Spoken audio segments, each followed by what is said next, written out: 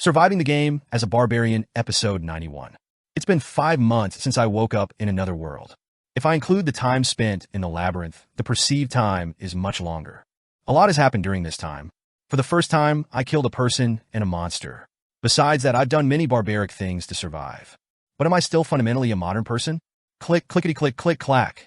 As soon as I finished entering the password, my little finger naturally pressed enter. Then I realized something and startled. Is this my body? It's not the rough and thick hand of a barbarian, nor is it the body of a warrior plastered with rock-like muscles on broad shoulders. It's the body of Lee Han-soo, 175 centimeters tall, of average weight, with soft flesh and skin. It was at this moment that I realized it. Damn it. The floor seemed to suddenly give way, and my body was sucked into somewhere. When I came to my senses, it was pitch dark around me. It was nothing new, as I had experienced it often in the labyrinth, but click. There was the sound of a switch being flicked, and my surroundings were brightly lit. Surprisingly, I was in my room.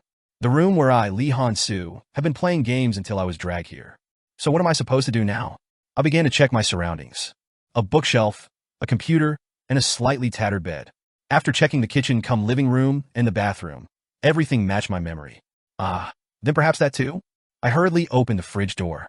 For some reason, it was filled with only ice-cold canned cola. It seemed absurd, but I didn't think too deeply about it. How could I resist it? Click SSSHHH. Just hearing it was refreshing. I had missed this so much. I quickly poured it into my mouth, fearing it might disappear. But then, damn it, I couldn't taste it. There was no sharp sensation of it cutting my throat. It was just a tasteless, odorless liquid sliding down my throat. I couldn't hide my disappointment when, ding dong, the doorbell rang. Checking through the intercom, there was a blonde Caucasian woman. It couldn't be a religious solicitation. Who are you? I was about to ask, who are you? In my usual tone, but realizing my mistake, I opened my mouth again. Who is it? Thinking that she might guess I'm a barbarian from my tone. But why does it feel so awkward? Even though I spoke normally, it felt like there was a thorn in my throat. Soon, a reply came from the other side of the intercom. This is Soul Queens, handling guidance for Ghostbusters. May I come in? I didn't know this was a system. Before I gave a bad impression, I quickly opened the door. But what is this about? Excuse me, why are you going into the wall? Oh, is this a wall? To me, it just looks like a white space. Is she talking about the space I saw earlier? It seems some mysterious rule is at work in the spiritual world. As I casually pointed her in the right direction and led her to the living room, the woman exclaimed in admiration. That's impressive. Even so, one would usually see a faint outline. An outline? Of this place? Probably for you. You can just keep calling it that side. If you say so. True to the letter S promise of anonymity, the woman was unfazed by my euphemistic refusal. Anyway, this space is a manifestation of what you imagine. The first place that comes to mind in your inner consciousness. Usually, it's a space where you feel most comfortable psychologically. And so, normally, others can see it too. There are occasionally people with strong defense mechanisms, but usually the shape is recognizable to some extent. The woman looked at me curiously. It was unclear if it was out of curiosity or caution, but I decided to address the contradiction first. Then how did you ring the doorbell earlier? You said you couldn't see it. That must have been how it was expressed. I didn't ring any bells. I just called you as soon as I arrived in this white space. Do you understand? To be honest, I roughly get it but also don't. So I just awkwardly smiled and nodded. Thanks to your clear explanation. That's good. Actually, even magicians find this concept difficult to understand, so it's always tricky to explain. Anyway, since she introduced herself as a guide, I felt comfortable asking what I was curious about. Oh, but what happens if the password is wrong? I realized that there must be others who can't input the password correctly. That? Nothing much. It's just for show. There is hardly anyone like you who gets the password right before I arrive. Whether you enter the password or not, I still have to come and check. The method of her check was simple, apparently. Just by looking she could tell. I wondered if she had some special ability, but then I realized, looking at my own appearance. A navy blue suit that fit snugly. It was a gift from my ex-girlfriend to celebrate my job. Is the difference starting from the clothes? After all, I knew she was a modern person as soon as I saw her, so it must have been the same for her. Wow, you're really quick. The difference between players and NPCs starts here. NPCs? It's a slang term for the locals. Anyway, the difference isn't just in the clothes, but also evident when entering this space. I've never seen anything like this before. So, usually you can tell by looking at the room. Yes, you wouldn't find a Rockstar-esque poster in an NPC's room, right? I understood. With this kind of verification method, it would be almost impossible for locals, that is NPCs, to hide their identity and enter. So, do I pass? Of course. I was inwardly worried that the appearance of my room was not visible due to the defense mechanism, but the woman nodded without hesitation. Seeing that, I realized one more thing. Clothes, tone of voice, expressions, and this imaginary space. There must be another surefire way to distinguish NPCs besides these things. I guess she is not telling me for security reasons. Well, now then you've officially become a member of our Ghostbusters. Who came up with the name Ghostbusters? There is someone who did. It's such a crappy name, right? I kept saying let us change it to something else, but I thought it was a pretty clever name, so I had to ask. Everyone who comes here starts by questioning why it's named like that. I nodded awkwardly. I couldn't agree that it was a crappy name, but I could pretend to agree. Being tactful had always been my specialty. It's certainly a unique name, right? Oh, where was I? The woman soon returned to the main topic. Now we can't forcibly separate your soul and kill you like we did the NPC who snuck in, but we can banish you from ever being called here again. So if you have time, please familiarize yourself with the rules. Then, the woman explained the basic methods of using the Ghostbusters community. Do you have a computer? If so, go ahead and turn it on. If not, you'll have to imagine and materialize one. I have one. That saves time. Go ahead and turn it on. As I turned on the computer, instead of the familiar OS screen, a window popped up immediately. Just a moment. Your code is. After entering the code she provided, the window shifted to a page where I could create a nickname. Just create a nickname here, and you're done. Once you make it, you can never change it, so be careful. What should I use? As I was pondering, the woman gave me a suggestion. You played Stone Ivan, right? Many people use their nicknames from there. My nickname, Soul Queens, also came from there. Stone Ivan. Typical of a dead game community, the main board's refresh rate was less than 30 posts a day. But those who played this game must have used it at least once. I was no exception. It's just an ID and not a real name, so it should be fine to use that nickname, right? I then typed in a nickname and hit enter. But that nickname is unavailable. Oh, someone must be using that nickname already. What? Someone is using that nickname? I couldn't understand, but I changed one letter in the spelling and set my nickname. The woman, seeing my nickname, just smiled meaningfully. Oh, are you a fan of that person? A fan? What is she talking about? Before I could ask for details, her explanation continued. Instructions on how to use the community in the future. Well, I guess I've told you about everything. Now, I'll be leaving, so feel free to use it. If you encounter any problems, please submit a 1:1 inquiry. Soon, the woman with the nickname Soul Queens left. Before I knew it, I was alone in the room again. Having completed the tutorial, I easily browsed through the community.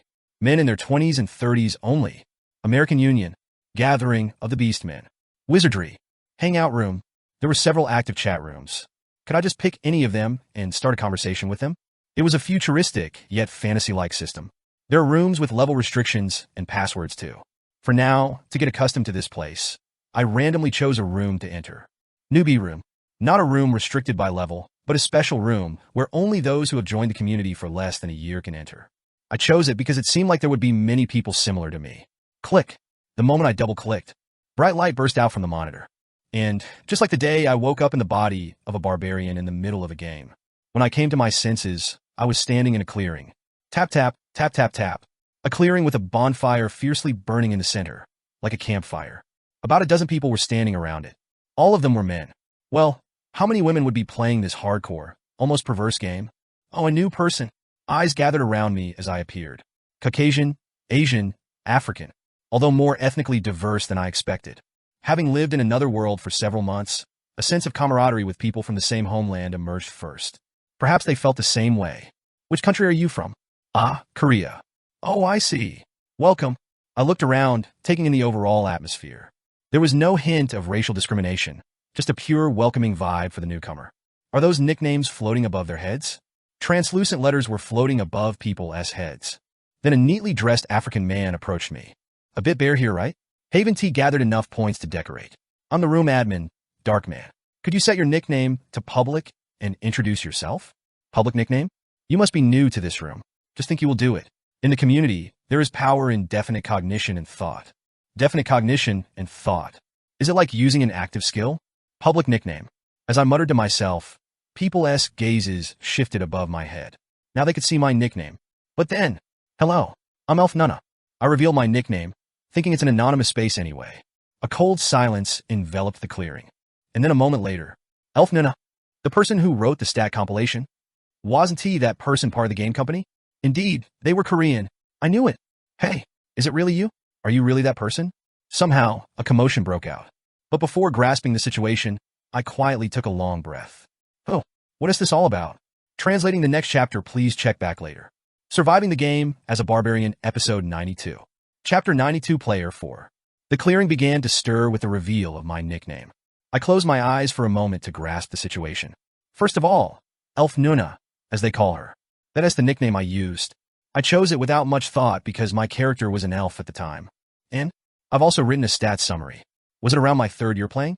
I had painstakingly compiled it and, not wanting it to go to waste, posted it on a forum for safekeeping.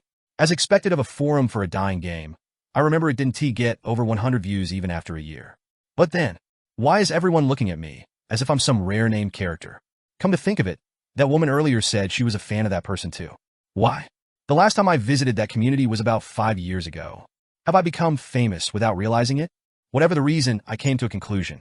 I had become famous. The cause of my newfound fame could be figured out later. For now, I had gathered enough clues to deal with the current situation. You've misunderstood. In about 3 seconds, having understood the situation, I waved my hand with a bright smile. I'm a fan of that person. If you read my nickname carefully, you'll see. It's not Elf Nuna, but Elf Nuna. No. It was a stroke of luck that I had changed one letter in the spelling due to a nickname duplication. I hate drawing unnecessary attention. Oh, now that you mention it, the nickname is different. The men looked at my nickname again. It's Elf Nuna, not Elf Nuna. What? It was an impersonation. Of course not. I expected a little bit because you're Korean. Soon, they sighed as if in disappointment. Whether it was because they felt deceived or something else, some looked at me with slightly unkind eyes. Haha, if you're a fan, that is possible. The room leader Darkman laughed and mediated the atmosphere, then informed us of a few rules to follow in the room. Something like always addressing each other with honorifics. There weren't any particularly memorable rules other than being expelled for causing disruptive aggro. Well, I'll take my leave now, so feel free to continue your conversation. It doesn't matter when you leave. The welcoming atmosphere for the newcomer was short-lived. People returned to their original places and started chatting here and there. As I was wondering where to go, a Caucasian man approached me. He was a player with the nickname Pink Guy. How long have you been playing, Elf Nuna? Oh, I'm in my first year.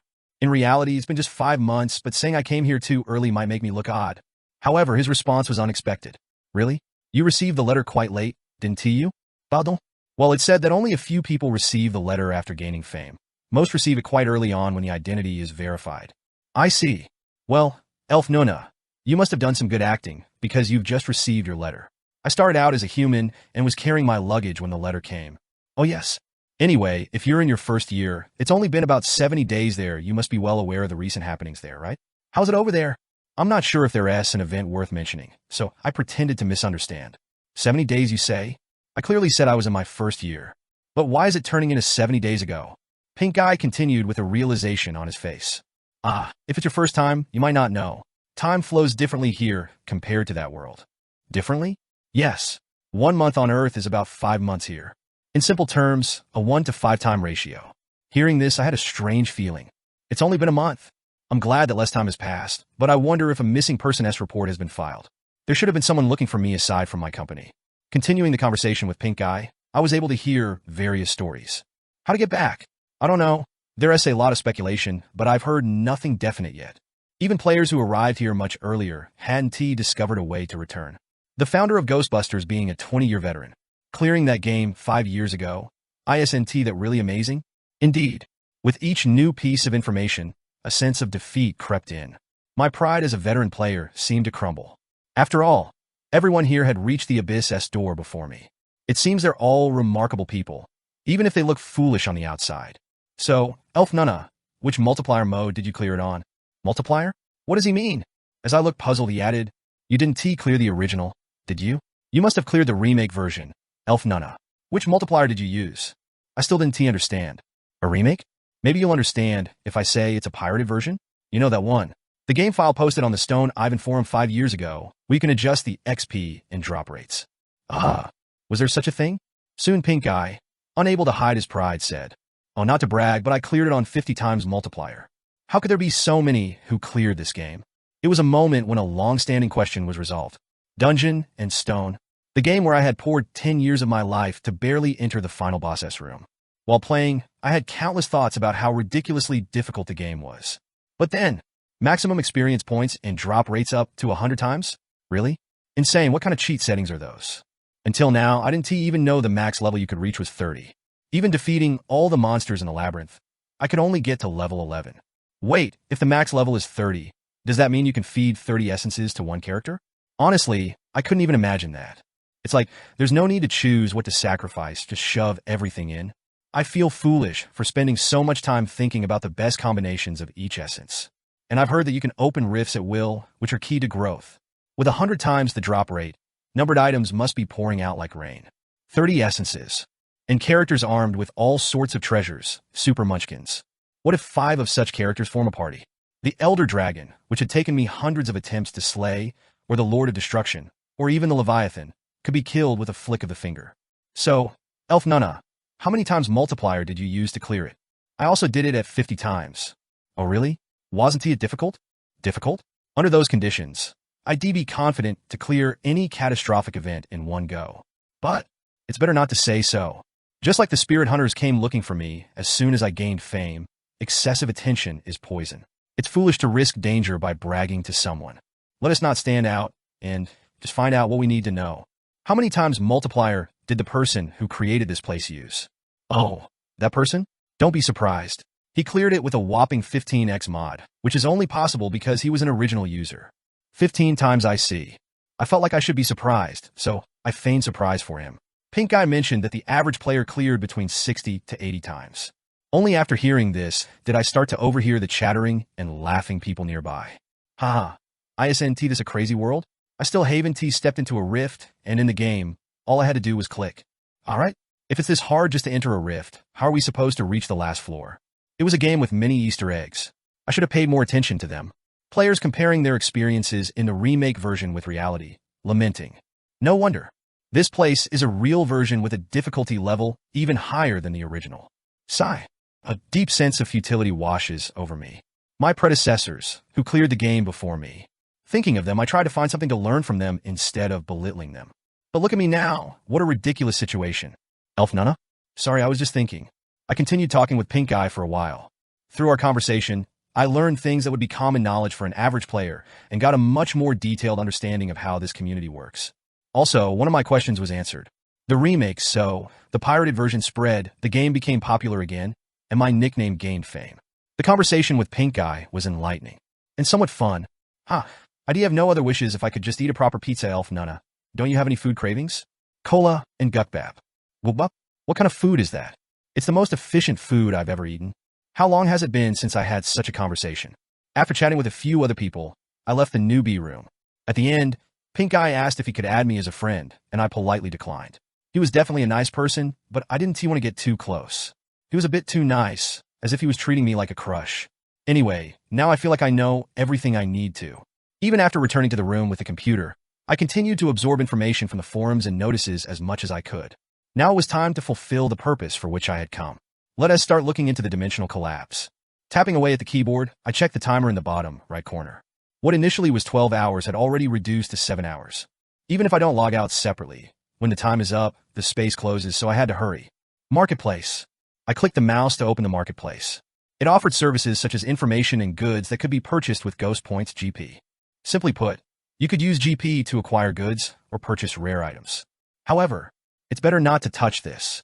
I decided not to use this feature as much as possible, especially since items must pass through reality, no matter how complex the intermediary system might be, even if this system seems relatively safe. In the end, actual items are exchanged in reality, creating a potential connection with me as a barbarian. Own GP, 0. Therefore, I also passed on the option of charging GP with real money. Of course, I would need GP to buy information about the dimensional collapse. But that wasn't a big problem. I could be self-sufficient here. Click, clack. With my mouse, I filtered the marketplace items to information and changed the category to requests. Then, numerous question posts appeared. 20 GP. Is there an easy way to reach the second floor? 500 GP. I'm developing a melee skill and want to know how to strengthen it from the beginning. Easier questions offered less GP as a reward. But 7,000 GP. I want to know the special events for each stair of the 4th floor sky tower. 2. 800 GP. I want an exact explanation of the passive skill Dragon Master. More advanced questions had higher rewards. Therefore, I sorted by highest price. After all, that was the most efficient way. 70,000 GP. Buying a strategy for defeating the 1st floor's layer lord. No jokes. Tacit Ronin sent a 1:1 chat request. Transaction completed. Own GP. 70,000. The 6th floor's hidden piece, Skull Island? Bro_78 sent a 1:1 chat request. Transaction completed. Own GP. 139,000. There is nothing about this game that I don't know. Surviving the game as a barbarian, episode 93. Chapter 93, Player 5. Did we properly recover the computer that was handed over to the police? Yes. All memories and related traces have been erased, so there won't be any articles coming out like before. An elderly man nodded at a woman's report and then slowly read through the documents laid on his desk. Documents summarizing the life of a certain man. It didn't take long to read through a single page. A man resilient against misfortune.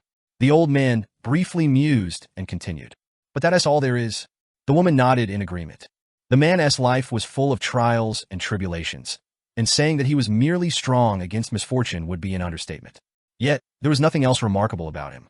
Ordinary job, ordinary education, ordinary relationships. Everything was ordinary, except for this game. It's utterly incomprehensible. That's why the man seemed all the more extraordinary. Oral Gavy's legacy, Dungeon and Stone, was a failure. After much contemplation, everyone concluded that. There was no disagreement that it captured its world better than any other work, but it was impossible to clear. That's why it was discarded 5 years ago. And now someone has cleared it. Could it be it wasn't a failure after all? The old man mused and shook his head. Everyone agreed that even if he did manage to complete it, there was no guarantee that it would be any better than the others. His choice was not wrong, but it does make one a bit curious. The old man then opened his laptop and entered the man's name. Han-Soo Lee, the name of the only player who cleared his legacy, which everyone had deemed impossible. Own GP, 139,000. After selling information about the 1st floor layer lord in Skull Island, I didn't sell any more information. There were 2 reasons for this. Firstly, each deal took more time than expected. This was because the buyers were suspicious of me due to my lack of previous transactions. Well, they bought the information after a few questions, but it was more about trusting this community than fully trusting me. After all, if I dared to scam and got expelled from this community, there would be no coming back. And the second reason, actually this was the biggest reason, even more than the time issue. Selling indiscriminately will surely draw attention. As the saying goes, a protruding nail gets hammered down. No matter who it is, I want to avoid attracting attention. I don't urgently need a lot of GP right now. Ding dash. Just then a message arrived. Sender, Ghost Master. A nickname I had seen a few times in the notices. In other words, it was a message from a community administrator. My heart skipped a beat like a thief's, but when I opened it, it was nothing significant. Elf Nunna, you have completed over 10 transactions. EXP plus 10. Your member level has been adjusted. Dead Man Goblin. An automated message sent to me as my community rank increased. While a higher level didn't offer significant benefits, it wasn't bad to have it raised.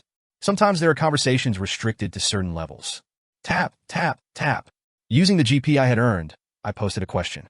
The reward I offered for the information was between 10,000 to 100,000 GP. It was a declaration of willingness to pay that much for valuable information. Your transaction post has been registered. After registering, I spent time browsing the community like surfing the web. Reading the jokes and humorous posts on the free board, I almost felt like I was back in the real world. It was during this time that I learned something. 100,000 points for 2 million stones? While browsing the exchange, I found out the actual value of GP. I currently have about 140,000 GP. Crazy. Does that mean I earned 2.8 million stones just by answering 2 questions? At first, I was shocked, but after some thought, it didn't seem unreasonable. The information I sold was worth that much. Could I just sell information here and be set for life? Suddenly, the thought of not needing to enter the labyrinth anymore crossed my mind. But let us not get carried away. Still, the idea of converting GP into money felt dangerous to me. Don't be greedy and use this place strictly for gathering information. With that, I set a new principle for myself. As I continued browsing the community, ding dash, a notification sounded. I checked my monitor and saw a new message. Elf Nunalove has requested a 1:1 conversation. Elf Nunalove. Although the nickname felt a bit odd to me, I accepted without hesitation. After all, There was only one reason someone would contact me. The information seller had finally arrived. A study with an old-fashioned interior. Inhaling the faint scent of books, I was slightly surprised. It's decorated really well. How much did they spend on this? It was a world away from the empty lot that was the backdrop of the newbie room, or the desolate plains that became the base when I started a conversation. It must have cost a significant amount of GP to create this setting.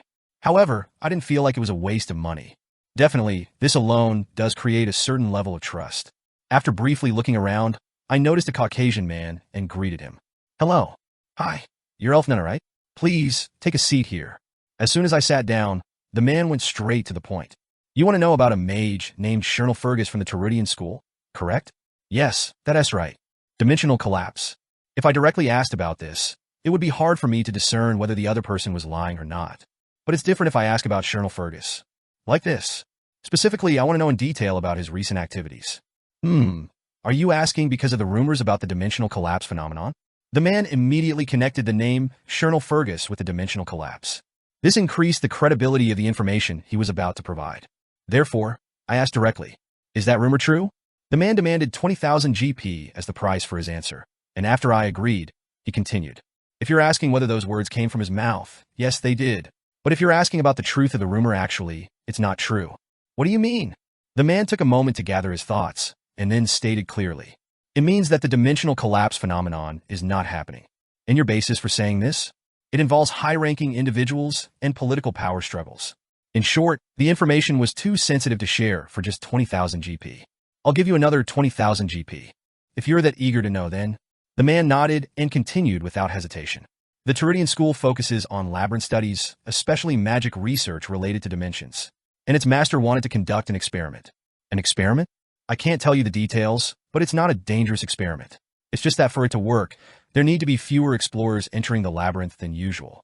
So, the Teridian school spread rumors through their affiliated mages in the city.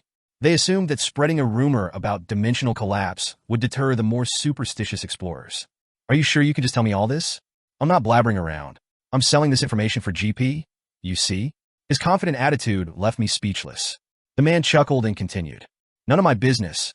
I'm not the master of that school. Besides, it won't be long before the royal family issues a public notice denying the rumors. The royal family?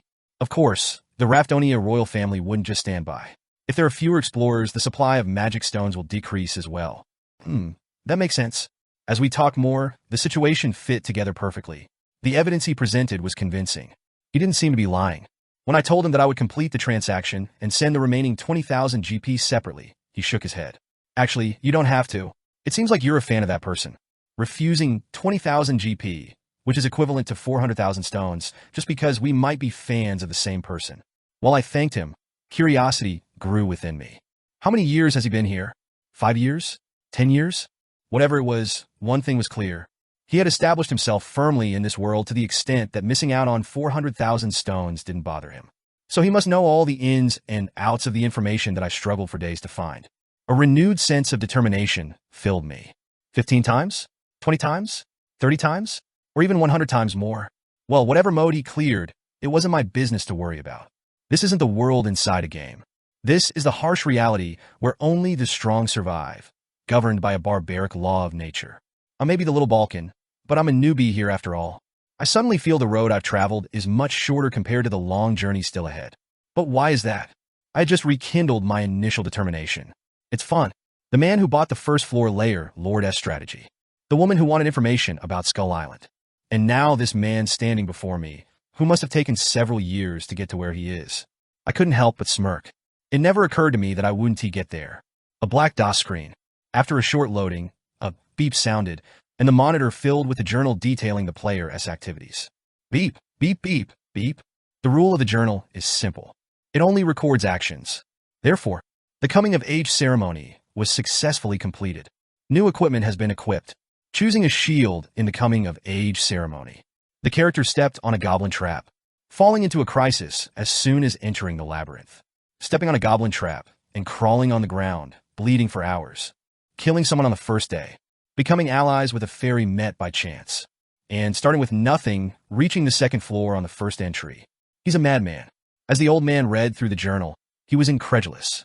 The fact that it recorded only actions made it even more so. Every action has a reason. Having seen the journals of many players, the old man could visualize the reasons behind each decision made at every moment. Because it had to be done. Because it was the right choice. That's why this man acted on it. As if he was really playing a game.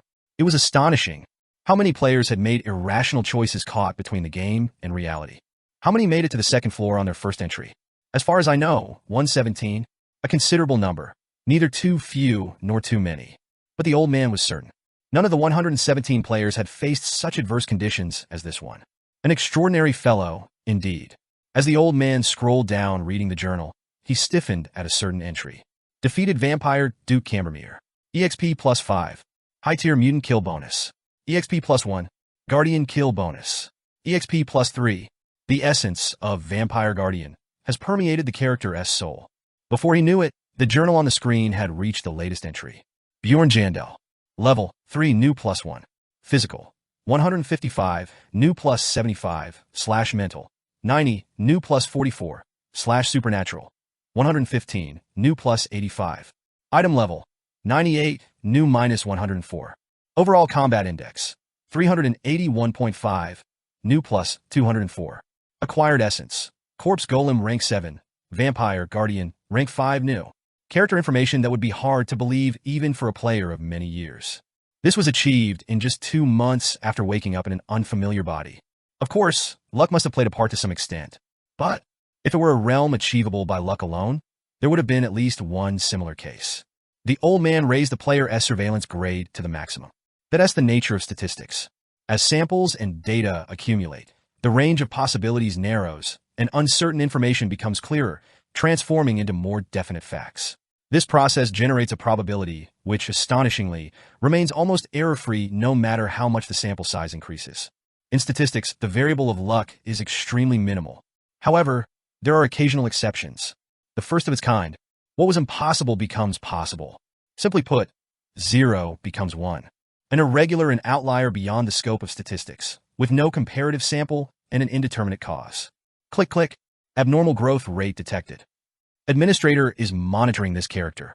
A thought occurred to him. When everyone else had agreed it was a failed project, the last words he had left. I made a rational decision. Even if it's only for one person in a lifetime, if I can properly complete and send them off, that's more promising. Perhaps those words had been right. Surviving the game as a barbarian, episode 94. Episode 94 Barbarian Trophy 1. My vision goes black, and then slowly the light returns. This is my room. Not Lee Hansu-S, but Bjorn Jandel's room in the inn. Looking at the clock, exactly 12 seconds had passed since I was summoned there. An hour there is a second here, maybe. The disparity in time wasn't too surprising. It was the same with the labyrinth. No matter how many days were spent there, upon returning to the city, it was always the next day at noon. I don't understand the principle, but it's a convenient phenomenon. Still, I have to be careful. I'll be defenseless for up to 12 seconds. Of course, in an emergency, I could just log out immediately, but what if it's not an emergency? What if something happens during those 12 seconds? It would be hard to respond properly. Well, I don't plan to stop using the community for such a reason. It's just making a mental note of this potential danger. That way, if something happens, I can make decisions a bit faster. After all, I've been awake for 12 hours. I close my eyes and think that if anyone oversleeps on this particular day, it will be the players. I close my eyes, not to sleep, but to organize my thoughts. It was good to go in early. Ghostbusters. It was more well-made and operated than I expected. It was more than sufficient as a source of information that I was seeking. Thanks to that, I could gather information about the dimensional collapse. Rumors. That is definitely a good thing. I'm certain of it. But I can't shake off a sense of emptiness and anxiety that seems to grow simultaneously. When I first heard it, I thought it was the answer. But if it's not, what exactly is about to happen? I need to be more cautious. With that thought, I fell asleep, and as time passed, the next morning arrived. The day to keep my appointment with Baron Martoin dawned. Take care, and be sure to tell me everything when you get back. Misha waved me off, and I headed out into the streets. After several changes at the carriage stations, I arrived at Baron Martoin's estate. Come here. We have no time. As soon as I entered the vast mansion, I was hurried into a splendid room to change. Was I not savage enough to attend the Countess' banquet tonight? Damn it. Being a barbarian means dealing with such situations. Normally, they would have dressed me up for the opposite reason. Wow, look at those muscles. With the help of the maids, I took off my breastplate and shirt. And then, I put on shoulder guards over my bare chest. One shoulder guard was designed with spikes, and the other with the shape of 2 animal skulls. With that on, Excuse me, would you mind bending down a little bit? Sure.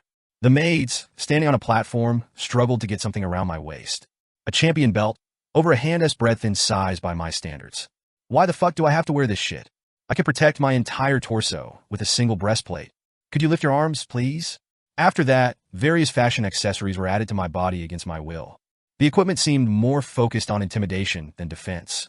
The weight balance was all over the place, making even the smallest movements uncomfortable, and the hair the maids had loosened from my head was constantly falling down, obstructing my vision. But still, I get what they're aiming for. When I finally looked in the mirror, there stood a barbarian warrior, thirsty for dragoness blood and ready to tear into ogre flesh with pleasure. Suddenly a thought crossed my mind. What if I lacked defense or practicality? Fuck, if I walked up to them like this, they'd be busy pissing themselves and running away. The level of intimidation was indeed impressive. But was this still not enough in that guy's eyes? TSK. A thin man with a goat-s beard looked at me disapprovingly. So, this bastard's name was... I haven't heard it yet. What's your name? To my question, the butler frowned as if he didn't want to converse and replied curtly. Just call me your aide. Right, butler. TSK. Typical ignorant barbarian. I really didn't like this butler for several reasons. ISNT had said that those who have less act superior. He treated me like an inferior all the time, though Baron Martoin himself never did such a thing. Does he think he has something? After all, he's just a commoner too. Grumbling to myself, I followed the butler's instructions and slipped the insoles into my shoes. The plate armor boots, heavy at over 7 kilograms due to excessive design ambition, were uncomfortable, especially with foreign objects inside, but now you look somewhat presentable. Before, it was too small. What the fuck, you bastard? Let's just endure this for a day. No wonder he offered 1,000,000 stones as a daily wage. It wasn't just talk. It was really a hard-earned fee. Anyway, I was instructed by the obnoxious butler about things like how to move, where to stand when the Baron is conversing with others, and other detailed aspects until it was time to leave. Time's up. Let us go. I left what looked like a palace room and headed for the main gate. A luxurious carriage was already waiting. The Baron, whom I hadn't seen all day, must be inside. What are you standing there for? Your place is over there. I stood at the very front of the carriage procession. Was I supposed to lead the procession on foot? This is an important mission, so be sure to keep your gaze straight ahead and your posture as majestic as the Baroness. The butler kept nagging until the very moment we departed. Depart! Soon, a knight on horseback behind me raised a flag and shouted, and I led the procession at a moderate pace. Thud, thud. As we exited through the main gate, the wide, paved streets of the first district of the imperial capital, Karnan came into view, a place I wouldn't have been able to enter in my original status. The shop buildings were magnificent, and the attire of the people was uniformly refined. In addition, the imperial palace, which I couldn't even see from where I lived, made its presence felt in the distance. Damn, I need to get through here quickly to use the sky auction. The butler had instructed me to just look forward and walk, but I couldn't miss this chance to look around. Maybe that's why? Halt! The procession halted abruptly when I accidentally took a wrong turn. The butler, pale-faced, ran up to me, shouting something, but I boldly turned a deaf ear. That's what you get for entrusting this to a barbarian. The distance from the Baron's mansion to the Count's estate, where the banquet was being held, was about 6 kilometers. I had crawled on all fours for longer distances before, but, damn it, I had forgotten that I was wearing a full set of equipment that was the epitome of impracticality. Sweat was streaming down my face. If it weren't for those last-minute insoles, it wouldn't have been this hard. Baron Martoin is coming. Grumbling about the butler, I finally reached our destination. As soon as the gates of the Count's estate opened, curious gazes flew from all directions. Nobles, usually unimpressed by any spectacle, seemed intrigued by the sight of a barbarian leading a carriage procession. Leading with a barbarian. Surely they were inspired by that tale. Such an intimidating presence. I felt as if a giant was entering. Wow, Dad, can we enter like that next time? The nobles who had gathered in the open-air banquet hall expressed their admiration and heated up the atmosphere. Was he pleased with the response? The Baron, stepping from the carriage, beamed a smile I had never seen before. This is the first time receiving so much attention just by entering. I'll make sure to reward you handsomely when we return. The Baron, in high spirits, even promised a bonus. I'll greet the Count and return shortly. In the meantime, enjoy the banquet. Soon, the Baron entered the mansion with a few attendants. The knights then naturally dispersed and mingled with the banquet. That's when I realized. I was left alone in the vast banquet hall. Oh my, look at the horns on his helmet. How scary. He looks like he is modeled after the ancient demon Procera. Suits, tuxedos, backless dresses. A dazzling array of precious metals and shining armors of knights. And there I was, the sole barbarian among them. I'm not a monkey in a zoo. Look, he moved. Where's he going? Just taking a step caused a burst of curious comments from all around. It felt like my long-overcome PTSD was about to resurface. Then, a man approached me. You've worked hard. He was the knight who had been riding right behind me. You're a fucking monster too. I can't believe you walked this far in that thing. The knight, who had closely witnessed my struggle, chuckled and patted my shoulder. Why not go over there and rest with us until the Baron returns? This man, was he a beacon of light? Sounds good. I followed the knight and sat down in an empty spot. Despite the abundance of delicacies, I had no appetite. The knight seemed to feel the same as he sat quietly sipping his drink. Curious, I asked, aren't you bothered about not mingling with him? I wouldn't be welcome anyway. I'm an explorer like you. That explains his down-to-earth demeanor. This is Bjorn, son of Jandel. What's your name? Carl Aramore. After a brief introduction, we chatted. Carl was a decent guy, easy to talk to, and unlike other knights, he lacked the typical arrogance that butler bastard could learn a thing or two from. What are you doing? Who told you to sit down? The butler, who had entered the mansion with the Baron, spotted me and rushed over. He didn't seem pleased that I was resting. Look here, Aid. Leave it. I told him to rest for a while. Is that so? Carl spoke up in my defense, causing the butler to soften his tone. When you've finished resting, get up. What would people think of a barbarian sitting around resting? I'm not going to rest? No, they think you're just as weak. So get up. No matter what your nature is, you're supposed to be an iron-blooded warrior today. The butler's urging finally got me to my feet. Or I'd endure it for just one day. Wasn't I promised to be a proud trophy for the Baroness house? Time to thoroughly act the part he wanted. But resignation was far from my mind. A warrior of iron blood. A barbarian in a world where fists often speak louder than laws. Barbarian. If that's what they label me. Bethel Ray. As soon as I finished my mental pep talk, a war cry naturally burst from me. What the heck are you doing? The butler frowned, likely thinking about the cost of the custom-made equipment I was wearing, or how foolish I looked when I got lost earlier. The look on his face made me wonder why I had held back until now. Aren't I a barbarian? I just felt like doing it. In true barbarian fashion, I grabbed a piece of meat lying nearby. A tomahawk, perhaps? There is a bone attached to the meat like a handle. Yes, this is what I wanted. As I tore into the meat with my bare hands, the butler nodded in approval, as if this was exactly what he expected from a barbarian. However, his expression froze as he watched me crunching even the bones. I spoke to him, maintaining the dignity of a barbarian warrior. Butler, I feel like smashing your head. What? He looked at me in disbelief, as if he had never heard such words in his life. I kindly clarified for him. I just feel like doing it. Crunch, crunch. Even as I spoke, the bones of some nameless beast crunched in my mouth. No, that's a bad joke. A joke? The butler's face went pale, as if he didn't understand what I was saying. It finally dawns on him. I'm a barbarian, after all. Did my words sound like a joke? Barbarians are simple and impulsive. Of course, the butler might not have any knowledge about the psyche of barbarians. But if he had investigated my background, he would know about what happened at the guild. There were excuses, of course. I had no other choice at that time. In a world where most things could be settled with a fine, except for plundering, tax evasion, and a few laws related to nobility. I thought I could manage as long as I proved I was not a plunderer. But that is something only I knew. To others, I might have looked like a madman. I have things to do. I must go. You. Stay here and rest. The butler, perhaps on the basis of his research into my past, left the place awkwardly. Carl, who had been watching, laughed heartily. Ha!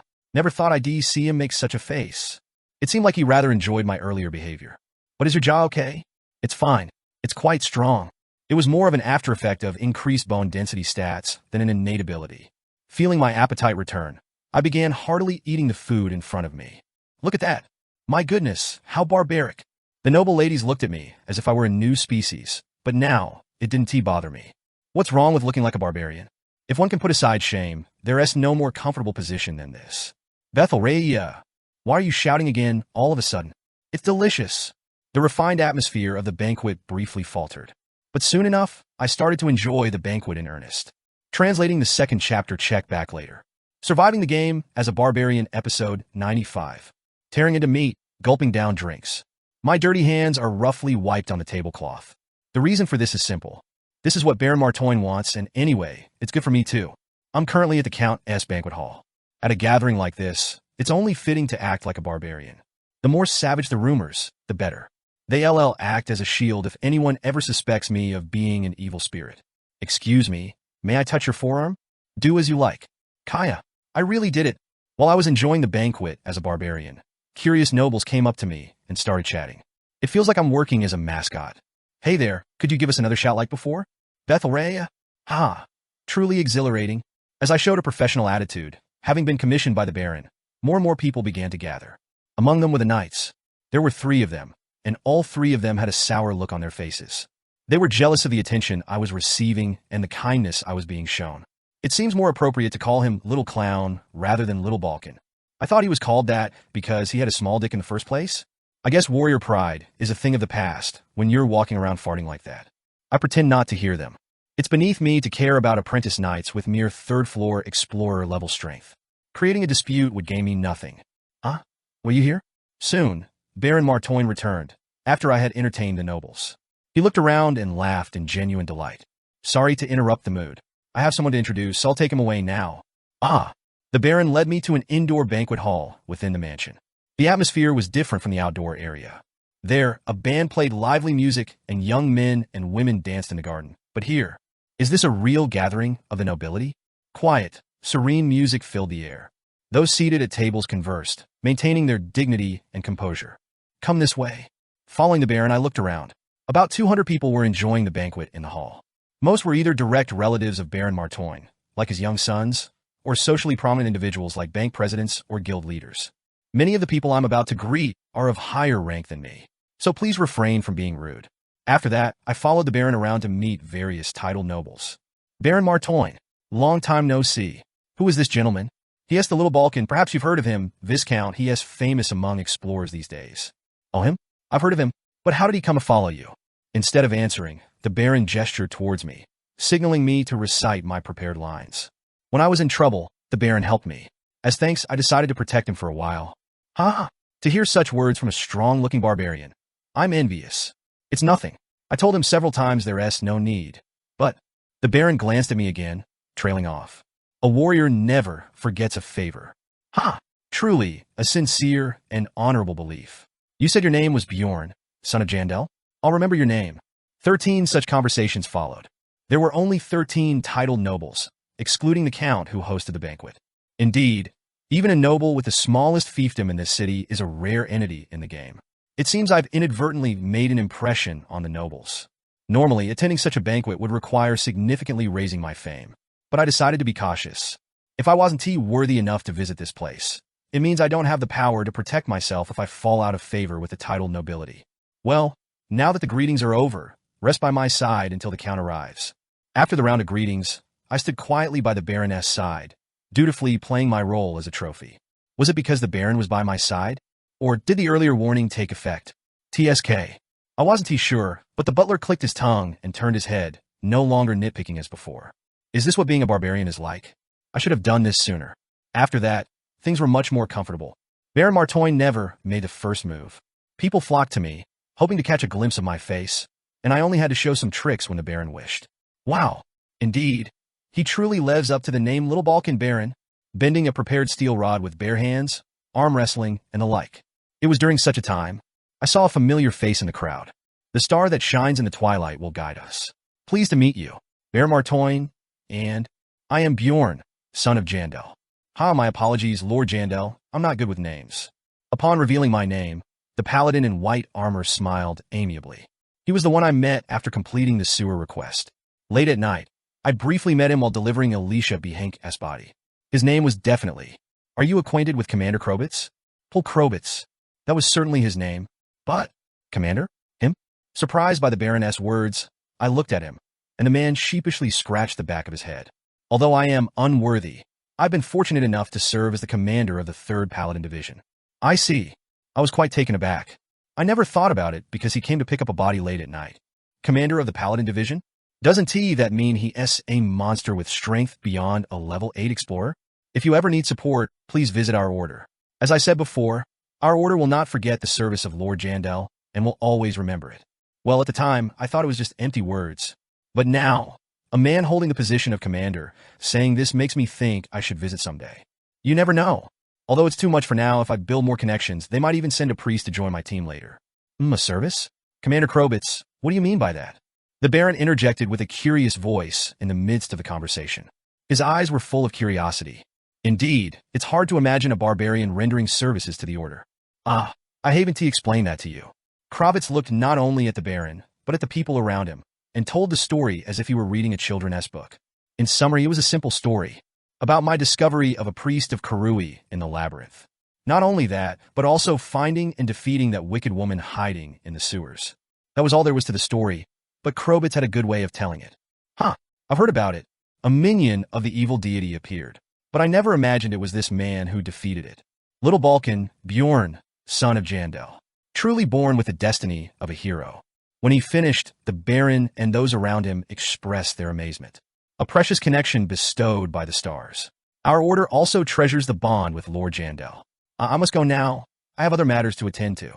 Kravitz, having glorified me until the end, left due to some business. And then, so, you're much more impressive than I thought. The Baron's gaze softened as he looked at me. Your character's fame points have increased by +10. Your character's fame points have increased by +10. Oh ho, such an event occurred? Commander Kravitz, known for his discernment, said such things. He must indeed be someone destined for greatness. Kravitz's story had spread like wildfire among the nobles. When the Count made his entrance, and the banquet officially began. Count Fertihill has arrived. From the staircase connecting to the second floor, a man descends with an imposing presence, all eyes on him. By his side is a teenage daughter, perhaps the real star of this event. I thank everyone for coming to celebrate my daughter Arabella's birthday. We have prepared various entertainments, so leave your worries behind and enjoy. With the Countess' words, the music became more dynamic, and the previously quiet hall started to buzz with energy. The hushed voices grew louder, and unrestrained laughter echoed here and there. Naturally, the mellow intoxication was kicking in. Everyone had been sipping on their drinks. Young lady, may I have the honor of kissing your hand? The youngsters, each with their chosen partner, went outside to dance, while the older guests sat, enjoying the clown shows and having candid conversations. Then it was time. Let us go now. The Baron stood up, a hint of tension in his demeanor. When I inquired about our destination, the Baron replied, You haven't met the Count yet, have you? When I mentioned you earlier, he expressed a strong desire to meet you. The expression on the Baron's face was markedly different from when we were greeting the other nobles, like he was facing his direct superior. The Count, huh? I felt a surge of nervousness, but the Count turned out to be quite a hearty man and very friendly towards me. So, it's you? I wanted to meet you in person. The Count, upon seeing me, stood up and even extended his hand for a handshake. Pleased to meet you. I responded to the handshake in a barbarian-like manner, but internally I couldn't shake off a sense of strangeness. Bjorn, the son of Jandel, the Little Balkan. I'm aware that I've become quite famous lately, but for the Count to go this far? If you ask me, definitely not. It doesn't feel right, especially since in this vast city, there aren't even 100 nobles with the status of a Count. He is incomparable even to the regional leaders of the Explorers Guild I met before. A true power holder, practically omnipotent. In the game, events involving Counts or higher-ranking big shots wouldn't occur until the very late stages. And yet, you are bigger than I expected? Shouldn't you be called Big Balkan instead of Little? The Count praised me as if he wanted to win my favor. But what about that weapon? I heard you used a mace. He continued to make subtle references to things that he wouldn't have noticed if he hadn't been paying attention. Why? I couldn't understand. Surely, if he wished, he could command explorers of the highest tiers, levels 7 and 8, with ease. Why then is he interested in me? Shit, this is making me uneasy. Some might be thrilled to have a big shot like the Count take interest in them, but not me. Especially since I've been anxiously anticipating some imminent trouble. What could go wrong? My learned anxiety began to naturally assume the worst scenarios related to the Count. Suddenly, looking at you reminds me of something interesting.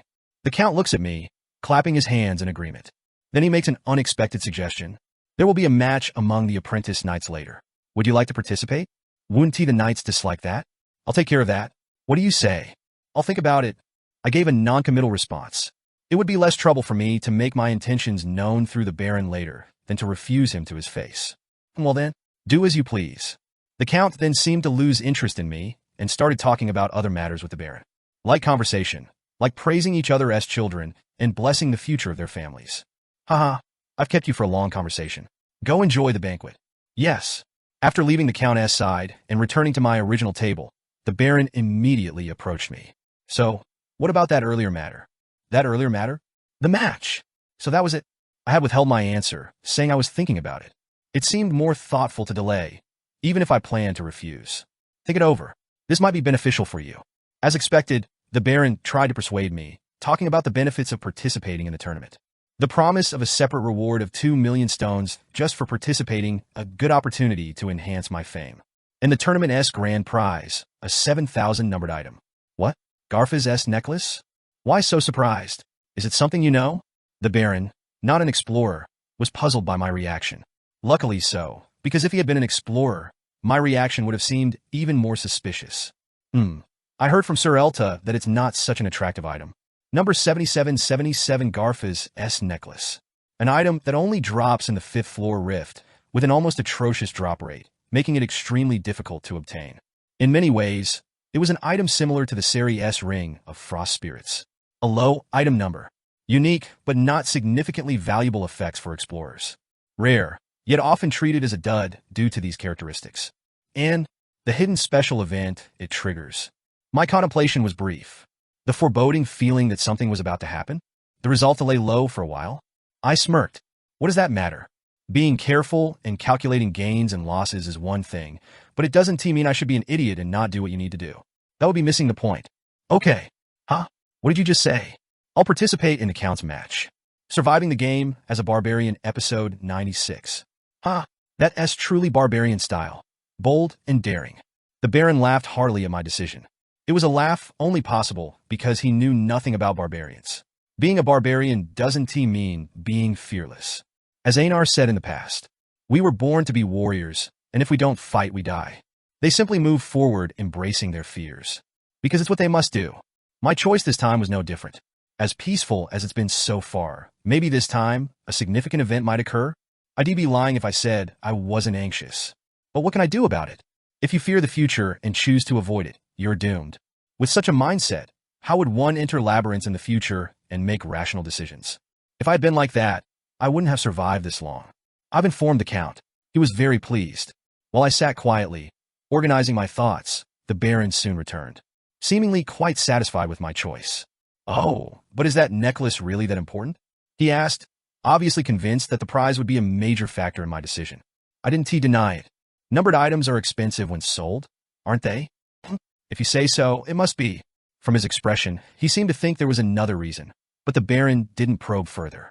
He simply asked, by the way, how strong are you? Seeing your ambition, it seems like you're even thinking about winning. Are you that confident? I chuckled. The question of how strong I am. There were too many monsters in this world to answer that question with confidence. But I don't expect you to win. But if you lose too easily, it would be embarrassing for me. Comparing it with Apprentice Knight. In other words, if we assume the level of a third-floor explorer, the story changes. Don't worry about that. I interrupted the Baron and replied. I was never worried about that aspect. 10 seconds is enough. Enough? As the Baron looked puzzled, I affirmed. I can smash the heads of most opponents in less than that. It was a statement of sincere belief, without exaggeration or embellishment. But did that sincerity reach others? Hi hike. The butler, who happened to catch my eye, suddenly gasped in shock. Knight. Just like in the medieval era. Here, too, they were almost the embodiment of martial strength. Of course, assuming they were beyond the apprentice level. What kind of knight can't use aura? The terror of a knight lies in their aura. 90% disregard for defense, 90% disregard for magic resistance. The combination of aura's overwhelming nature and systematically developed combat swordsmanship allows them to slice through almost anything. But what about using potions to raise levels and smothering oneself in high-grade essences with immense wealth? That alone makes them monstrous. No wonder the privileged class never changes class from humans. In a world dominated by different races and where magic exists, knights were both the spear and shield that protected the privileges. Even considering the maximum level that can be raised with potions is 5, a proper knight could single-handedly take down several high-level explorers. That is how much knights are specialized in combat against others. But if it's an apprentice, it's probably below level 3 at best. The essence would be no higher than grade 7. That's assuming the maximum. Few nobles would invest so much in someone who can't even use aura. The tournament itself is not really a problem. But what comes next is concerning. The Count's excessive interest. If a barbarian like me suddenly wins, it's very likely that the privileged class will view me unfavorably. But once a decision is made, hesitation is a luxury. Let us focus on this for now. I decided I'd worry about it later. after which I spent my time quietly in a corner due to the Baron's consideration. You were quite arrogant earlier. 3 knights in armor approached. I remembered all of them. Even if our encounters were brief, they were faces I saw today and couldn't forget. 10 seconds is enough? Did you, a foolish barbarian, get too absorbed in your clowning and forget your place? First, this guy. He was the one who made fun of me for being small when I was entertaining the nobles in the outdoor banqueting hall. His rat-like front teeth were memorable, and as I watched him quietly, the guy next to him took over the conversation. Barbarian, you should pray to your ancestral gods that you don't meet me. I'll slash your throat in an instant. It won't even take 10 seconds. I don't know his name, as he didn't reveal it. He's the one who was showing off, questioning the pride of warriors, and basically revealing his own stupidity. His manner of speech even suggested he had a pretentious attitude. I will, when I meet you. Just as he was about to pass the baton to the next speaker, I jumped to my feet and cut him off. I usually try to make as few enemies as possible. But at this point, I had to honestly ask, do you guys, by any chance, have a serious problem in your heads? I try to phrase it somewhat politely. Asking, are you idiots, might somehow constitute a crime of insulting nobility. What? Did you think it would be scary to come swarming like cowards? Even a 3-year-old warrior in my tribe wouldn't do such a thing. Insulting us, how dare? What else then? Did you suddenly find courage you didn't have before because the Baron is not here? How very honorable. That's... When the Baron was around, they didn't dare come close. When I pointed this out, the 3 knights gaped like goldfish. However, being an unprejudiced barbarian, I didn't assume they had a speech disorder. They were probably just flustered. They probably didn't expect me to loudly expose their folly. So I asked, I heard that Knights of Pride. Yet, you use a numerical advantage in this situation to play such childish tricks on a fellow participant? Surely, there must be something wrong with your heads. I shouted, precisely fitting their actions. Stop. Will you shut that mouth? The expression of the 3 knights became desperate. Naturally, it was to be expected. Regardless of the folly, they would now be looked upon as fools by a barbarian if things went on like this.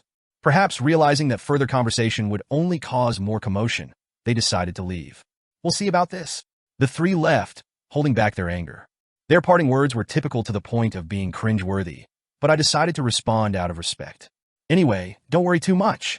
When we meet later, I will definitely fix the problem in your heads. Did my sincerity reach them? I couldn't tell from their rapidly receding backs. Regardless of the brief commotion, the banquet, filled with various sights, had reached its climax. That is, the moment for the tournament prepared by the Count had arrived. That barbarian I saw earlier is participating. Isn't it exciting? I'm not sure. After all, he's just an explorer, isn't he? He has gained some fame lately, but I hear he has less than a year's experience. The venue was the grass field in the outdoor banquet area. The area was already crowded, and some of the nobles had even set up chairs on the terrace of the 2nd floor of the mansion to get a better view. As I sat still in the prepared tent, the Baron approached me, as if he were my coach. Aren't you nervous? Not at all. Who, truly a heart made of steel. I'm this excited. And yet, whether the initial praise was true or not, his excitement seemed genuine, especially considering he was offering bonuses without being asked. If you win, I'll give you an additional 1,000,000 stones. So do your best. My dignity is also at stake. I'll try my best. Maybe it was the sudden financial incentive, but my motivation surged. Seraphia Baron S. Knight, Savoan and Knight Arpion from Viscount Pennsylvania S. family. Please take your places. After a bit more time, the first match began. The 2 knights took to the stage and recited the oath of duel, swinging their swords gracefully to the cheers of the audience. Such a barbaric world indeed. Watching the duel from outside the tent, I had a peculiar feeling. Was it like watching Rome's Colosseum? There wasn't much difference in reality. Although there was a rule to be careful not to kill the opponent, the opposite also implied that it's okay to kill. Well, it would be stranger if there were no casualties in a fight with real swords. Despite being the first match, the 2 knights engaged in a bloody duel amidst the heated atmosphere. As intense as the fight was, the moment of determining the winner and loser was equally dramatic. The winner is Knight Arpion from the Pennsylvania Count S family. The outcome was decided when the Knight's sword-bearing hand was severed. Of course, the wounded Knight's arm was quickly reattached by the priest, but the fountain-like spray of blood remained as vivid as the decorations on the stage. But, wow! Hearing the enthusiastic cheers of the audience, I was struck anew by the reality. This is a different world, and I too have already become a part of it. Seeing the blood must excite you too, eh?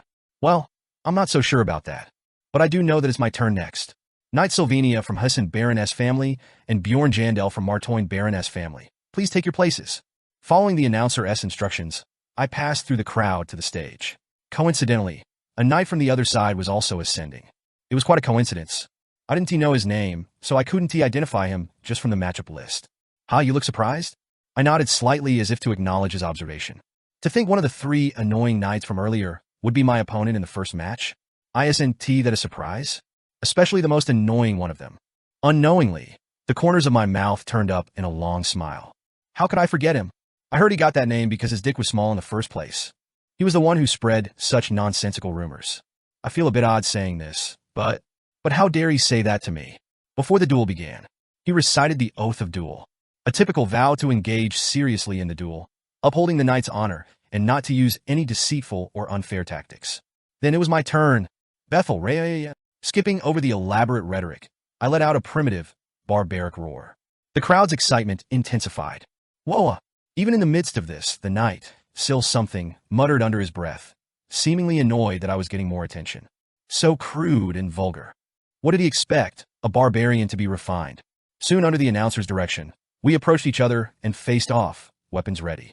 He wielded a long sword, while I didn't bring the mace from the Baroness mansion, but instead a huge, double-edged battle axe. The blade doesn't feel quite familiar in hand. A regrettable part, but the way of using it shouldn't be much different. Just swing it as usual. The result will probably be similar. Whether cut or completely shattered, that's the only difference. Ah! As the duel began, Sil whatever charged at me with agility, pushing off the ground. Seems he wanted to pay back my earlier promise of 10 seconds. Interesting. I decided to step back and observe for a moment. This was my first time facing a knight's swordsmanship. My curiosity was piqued. Whoosh dash. Even tagged as an apprentice, his swordsmanship as a knight was quite fierce. Not some technique out of a Murim novel. A sword strike that showed 3 illusions flying towards me. I pondered for a moment which was real, but that time was brief. If I don't know which is real, then I just have to strike them all down. I'm truly a barbarian now. I positioned the blade of my axe sideways and swung it as wide as I could. That was enough. Clang. The force knocked the sword off its trajectory, and Sil, whatever, began to lose his balance. Yet, he didn't let go of his sword despite the shock. He should have panicked, but instead he twisted his body axis and swung his sword at my neck like a combo. He's certainly not an opponent to be taken lightly. The sword strike curved gently from the bottom, like a dragon rising. Regardless of his character, I acknowledged my opponent. Could this be the swordsmanship passed down over generations? His martial skills are several levels above mine. If the conditions were the same, I surely wouldn't have been able to defeat him. But it wasn't a serious concern. Bethel Ray. After all, he and I weren't on equal terms. The character has activated Wild Burst. Temporarily, the character's threat level is tripled, and physical stats increase proportionally. There's still plenty of time before the 10 seconds are up. Surviving the game as a barbarian, episode 97. Using Wild Burst increases the intimidation level. However, in this case, the intimidation level does not give a provocation to humans, only against monsters. As Dwaki said in the past, it was a very strange feeling. I knew in my head that it wasn't dangerous at all, but my body was screaming to run away. Those who are fearful shrink in fear. The brave, on the other hand, show their fighting spirit. So, what about this one? The answer was the latter. He flinched at the sound of my scream in his face, but quickly regained his composure and swung his sword at me. If I had my shield in my left hand as usual, I could have simply deflected it. I suppose it wouldn't make much difference now. After all, it's all the same. The body of a tank exists solely to block the enemy's attacks. Swoosh. I move one hand away from the axe and into the path of the swinging sword. At the same time, a blunt sound follows. Crack. The man who thought he had won the battle had a questioning look in his eyes. No wonder he is curious.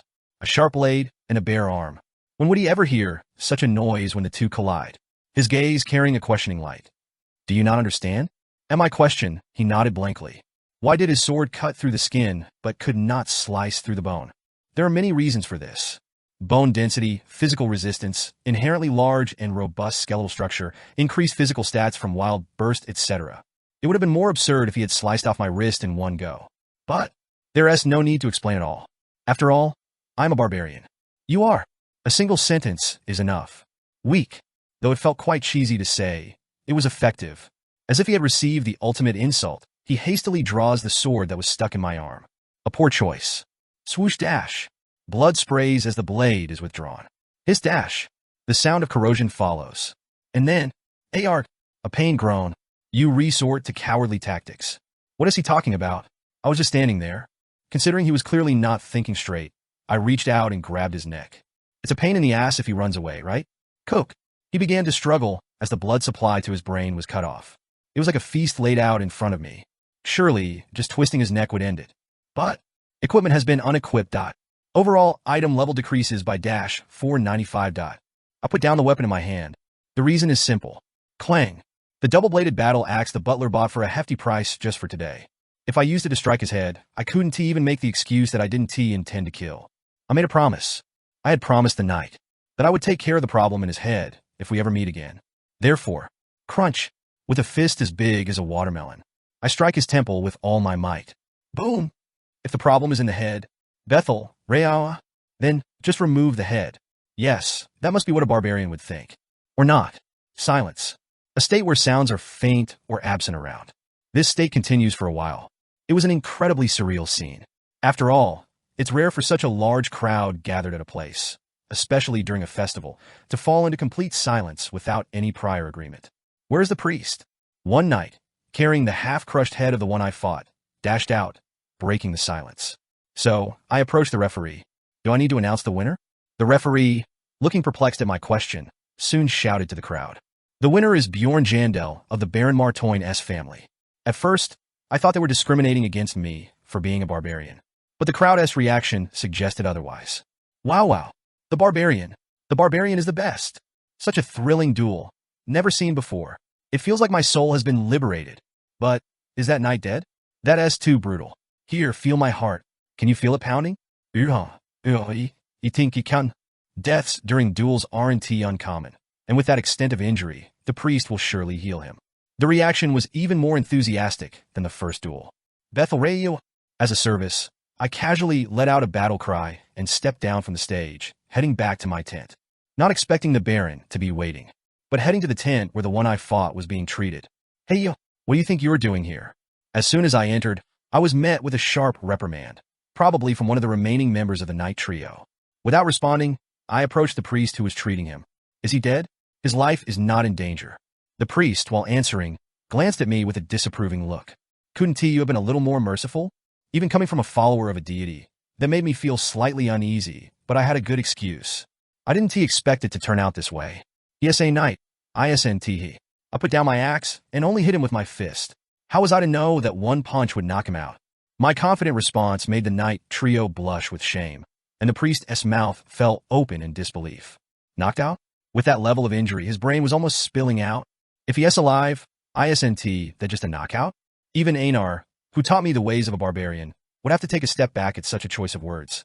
The priest eventually closed his mouth, deciding that it was pointless to argue. An awkward silence began to fill the tent. I was thinking of leaving, but just then the one I fought regained consciousness. Where am I? He mumbled, still dazed. The high priest's divine power had neatly healed his crushed head, but it wasn't a miracle cure-all. I was heading to the duel arena. The priest explained the situation to him. There was a match, and he suffered a severe brain injury. But he was quickly treated, so his memory should return in time. Thank you for your help. He was expressing gratitude to the priest's kind briefing when he noticed me and froze. Why are you here? His eyes showed more fear than confusion. It was a bit puzzling to me. If he had lost his memory of the duel, how could he react like this? Do you really not remember anything? No, I don't. Now, please leave. He didn't seem to be lying. But since I was here, I decided to check one last thing. I'll leave right away if you do one thing for me. It's nothing much, just repeat after me what I say. I recited the words he had previously said to me and asked him to repeat them. Is that all I need to do for you to leave? Of course. He nodded, and then hesitantly repeated the words I had given him. But then, at the first place, he was named that because it was SM, small, Suddenly, he started shaking like a leaf, clutching his head. I remember. It seemed that recalling the past momentarily brought back his lost memories. Good. Continue. Pressed by my insistence, he stiffened up like a statue, then started convulsing. Stop, I was wrong. Please, just stop. An apology? Such an attitude was unimaginable from him before. I breathed a sigh of relief. Fortunately, it seems the problem in your head is gone now. Yes. So please leave now. The patient needs rest. All right. Accepting the priestess' words, I left the tent without hesitation. I need to get out of here. I have to escape. I faintly heard the commotion from beyond the tent. It was then that it really hit me. I'm not a doctor or a priest with divine powers. I'm just one barbarian living in this savage world. But so what? Barbarians really are overpowered. Today, I saw the problem even a priest couldn't fix. You did well. I didn't expect it to end so quickly, but where did you go? Returning to the waiting tent, the Baron greeted me. I told him I want to check on the condition of the one I fought, and he chuckled. You're quite unique, you know, worrying about that while attacking so mercilessly. Merciless, that seemed a bit harsh. If it were a labyrinth, I would have used my axe. Well, that is true, but honestly, I didn't expect him to be that weak. I thought at least his body would be sturdy, given his slowness. This was the response I had prepared in case there was any trouble. For some reason, the Baron burst into laughter. Indeed, what fault could you have? It's their fault for not training properly. But is it really okay to continue like this? They might be apprentice knights, but they are still nobles. Huh, are you worrying about the aftermath? If so, don't bother at all. It was all during the match, wasn't it? But aren't knights considered the assets of their houses? What if the noble to whom they've sworn allegiance decides to come after me? Don't worry about that. Why do you think they send apprentices rather than full-fledged knights to such entertainments? Even if they die, it wouldn't be a big issue. The Baron then assured me that no one would dare to cause trouble over such a trivial matter, and even if they did, he would handle it. That was exactly what I wanted to hear. So, just focus on winning. The crowd seemed to enjoy your performance, and the more you excel, the more pleased the count hosting the feast will be. Well, in that case, I guess I can go all out without worrying about breaking a few heads. I remember the priestess skills were impressive too. The winner is Count Henselvania Knight, Tillian. The winner is Sir Tillian, Henselvania Viscount. Afterwards, I watched a few more duels with the Baron and waited my turn. It was entertaining at first, but I soon lost interest. Was it because their fighting styles were too similar?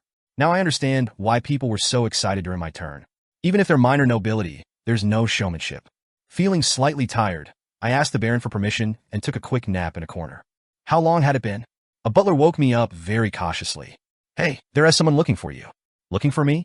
It was a bit sudden, but before I could ask more, the butler finished his message and disappeared. I went out to see who it was. What is this now? Night trio? Two of the trio were standing there. Moreover, before I could even ask what they wanted, one of them reached out to grab my collar. I didn't know his name. He was the one who had insulted me, calling me a little clown or something. You! I stepped back, dodging his hand, and the little clown froze awkwardly and then continued. Ahem, you! What did you do to Sir Sylvania? Sir Sylvania? I scratched my ear and shook my head. He became furious. Don't you even know the name of the person you duel? So that was his name? That means the name is Silmeria. It's Sir Sylvania. Right, Sir Sylvania. Is there a problem with him? Their agitation began to show at my question. How can you say that? Whenever your name comes up, he loses his senses and causes a commotion. How can you be so malicious? Regardless of any grudge, to reduce a person to that state, do you have no mercy or honor? Mercy and honor? That's rich coming from someone who threatened to cut off my head within 10 seconds. I made my final judgment. I didn't realize his condition was so severe. A quick resolution was necessary. What are you doing here? The situation ended when Baron Martoin peeked around the tent. Seeing his face, the duo hastily left the scene. Had they felt guilty? What was that about? Nothing important. All right, then come here. I've had a great idea, and I'm curious if it's feasible. After returning to the tent, I killed time chatting with the Baron, and soon the first round ended. Then the quarterfinals of the tournament began. Could this be the fate of a hero the sorcerer spoke of? Sir Quartian of Baron Serpia and Bjorn Jandel of Baron Martoin, please step forward. Surprisingly, in the second round, I was matched against one of the night trio. It was the one full of bravado. Don't expect it to be like last time. Even as the duel began, he kept babbling. Though it's hard to say, Sir Sylvania was the weakest among us. It turned out to be easier than before. Seizing the moment while he was mumbling, I dashed forward. And then, well, what? Regardless of his surprise or swinging his sword, I grabbed his neck and delivered a sincere punch to his temple. Boom dash. In just 3 seconds since the duel started, his head crushed under the force. He fell lifelessly to the ground. However, wow, do the same in the next match. The Night Crusher. Yes, a Night Crusher. Despite the quick end, the audience erupted into ecstatic cheers. It was ironic to think people would be so delighted seeing a head smashed. Who is the real barbarian here? Your character's fame have increased by +10. Your character's fame have increased by +10. Surviving the game as a barbarian, episode 98. Barbarian Trophy 5. Regrettably, my quarterfinal opponent was not the last of the Knight trio. Well, he lost in the second round. I had the feeling that he lost on purpose. I guess I couldn't provide physical therapy to that one. Anyway, since there was no need to aim for the head this time, I smashed the opponent's sword with my double-bladed axe as soon as the duel began. But perhaps he didn't want to lose to a barbarian? Not yet. Even after losing his sword, he showed the will to continue the duel with his bare hands. So, I also ditched my axe and simply snapped his spine. The winner is Bjorn of Baron-To. It was a bloodless victory, yet the audience's reaction was not bad. Wow! Night Crusher, Little Balkan, Bjorn, son of Jandel. Apparently the sight of a person being folded in half was quite stimulating to them. The Baron shared similar sentiments. Upon returning to the tent, his eyes widened, and he asked eagerly, "Do you know? It was chilling, throwing a man in the air and then catching him with your knee. Where did you learn that move?" Well, if I had to answer, I saw it in a comic once. Although I didn't realize it was physically possible until today. I guess nothing is impossible for a barbarian. I'll take a little rest before the next match. Huh? Oh, of course. I excused myself and took a brief nap. Not because I was sleepy. Only one match left now. As the final goal was in sight, my heart began to beat faster. The long-awaited final match was about to begin. Sir Albatross of Count Fertihilt and Bjorn of Baron-To. Please take your seats. My opponent was an apprentice knight under Count Fertihilt, the host of the feast who had encouraged me to enter the tournament. As for the aftermath, that was uncertain, but I wasn't too worried about the duel itself. After watching previous matches, I had a good understanding of my opponent. "Pleased to meet you." The large knight, holding a massive great sword, greeted me briefly. Looking at him, I smirked. I think I can guess what kind of person the Count is. Knights are different from explorers. For them, essence is just a means to enhance their swordsmanship. Therefore, they usually choose essences related to physical attributes, but the combination varies from family to family. Although systematic research has established several efficient combinations as standards, characters often have a concept. Orc Warlord, Giant Golem, and Cyclops The opponent is a typical power knight. Perhaps because they had the priest in mind, he seemed to have prioritized physical resistance over regenerative abilities and used his high strength to equip a full set of Latinium armor, a second-tier material. He was essentially a walking tank. The Count really spared no expense for his apprentice knight. While marveling at the Count's taste, I was also astonished by his wealth. 1 essence of grade 7 and 2 of grade 6. The Count must have bought essences in test tubes and fed them to him, but how much did that cost? Including the gear he is wearing. He is probably beyond the level of a third-floor adventurer. It suddenly struck me that the Count might not have even considered my chances of winning. His level was indeed exceptional among the participants, most of whom were only level 2 and possessed grade 7 essences at best. Why have you come unarmed? Anyway, just before the duel started, when we were facing each other's weapons, my opponent asked me a question. He seemed curious about me appearing with only a single axe, unlike in previous duels. I answered briefly. It's just more comfortable. It wasn't a statement meant to insult. It was simply true. Clunky plate boots, an overly designed helmet, belts, shoulder guards, etc. Not only do they offer questionable defensive capabilities, but they also impede movement. That makes sense. Wearing all that, it would be difficult to fight as usual. Luckily, my opponent listened to me without taking offense. But that was about it. I was worried it might end too easily, but it seems you're taking this seriously, which is reassuring. His relaxed expression and tone suggested confidence that no matter what I did, he would be the winner. I felt no need to prolong the conversation. That's good then. It was better if he underestimated me. Swoosh.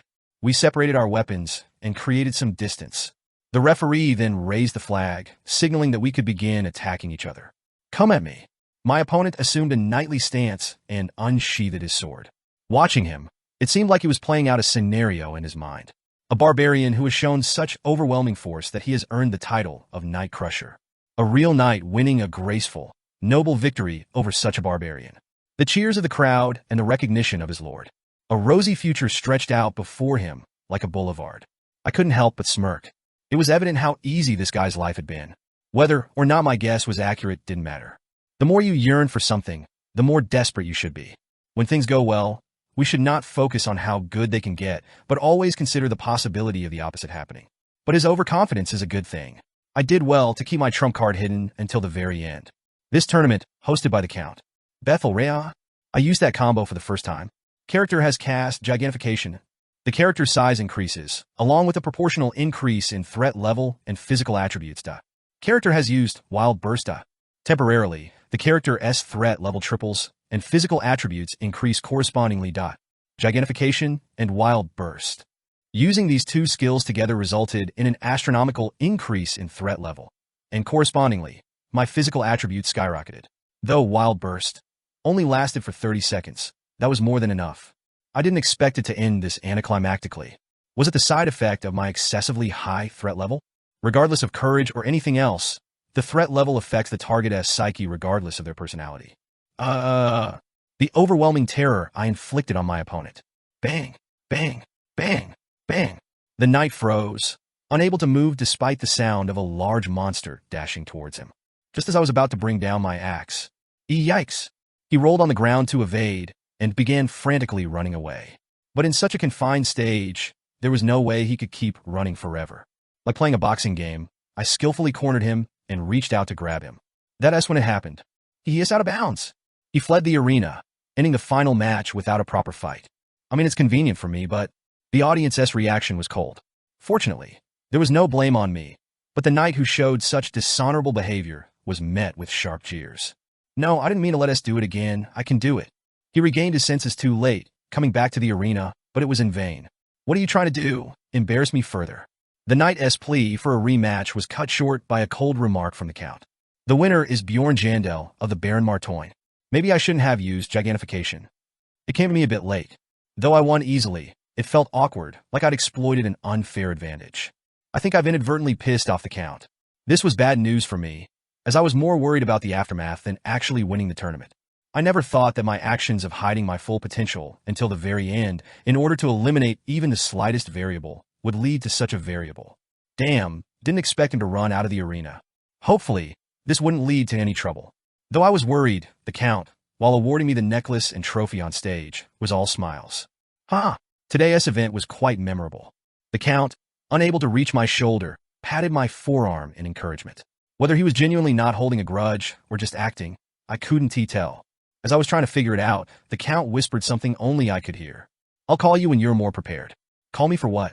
No need to know the details. Just ignore any other nobles who approach you. Understand? I didn't quite grasp his meaning, but I nodded. Better to be cautious. His eyes were quite menacing. Refusing him seemed like it would bring trouble. With the award ceremony over, so too ended the lengthy banquet. Many stayed to enjoy the night further, but not Baron. I'm tired. Let us head back. Returning to the estate with the same group I came with, I got back all my equipment and received the promised compensation. You've really outdone yourself today. Your and my family's names will be the talk of the social circles for months. If you ever find yourself in a tough spot, don't hesitate to seek me out. The Baron seemed quite pleased with me, even if they were just pleasantries. Well, considering what I've done, it's reasonable for him to be happy. Well, then you better get going. I'm tired too. I've had a carriage prepared for you, so you can take that to return. Thanks. After leaving Karnan and returning to my accommodation in Levigen, it was past 2 a.m. I was physically and mentally tired from the day's events, but let's get started. Instead of heading to bed, I sat down at the table to finalize my accounts. The agreed-upon compensation was 1 million stones. The tournament participation fee, 2 million stones. An additional 1 million stones for winning, and 300,000 stones for transferring the winning trophy to the Baron. A total cash sum of 4.3 million stones. Was it because the client was a wealthy noble? I had earned an astonishing amount for just a day's work. And that wasn't even the end of it. Regardless of the new nickname Night Crusher, I didn't expect to get it so early. Number 7777 Garfa's necklace. I actually got something that I wouldn't even get until the second half of the game if I was unlucky. Of course, awakening the hidden piece would require a considerable amount of resources, but it was an undeniable stroke of luck. So, I made a renewed vow to myself. How many luck stacks have I accumulated now? From now on, I need to be extra cautious, even with the simplest things. The morning after the banquet, one of my questions was partially answered. What with this letter? As soon as I woke up, the mail started arriving nonstop. All from nobles. Invitations to other banquets, with promises of modest compensation for attending. It was labeled as modest, but the amount suggested I could live comfortably just by attending these events. This must be what the count was talking about. His statement about calling me when I'm ready still made no sense.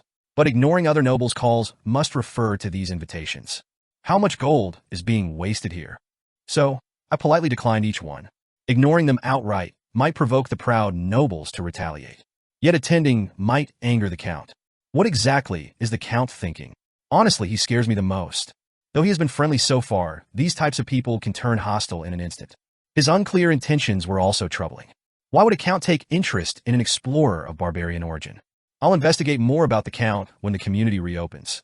With this new quest in mind, I quickly got ready and headed to the Mage Tower. This is the last month of regular research with Raven. 3 months had flown by since my agreement with Raven. My visit today, however, was unrelated to that. Ah, you're here? Upon reaching Raven's personal lab, surprisingly, she greeted me bright and early. So, where's this senior I'm supposed to help today? Raven hesitated. Just from that, I had a bad premonition. Then, suddenly, it's been a while. An old man appeared from behind the door. The master of the Artemian school, the old man. No explanation was needed. I instantly understood the situation. You said it would be a senior. I'm sorry. My master insisted so much.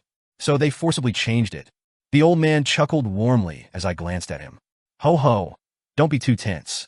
It's not a grand experiment or anything. I would only know for sure after hearing it out. As I urged him to continue, the old man spoke in a meaningful tone.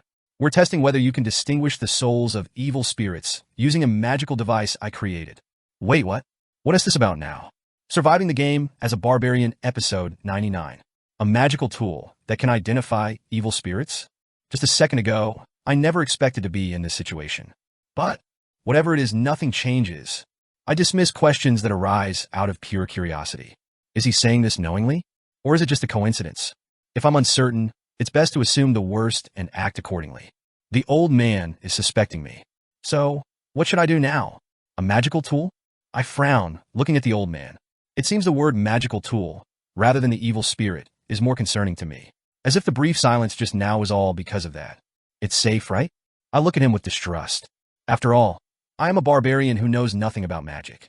I've seen plenty of strange magical tools in Raven's laboratory. This must be the right reaction. I'll make a quick judgment and take action. So now, it's the old man's turn. The old man observes me with a meaningful look, then changes his expression and speaks. Don't you trust me? Me, a master of the Artemian school? When I looked at him, as if he didn't need to say that, the old man clicked his tongue. TCH, what does this fellow take me for? Don't worry. Oliva will prove that the magical tool is harmless to humans. Me? It's not too difficult, is it? Well, if it's just checking what kind of magic is in the tool. A master of the school and a barbarian who has known each other for 3 months. It's clear whom Raven would prioritize, so her words are hard to trust. But, no matter what excuse I make to refuse, I'll end up falling for the trick anyway. Listening to their conversation, I'm convinced. I don't know where I left a clue, but the old man is suspecting me. Luckily, it doesn't seem like he is completely sure yet. If he is trying to test me with a non-existent magical tool, maybe there is no such magical tool. I clear my anxiety and thoroughly rationalize my thoughts. A magical tool to discern evil spirits? It hasn't existed for thousands of years. It wouldn't be strange if such a thing appeared as civilization advances, but it's absurd to think that this old man would be the first creator. The Artemian school is an orthodox mage school. They focus more on creating new spells and research, rather than minor topics like dimensions or souls. Would such a magician create an evil spirit detector? If there was such a thing, he would have tricked me into sitting in front of the magic tool somehow, not just tested me like this. Finally, I completed my final judgment. There is no evil spirit detector. The old man is just trying to see my reaction. So, what are you going to do?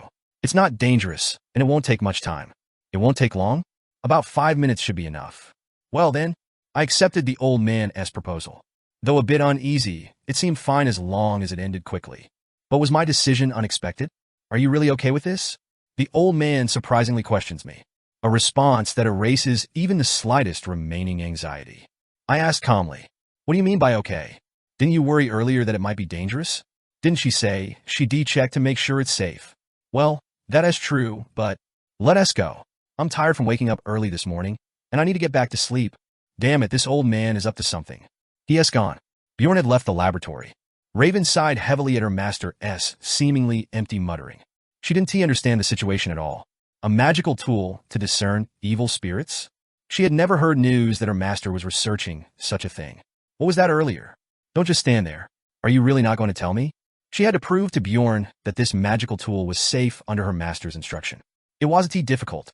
The so-called evil spirit detector that her master brought out didn't even have any spells in it. It was just a strangely shaped chair. Don't say anything and just go along with it. She had remained silent following her master's instructions about this fact. So now it was time to hear the truth. Of course, she had some suspicions. She wasn't that naive. Did you really think Mr. Jandel was an evil spirit? Is that why you were probing about what happened in the labyrinth? The master neither confirmed nor denied. But sometimes, silence can be a more definite answer than anything else. So, has your suspicion been cleared? Yes, I was wrong in my thinking. I can understand why you were concerned, master. He is an unusual person. But I have a question I really want you to answer. Her master weakly responded to her repeated inquiry. What is it? Why did you do it? If you suspected him of being an evil spirit, you could have just tipped off the secret police. Then he would have been killed, wouldn't he? A faint murmur. What do you mean? Enough. I'm tired. I'll be leaving now, so please take care of the rest. The master slowly stood up with his frail frame. Then, he left the room with a more subdued gait than usual. Left alone in the laboratory, she pondered over her master's words. Then he would have been killed, wouldn't he? In other words, he needed a living evil spirit. What exactly does the master want? She couldn't shake off the eerie feeling. Thud. Back at my lodging, I immediately collapsed onto the bed. Somehow, I felt completely drained since the morning. I wanted to catch a bit of sleep, but he really scared me when he came at me out of nowhere. As I relaxed my tense body, I reflected on the day's events. It seemed like I hadn't made any mistakes. Looking back, I had handled the situation well. I assumed the worst, but didn't jump to conclusions without solid clues, allowing me to deduce the best possible answer. Judging by his expression at the end, the old man seemed to have completely dropped his suspicions. It was an unexpected incident, but it turned out well. However, there was one thing that didn't quite sit right with me. When he was convinced I wasn't an evil spirit, the old man seemed somewhat disappointed. Why was that? Well, that is none of my concern. After a moment of contemplation, I cleared my thoughts. It was an unanswerable question, and regardless of the reason, it seemed to have no direct connection to my safety. Still, it's a bit of a relief. It was a shitty morning, but paradoxically, this incident gave me a strange sense of relief. It may have balanced out the sky-high luck stack these days. Bjorn, wake up. It's already midday. How long are you going to sleep? Had I fallen asleep without realizing? When I opened my eyes, Misha was shaking my body. I hadn't left the door open, so she must have used the spare key I gave her for emergencies. I gave it to her for emergencies, but... Misha, why are you here? I thought you were going to the Mage Tower today. You came back late yesterday, Niang. I thought I'd wake you up if you were still sleeping. If that is the reason. Late yesterday? How did you know I came back late? You weren't waiting for me, were you? I promised to tell you about what happened there, didn't I, Niang? Plus, I didn't wait that long, so don't worry about it. Despite her words, it was clear she had waited for me late into the night. Was she that curious about what happened at the banquet? So, tell me what happened, Niang. Urged by Misha, I slowly recounted yesterday's events. How I had dressed in the barbarian gear the butler had prepared for me, leading the carriage procession to the banquet. The food I ate there, and how I ended up winning the tournament. What?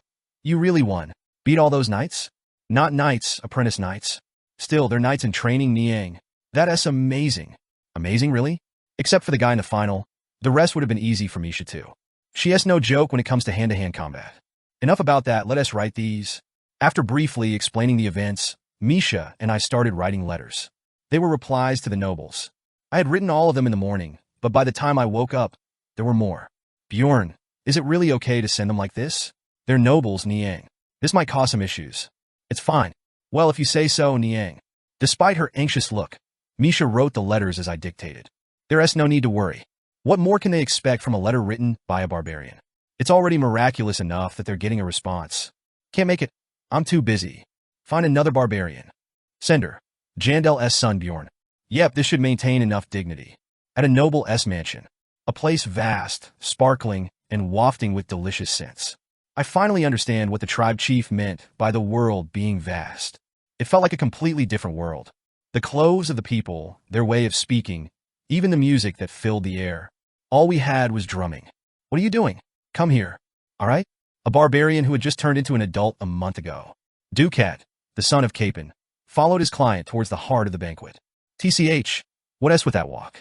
Walk more confidently. He felt a bit unjustified. What did it mean to walk confidently? The gear he was wearing was unnecessarily large and uncomfortable. Nothing beats being bare. He wanted to complain, but Ducat remained silent, remembering the past. Didn't that man wear even bigger things and move around just fine?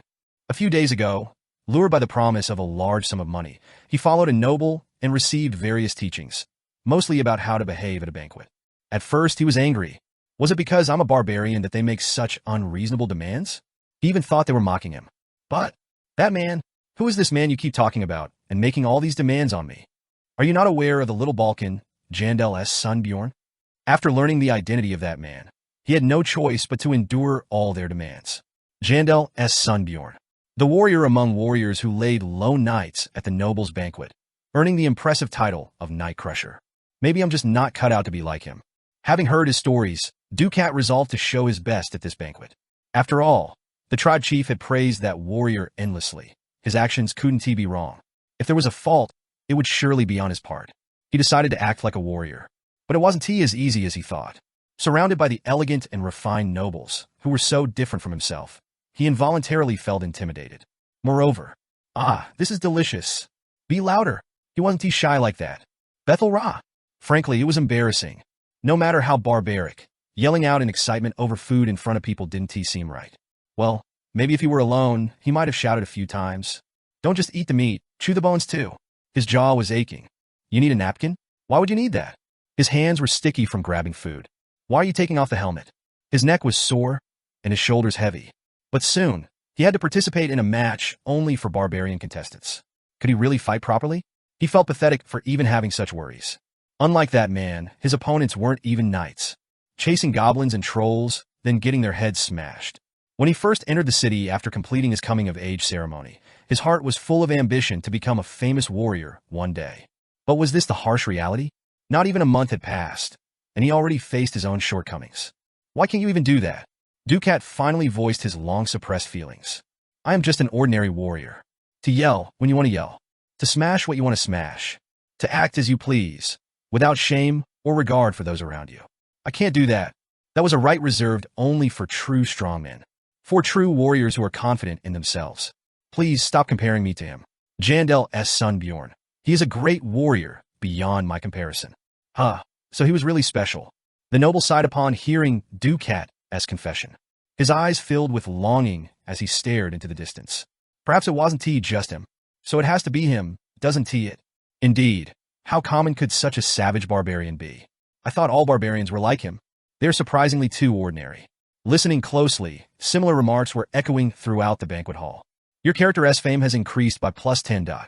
Your character's fame has increased by +10. Surviving the game as a barbarian episode 100. On the day of the regular meeting, for the first time in a while, the entire party gathered at a tavern. It wasn't the usual tavern we frequented.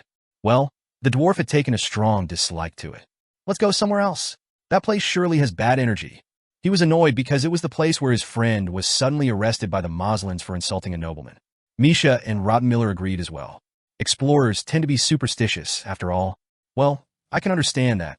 Being a profession where bad luck can lead to death, it's not surprising that they're sensitive to such things. But still, isn't this a bit too much? I sighed. Changing the location of our drinking spot didn't really matter to me. It was a hassle, but it wasn't going to have any real impact. Unlike the bombshell the dwarf had just dropped. Why aren't you talking? As I sighed in silence, the dwarf started fidgeting, trying to read my expression. Yeah, so he does have some conscience left. Wait a moment. I'm thinking. All right, of course. The heavy silence at the drinking table. I quietly organized my thoughts. So let me get this straight. You guys are saying you won't join the upcoming exploration. It was 10 days before the labyrinth was set to open. As we gathered to go over our plans for one last time, the dwarf announced that he wasn't going. It turns out he wasn't the only one. Rotmiller and Dwaki, who had spoken with him beforehand, were of the same opinion. Ahem! Where there's smoke, there's fire, as they say. Given the situation, we decided it's best to take a break for a month and observe how things develop. This was neither a group boycott nor a small matter. Out of a team of 5, 3 had declared non-participation. The reason was simple.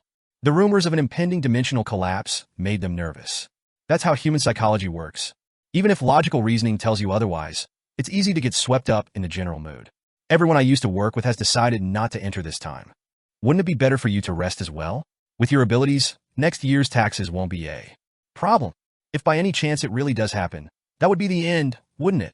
At first, they started the conversation as if they were sorry, but now, they were even expressing concern for me. Bjorn, what are you going to do, Niang? Misha asked cautiously about my intentions. Truth be told, convincing them wasn't hard. By casually mentioning what I learned from the Ghostbusters, and taking some time to persuade them, they would probably change their minds. But, is there really a need to do that? On second thought, it's not a bad idea. It's been over 3 months since our last visit to the Blood Castle. This might actually be a good opportunity. I was planning to find an excuse to enter the labyrinth alone anyway. In the beginning, the standard approach was to clear the first floor rift every time it opened. If that's what you guys think, then there's no helping it. This time, it'll just be the two of us going in. Yeah, me too? What? You thought I was going to send you in alone? No, but it's not like she wants to go. Her face clearly says he doesn't want to. If you're that worried, then just go by yourself. TSK, this barbarian, at least try to make a proper request, Niang. Try to speak more sweetly. Speak more sweetly? Will you come with me? TSK, you think I'll let you go alone, Niang? I'm not sure what to make of this, but anyway, that settles it. The decision was made. This time, we're entering the rift. Hooray! Hooray! Coincidentally, the very next day, after the dwarf declared his non-participation, a proclamation was posted throughout the city. It was an official document from the royal family, stating that the rumors about the dimensional collapse were baseless and unfounded. Just as that person had said, the proclamation also mentioned the Teridian school. Did they intentionally spread these rumors because they were blinded by research? It was a bit surprising. Although I had paid 40,000 GP for the information, I didn't expect him to predict the situation so accurately. Bjorn, did you see that? In the evening, the dwarf came looking for me. With a happy face, he retracted his previous declaration and said that we could now enter the labyrinth. But what to do now? I had already decided which rift to enter. What? Go in together? I can't. I've already accepted a commission. A commission? I recited my prepared response. That Misha and I wouldn't make much money hunting alone. So I took a commission, an escort duty inside the labyrinth, which required me to stay by their side until we returned to the city. Can't you just not do it? I've already taken an advance payment. So are you suggesting I break the promise? Well, no, but my answer left no room for negotiation. With that, the dwarf could only shrug his shoulders and leave. What could he say? After all, the whole situation stemmed from his own declaration of non-participation. Sigh, seeing him like that almost makes me feel sorry for him. Even if it hadn't been this time, I would have eventually made an excuse to slip away with Misha. It's impractical for all 5 of us to enter the rift. Apart from the fact that the spoils would have to be shared among more people, the risks we would have to take would increase significantly. But this is the right decision. I had to let go of any lingering attachments. It would be foolish to reveal the hidden piece to the rest of the trio, except for Misha, with whom I've built a relationship of trust that goes beyond mere companionship. Thud. As soon as the dwarf left and the door closed behind him, Misha rushed in. A request for an escort? Niang? When did you accept such a thing? Don't worry about it. It's just an excuse. An excuse? Misha tilted her head, not understanding. I laid it out honestly, that we're going to enter a rift in the next exploration, that there's a method unknown to most people. You didn't learn that in the library, did you, Niang? Well, something like that. But why keep it a secret from Hikarad, Niang? Wouldn't it be better if we all went together, Niang? Her question sounded so innocently genuine. I chuckled and asked back, Misha, did you ever tell anyone about the contract with the soul spirit using the frost spirit ring? No, I didn't, Niang. Really? Not to anyone? You told me to keep it a secret, Niang. Right. I nodded and continued. But what if it had been Hikarad? Do you think he would have kept the promise if I asked him the same thing? Misha pondered for a moment, and then shook her head. If it were Hikarad, he might blabber about it while drunk, and it wouldn't be surprising, Niang. And what about Dwaki or Rotten Miller? Somehow, I feel Dwaki might blurt it out even when sober, and Rotten Miller I'm not sure. Niang, do we all have a similar way of seeing people? Misha's guesses were surprisingly close to the thoughts I had to myself. Except for Rotten Miller. In fact, he's probably the easiest to read. Rotten Miller would have kept the secret, but he would have wondered to himself how I came to know such information and would have been suspicious of me in his mind. So that's why you kept it a secret. By now, it seemed Misha had grasped what I was trying to say. Maybe she had another question? So, why are you telling me, Niang? There were several reasons. Misha is surprisingly meticulous and tight-lipped. Despite this, she inherently can't lie. So, just by asking her questions like I just did, I can instantly check whether a secret has been leaked. But, this time, a single statement should be enough. I'm a barbarian. After all, you are someone I can trust. Hic. Misha started hiccuping. 8 days until the labyrinth opens. As usual, the days flew by as I busied myself with the necessary preparations. To summarize briefly. First day. Since our destination was a rift, there were quite a few things to prepare. First, the equipment. Buy more equipment? Not buying, enchanting. I added elemental properties to my mace and Misha's twin swords. Your equipment is imbued with the energy of lightning. A portion of the damage dealt by this equipment will be converted to electrical damage. The cost totaled 600,000 stones. It was a temporary enchantment, lasting only 30 days, but it was well worth the investment for just the two of us to clear the rift. Couldn't you have permanently enchanted it, Niang? That would be 20 times more expensive. Then I purchased a few consumables, thunder herbs, lightning scrolls, and other items related to the lightning attribute. They cost around 300,000 stones in total. Although not a very sought-after item, it took some legwork to collect them from various locations. And finally another purchase. Are you really buying this expensive thing? We bought the expanded backpack. Why fuss over this? But this is a consumable. It disappears after use. After much deliberation, I bought a top-grade potion. The purchase price was 1.03 million stones. However, this top-grade potion couldn't really be considered an investment for the rift. It was something I had wanted to stock up on for a while, and finally decided to splurge. For an explorer roaming without a priest, a top-grade potion is like an extra life. When the time comes to use it, I won't regret the cost. That is true, but anyway, we're splitting the cost, so it shouldn't be too burdensome. By the way, the total cost of about 2 million stones was taken from our joint account. Ugh, so is that the end of our spending, Niang? At least for you, it is.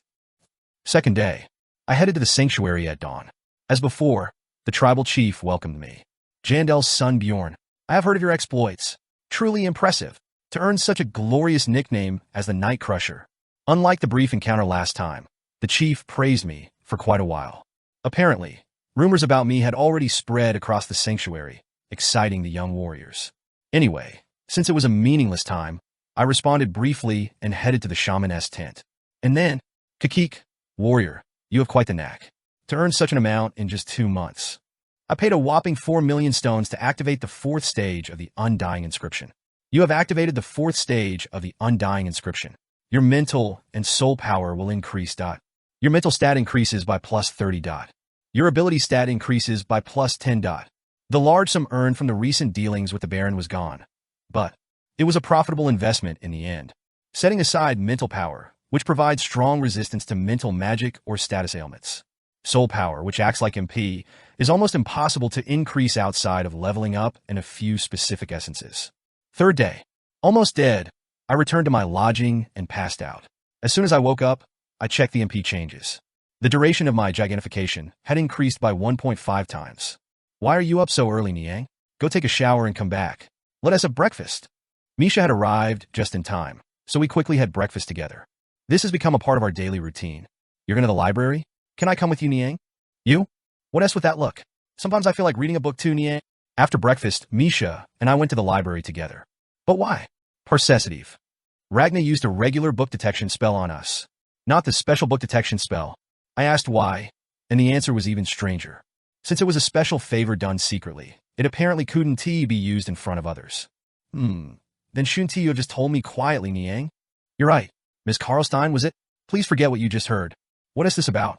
Not wanting to ponder it, I just took Misha inside and we read some books. Fourth day. I visited the Mage Tower to assist Raven with her research. By the way, this was the last cooperation. I had fulfilled the required number of times.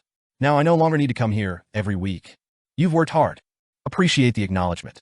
Well, just don't die or anything. The farewell was brief, as it was a business relationship. Unexpectedly, Raven didn't reclaim my tower entry pass. If something comes up, come and see me. But don't bother me without reason, you know what I mean, right? Mr. Jandel seems to get involved in unusual matters often. I might be curious about your whereabouts. Understood. On my way out, I encountered the old man, but surprisingly, he showed no interest in me. Not out of anger or emptiness, but complete indifference. Then it hit me. This old man had suspected me of being an evil spirit from our very first meeting. That's why he had pretended to be friendly. 5th, 6th, 7th days. The following days were routine. I had breakfast with Misha in the morning, practiced and sparred with her during the day, and read books in the library in the evening. And now, the moment has come. Everyone, please step back. The long-awaited time had arrived. Swoosh! The dimensional plaza was crowded with numerous adventurers. A dazzling light began to burst from the center. Jandel's son Bjorn, thank you for the advice today. We'll go in first. Bethel Rea. As soon as the city and labyrinth connected, a group of barbarians nearby rushed into the portal. They even expressed their gratitude. Why are our barbarians so polite? Having a good senior like you, they're lucky. I just showed them the way. You're being modest. By the way, currently beside me are the dwarf, Rotten Miller, and Dwaki. Apparently, they decided to enter the labyrinth even if it was just the 3 of them. not wanting to waste a whole month. Be careful. Always suspect anyone who acts too kindly. Haha, do I look like one of those young barbarians to you? Actually quite similar, but with Rod Miller there, they should manage fine. Since they plan to stay on the second floor, it shouldn't be too dangerous for the trio. Well, we should probably head in too, aren't you guys going?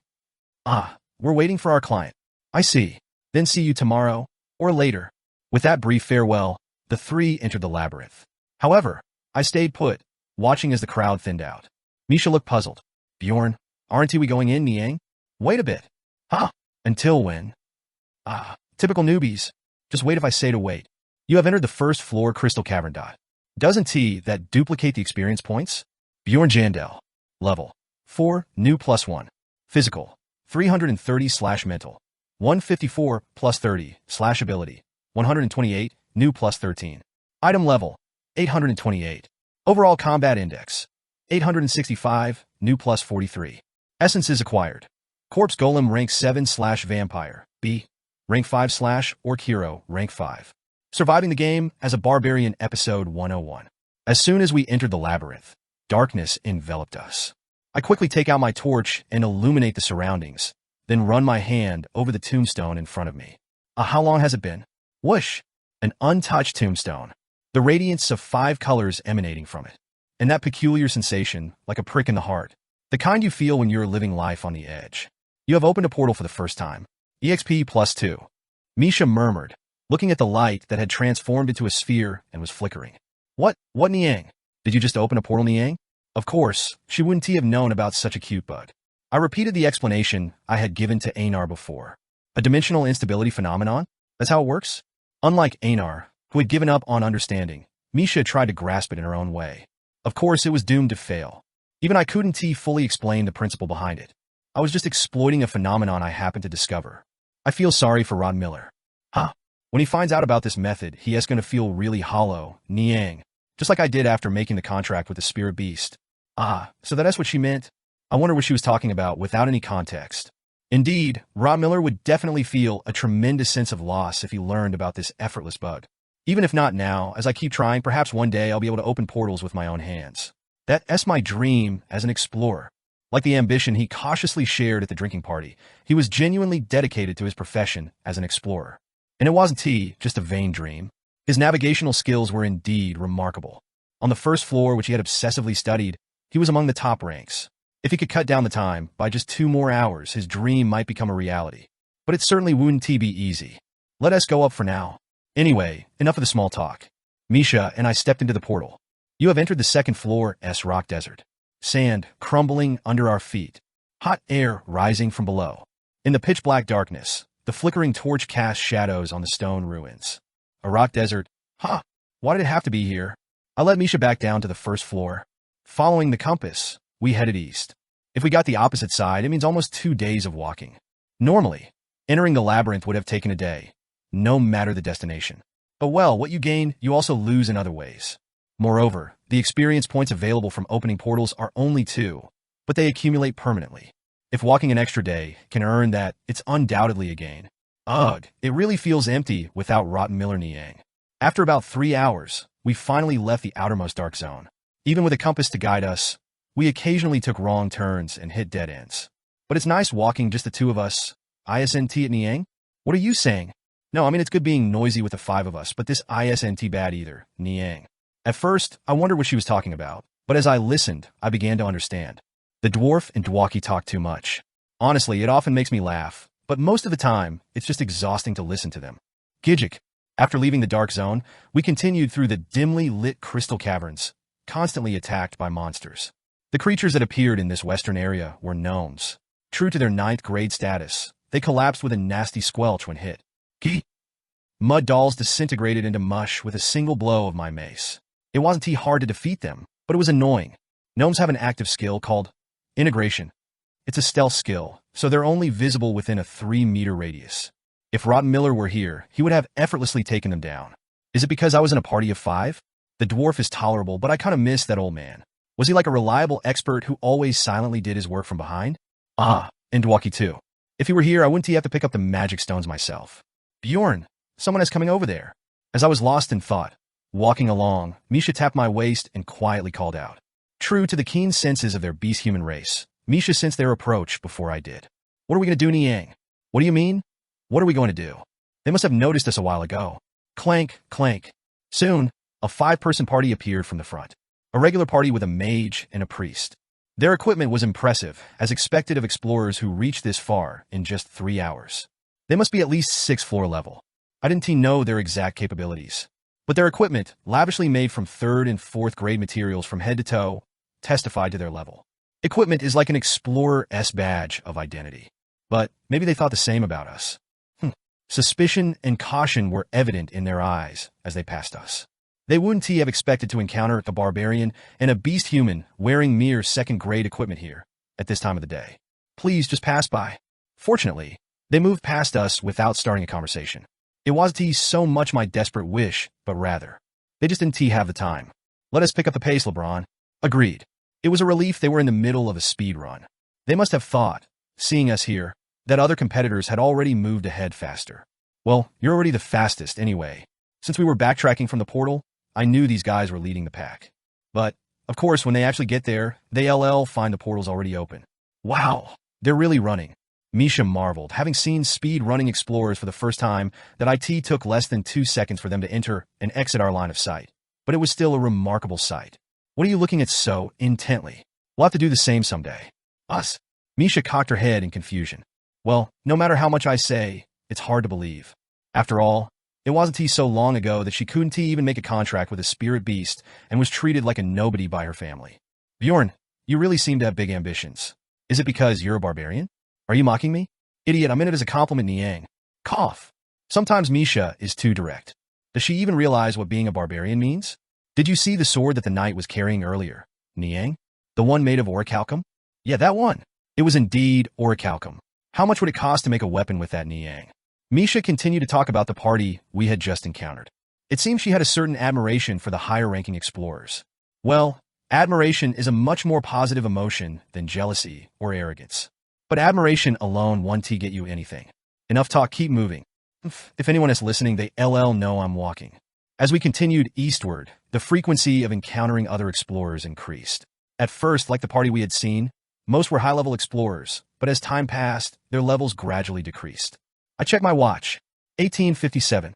It had been 19 hours since the labyrinth opened, meaning we had been walking almost all day.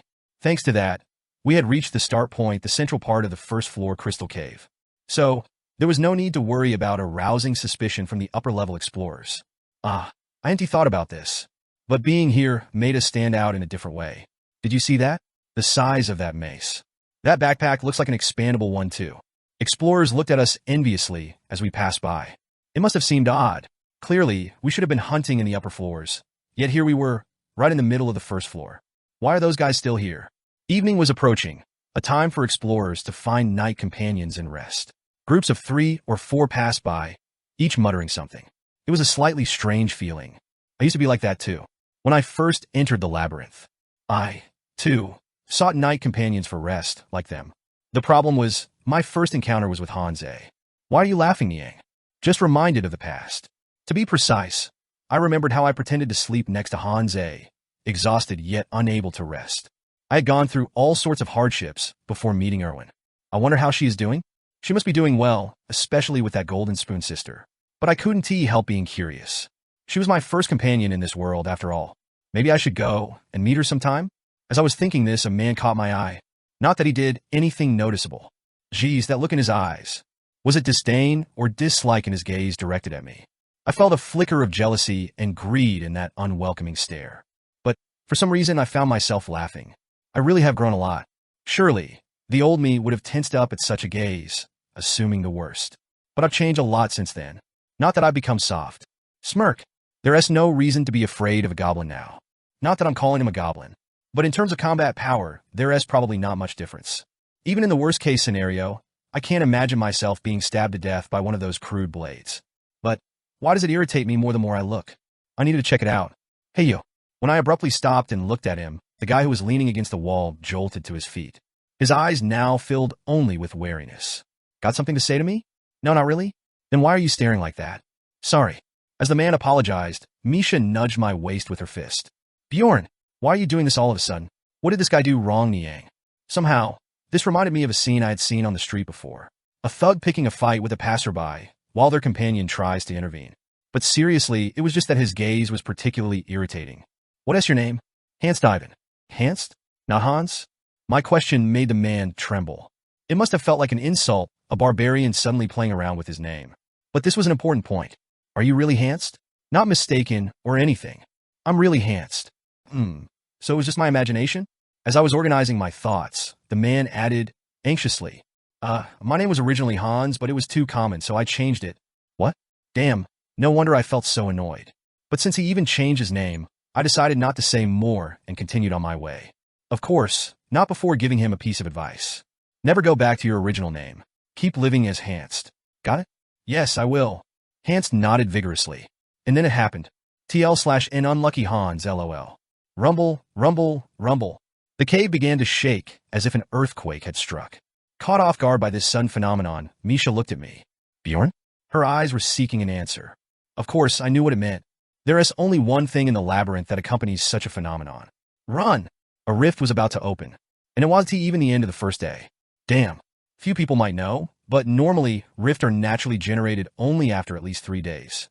This means, who the hell did this? Someone had beaten us to it, using the method I was planning to. Surviving the game as a barbarian episode 102. An earthquake. Shaken awake by the tremors rippling through the ground, the explorers wake up from their slumber. I realized something then. Once a Hans, always a Hans. Who would have thought that changing a name would be futile? I sighed heavily and went to Hans. No, the man who would now be remembered as Hans G. I didn't do anything. Yeah, that's likely. How could you, present here, have opened the rift? It's just my damn luck acting up. Bjorn, run. I grabbed Misha and started running. Without any further explanation, Misha asked, Don't tell me a rift is open, Niang? Yes. Just like my life, another shitty situation unfolds. Of course, it's not the life-threatening kind of crap. But still, damn it, after all the money I spent, choosing a rift to enter, buying supplies to match. Excitedly, I even enchanted with lightning attributes. And now, what in the world is this mess? Bjorn, over there. I don't know who it was, but someone had royally shit on my plan. A player, maybe?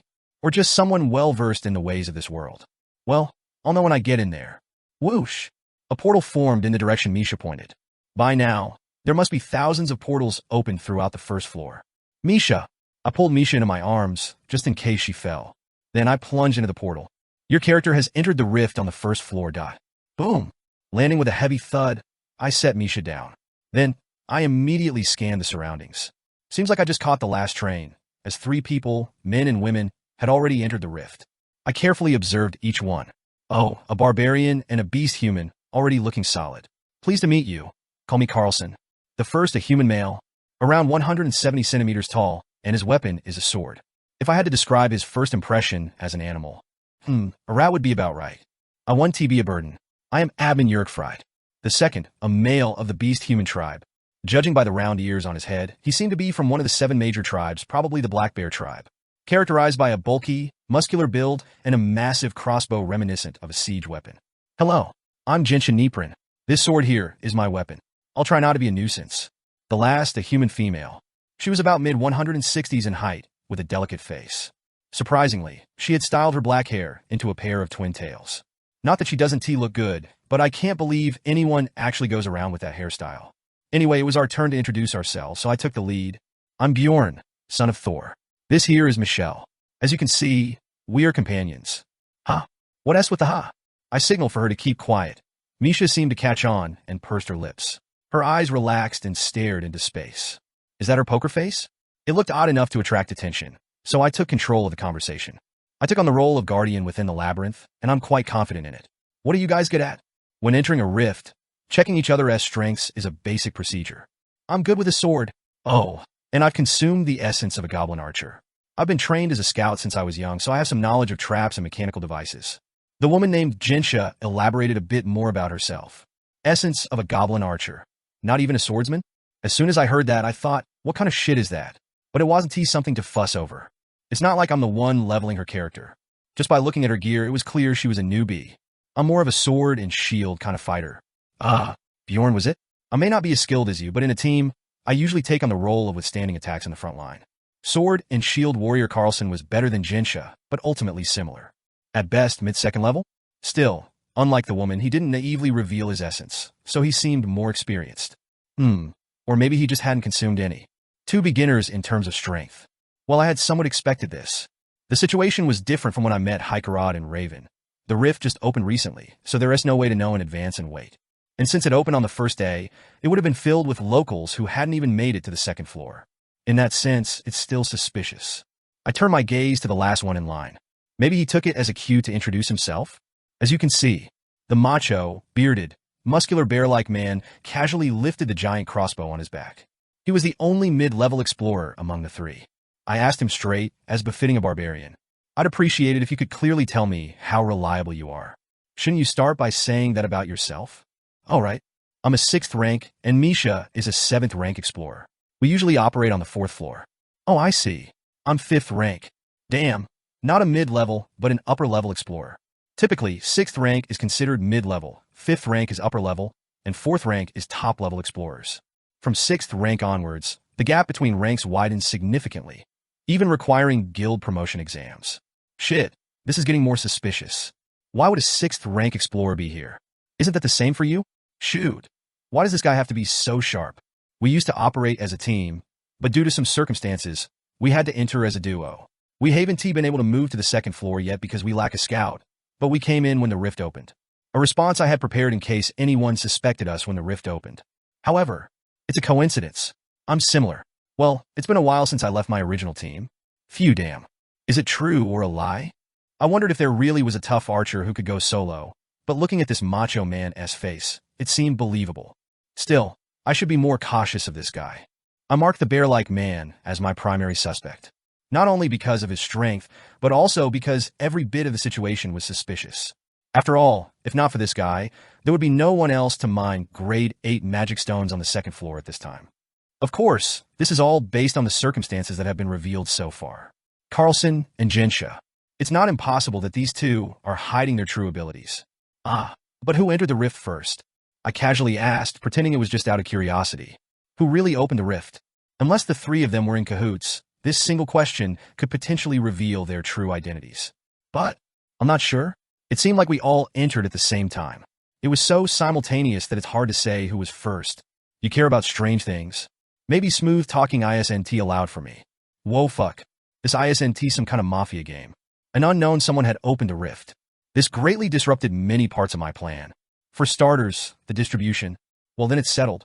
After some discussion, it was agreed that me, Misha, and Mr. Bear would each get 3 shares, and Carlson and Jensha, or Jensen for short, would share 1. The world of explorers is a ruthless one. It's not a bad deal. We'll give you any remaining essences. Yes, the classic ladder kicking. It's the same thing I suffered at the hands of Dwarf and Raven in the blood-tinted castle. And, for the record, I was planning to do the same. After all, what is the point of being generous and considerate in such a place? Geez, despite appearances, he is quite generous. I wouldn't even have given away the magic stones. My plan was to open the rift around the 3rd day. Then, monopolize everything among the first-floor locals and only deal with the low-level ones. But the variable of Mr. Bear appeared, and I had to make significant concessions in the distribution. For now, we agreed Misha would consume the Guardian Essence. But if a numbered item or a rift stone drops, I would have to roll dice with Mr. Bear. I'm not confident with dice. I'm already feeling nauseous. It's not that I'm afraid of losing. I'm not confident of winning. That's why I didn't want to introduce the variable of dice in the first place. Well then, let us get going. Shaking off any lingering thoughts, I move forward. Behind me in formation, Jensen flanks either side, followed by Mr. Bear, and then Misha. Crack. Like walking on thin ice, every step we took made a cracking sound. It wasn't an inaccurate description. We were actually crossing over a frozen lake. In a way, it was a stroke of luck. Looks like the items I prepared will come in handy. There are 4 types of rifts on the first floor. Depending on the type, the monsters that appear, the difficulty, and even the rewards differ. So, where should we head to? After much thought, I chose one, and coincidentally, it was this very place we were walking on. Glacial Cavern, a rift that opens by offering the magic stones of 8th rank monsters from the Beast's Den on the 2nd floor. My sole criterion for choosing was Misha. Well, I also had a vacant slot for an essence since I reached level 4, but there is nothing worth consuming here. Even though it's a rift, it's just a first-floor rift. The Guardians are barely 7th rank, and none of them drop essences suitable for me. Probably why Mr. Bear generously offered to give up the essences. Anyway, for now, the plan was to strengthen Misha and use this opportunity to later fill the vacant slot with a better essence. But wait, something feels familiar. Didn't something similar happen last time, before Einar left for the sanctuary? Surely it won't happen again, right? Why have you stopped suddenly? It's nothing. Shaking off the budding thoughts, I refocused on my surroundings. After all, we were inside a rift. And with an unknown mafia among us, it's not the time to lose focus. Whoosh! The frozen snow-capped mountains. Snowflakes scattering from above. And the sun's rays, reflecting off the ice, felt even sharper. It's strange to be in a place like this after being in the dark all the time. After about half an hour of walking, the lake area ended and a strange cave appeared, leading into the ground. Of course, a monster was blocking our path. Brewer, a 7th-rank Yeti monster. An elite guardian-type monster that appears only in the glacial cavern, making its presence known from the start. Jinsha muttered as she saw the threatening beast. Do we have to defeat it to go down? The response came from Mr. Bear. I don't know about this place, but in rifts where there are monsters, there usually lies the path. A reply that made me, a gamer, instinctively nod. Somehow, it gets even more suspicious. Don't jump in recklessly and get yourselves killed. You guys stay back. Is that really okay? Jinsha and Carlson looked at Misha and me, relieved by Mr. Bear's kind consideration. After all, risking our lives against such a beast for just 10% of the magic stones didn't seem fair. So, I'll just let it be. Besides, having them fidget around would only be a nuisance. I'll go first. Then Mr. Bear finally took down his giant crossbow from his back. And, whoosh! With the firing of the arrow, the battle began. Surviving the game as a barbarian, episode 103. Mafia 2. When I first saw Mr. Bear's crossbow, this was the first thought that crossed my mind. Could it really be used as a weapon? Surprisingly, the answer was yes. With a whooshing sound, Mr. Bear skillfully loaded an arrow into the crossbow and aimed precisely at the target before shooting. However, TSCK, as expected, it's blocked. The Yeti managed to block the arrow with both hands, saving him from instant death. But that was all it was, narrowly avoiding instant death. Both hands were skewered by the single arrow. The Yeti roared and strained, but the arrow did not come out. It didn't seem like there was anything special about the arrow. Could it be a hook arrow? I had my suspicions about a skill, but nothing was certain. It wasn't the time to think about that now. Screech! The massive form of the Yeti rushes towards me, stomping.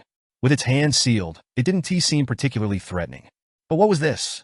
The rest is up to you. Mr. Bear, having finished his task, slung the crossbow back over his shoulder. One more arrow would have done the trick, but his action suggested he didn't want to engage in unpaid labor. Is he an explorer? His calculations are really sharp. To ensure I couldn't dispute the distribution later, I too ran forward with my shield. What in the world? Carlson's voice was filled with horror. Even for a barbarian, facing such a monster head-on seemed impossible. But that was a story for a bare-ground barbarian. I blocked the Yeti's charge with my shield, creating a wall. Boom! I felt a heavy impact, but it was manageable. After consuming the essence of an orc hero, there was hardly any force I couldn't match. Besides, the Yeti was only about 1 taller than me. Character takes cold damage from chill. My bones felt chilled, but it wasn't painful. Michelle! Ah yes! At my shout, Misha, momentarily frozen, stepped on my shoulder and leaped. And with the sword she had now mastered. Swoosh! She stabbed both of the Yeti's eyes from below upwards simultaneously. Since it wasn't the dagger she used to use, the sharp blade was enough to cut through the Yeti's brain. Thump! The Yeti collapsed with a heavy noise and vanished into light. You have defeated the Yeti. EXP +3. Sadly, no essence was dropped. Sigh, I would have fed it to Misha right away. So the start is a dud. Now, there were only 5 more creatures, excluding the Guardian, that had essences worth feeding to Misha. Why are you looking at me like that, Niang? Did I do something wrong, Niang? Maybe one will come my way. You too. Good teamwork? After Mr. Bear's brief appreciation, we resumed our journey. We entered the ice cave and moved in formation, killing countless frost wolves, a rank 9 monster. After all, they're the only ones in this section. You have defeated a frost wolf. EXP +1. Anyway, Misha and I put in some effort here. Well, Mr. Bear did contribute by taking down wolves with his crossbow. But it wasn't quite on the same level as Misha or me. Powerful in a single shot, but lacks area damage. As I carefully analyzed Mr. Bear while navigating the cave, the first chapter came to an end. For the record, it took me about 6 hours to get to this point. We had to wander a lot. It doesn't appear here either. Honestly, if I had taken the lead, we could have cleared this chapter in an hour. It was like the underground dungeon of the blood-tinted castle, with identical terrain features. Left, left, right, right, left, 7 straight ahead, left.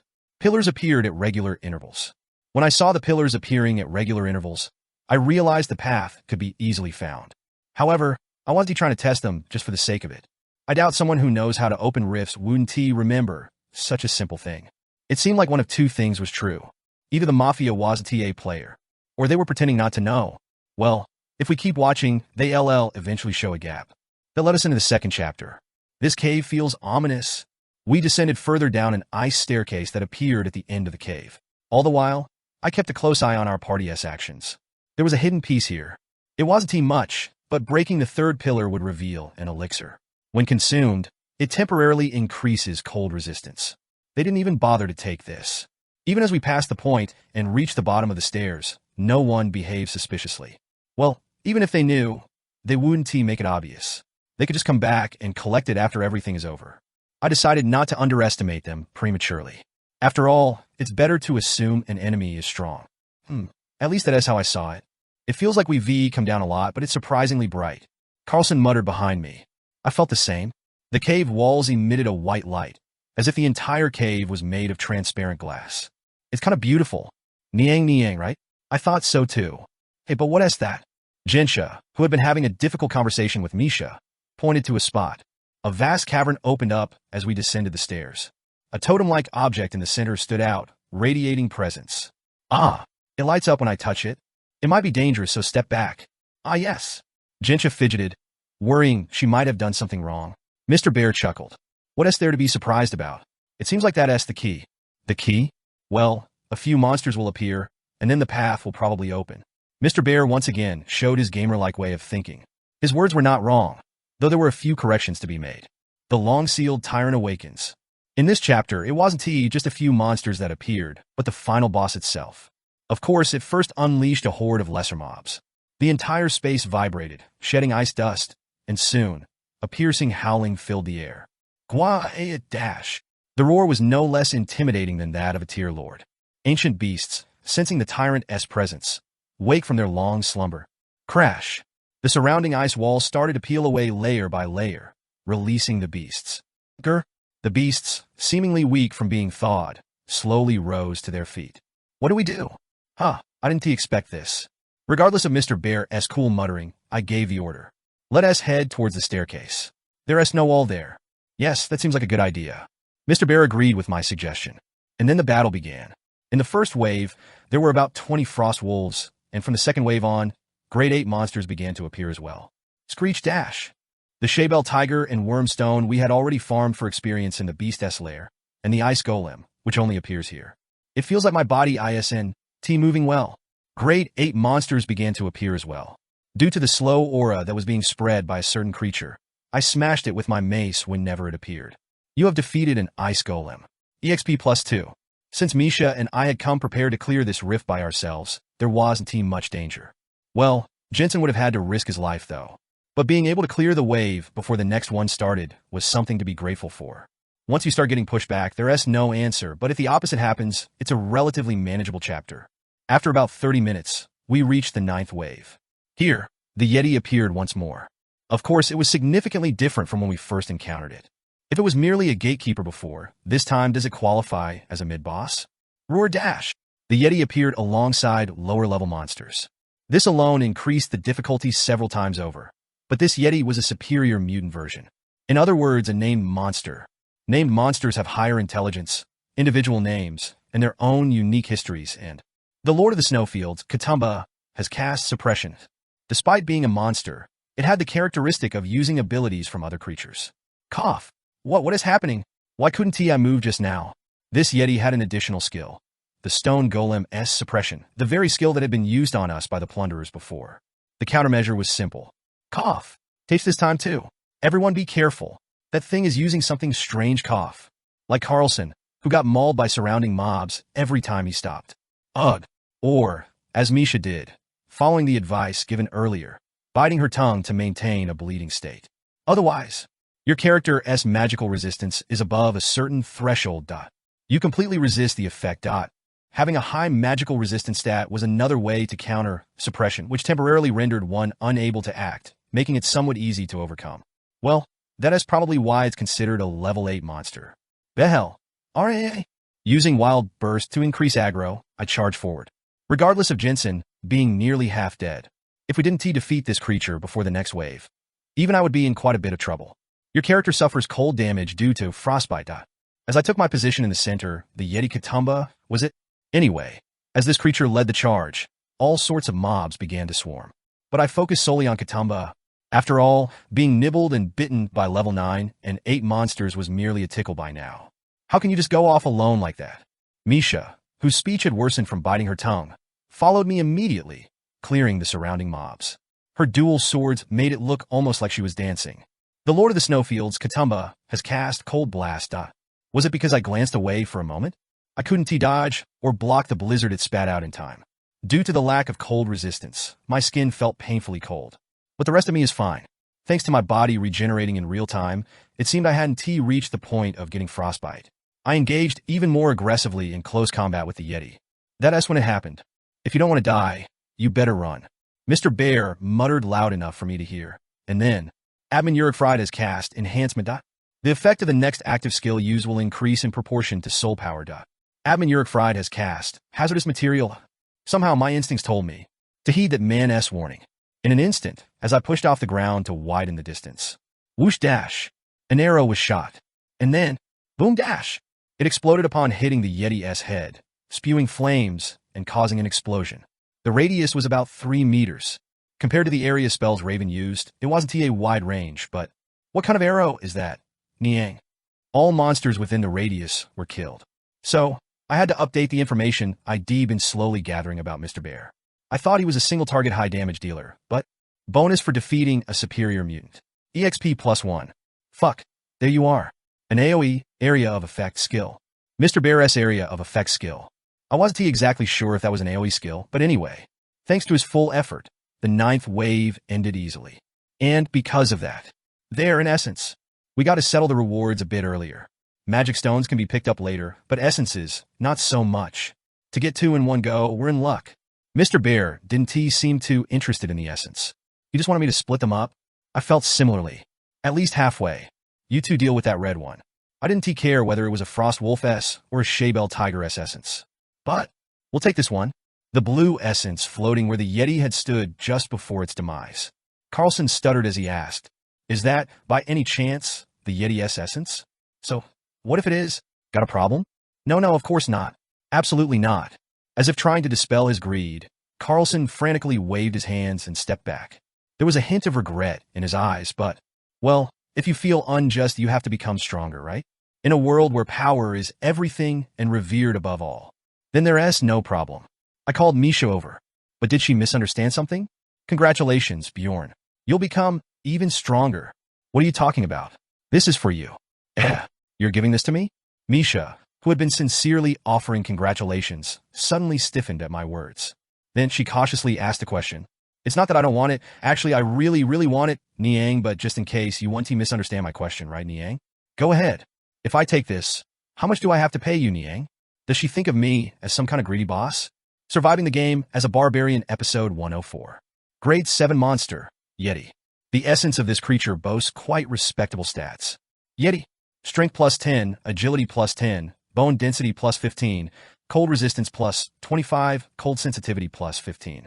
Firstly, it has 2 stats that are considered tier 1, and both bone density and cold resistance are defensive stats that are considered higher tiers. And to have cold sensitivity on top of that, this should be useful for a good few years. Sensitivity stats are core for elemental dealers like Misha, just as high strength increases physical damage. Based on the sensitivity stat, it adjusts the potency of the corresponding element. Really, she's lucky. I've felt it in the Witch's Forest. But Misha is the complete opposite of me. No matter what she does, things just work out. Even the fact that the Yeti's essence turned out to be blue speaks volumes. Frostbite, all attacks inflict additional cold damage, and targets hit have their cold resistance reduced. It's a passive, so it's common regardless of color. Cold condensation temporarily greatly increases cold sensitivity. But among all the Yeti's active skills, this is the one I wanted. I mean, cold burst isn't bad, but in terms of potential, there's nothing like this. Sigh, if only the base stats were better, it could even be used as a mere essence. Cold condensation really shines in the later stages of the game. Well, The problem is that the stat bonuses are too low, so it'll inevitably be discarded later on. If only the Yeti was a grade 5 monster, things would have been much better. It's oddly well balanced in such unnecessary aspects, this game. That's when it happened. How much is it exactly? Huh? How much are you taking for the essence, Niang? What is she still going on about this? As you know, I've spent a lot this time, so I don't have much, Niang. At this point, I was wondering what was wrong with her, but it wasn't unreasonable. The way essence distribution among explorers is quite merciless. When an essence drops, the first thing they do is look for someone to consume it. If a taker is found, they have to pay the party members an amount based on the average value, according to the guild. However, when there is no buyer among the team members, that's when it gets tricky. It's not because it's unnecessary, but because often no buyer can be found due to the high price of the essence. No, that's the overwhelming majority of cases. So, in such cases, they wait for the natural expiration of 30 minutes before resuming their exploration. It's a way of making sure you haven't done some random person a favor for nothing. Such are the explorers. However, Misha was lucky this time as well. Don't worry about the money. That kind of distribution is only for those who will part ways after a few meetings. Really, Niang? I'm a barbarian who knows how to invest for the future. For a safe exploration life, Misha needs to become an even better damage dealer. Then I'll take it. Niang? Why do you keep looking at me?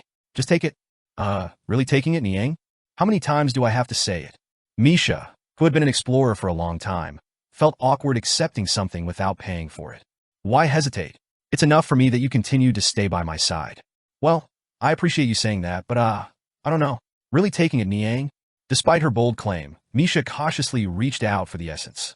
Misha Karlstein's soul absorbs. Yeti's essence. The essence, emitting a blue light, twirled into Misha's body. It's been 2 years, so does it feel strange, Niang? You'll get used to it soon. I decided to explain the Yeti's detailed information later when we had time, and turned to look at Jensen's group. It seemed they had finished their discussion. What have you decided to do about that? Carlson cautiously responded to my question. We decided not to take it. The outcome was somewhat unexpected. To discard an essence that had finally appeared, even by beginners? That's because Jinsha saw it drop from a frost wolf. And so, if it's from a frost wolf, I judged it to be an essence not suited for me. Yes, that's the conclusion they reached. I observed Carlson's expression closely and asked, do you know anything about frost wolves? Grade 9 monster, frost wolf.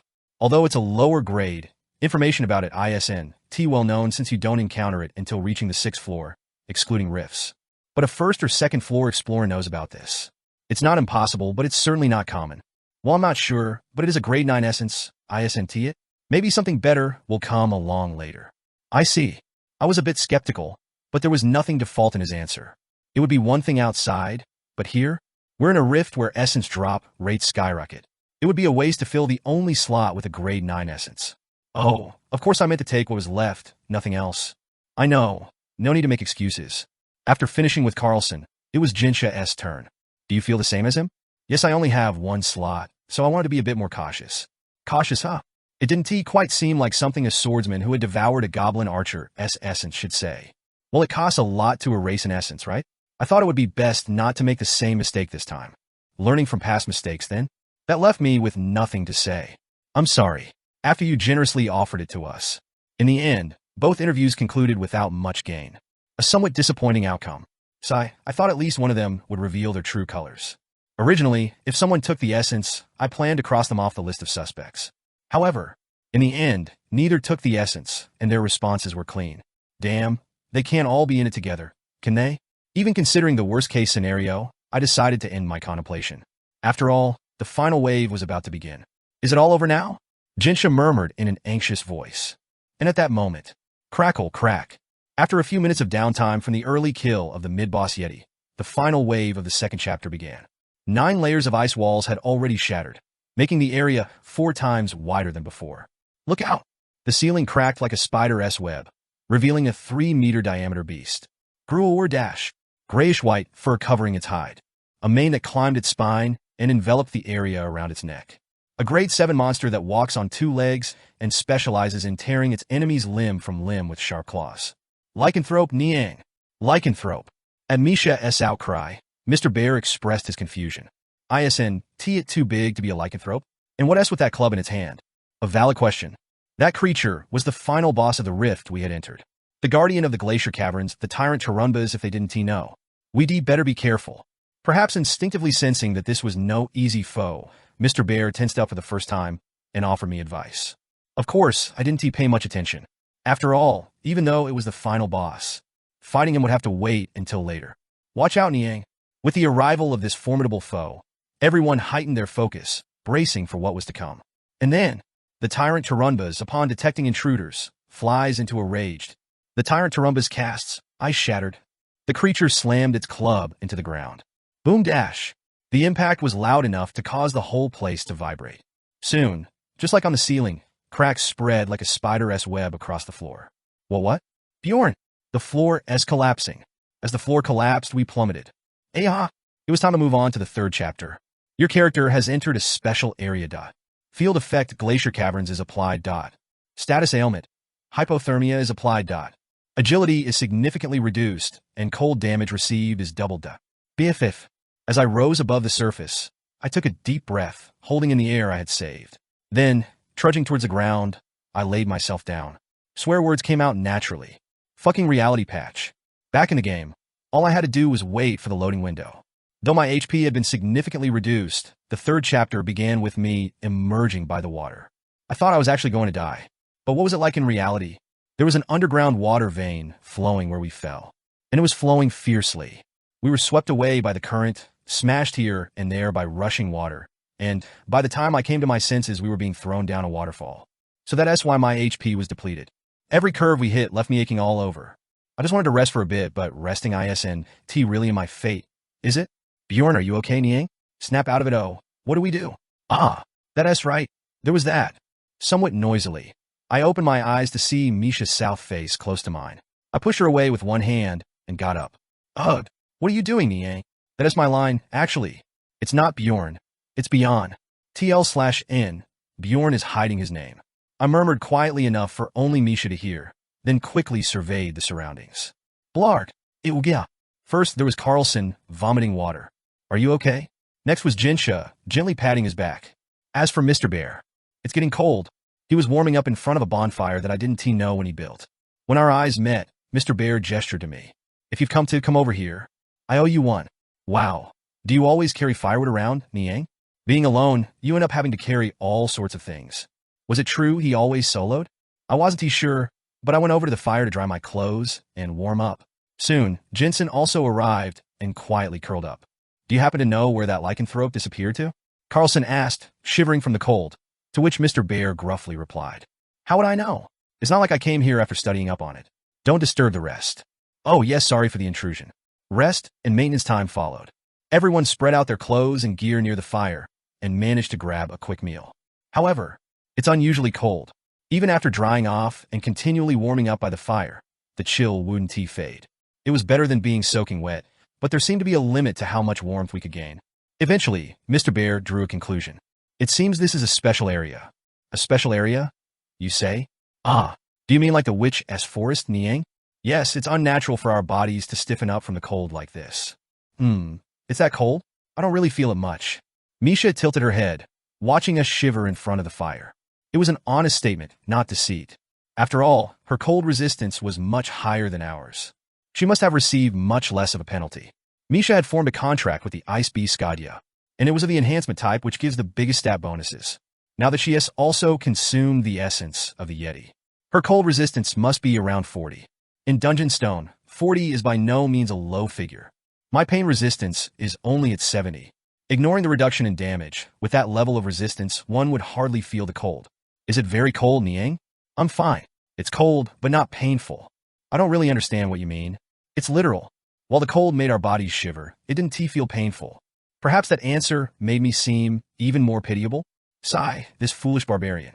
She fluttered the blanket that had taken the place of my drying clothes and made me an unreasonable offer. Come in here, then you'll feel a bit better, Niang. What is she on about? Phew.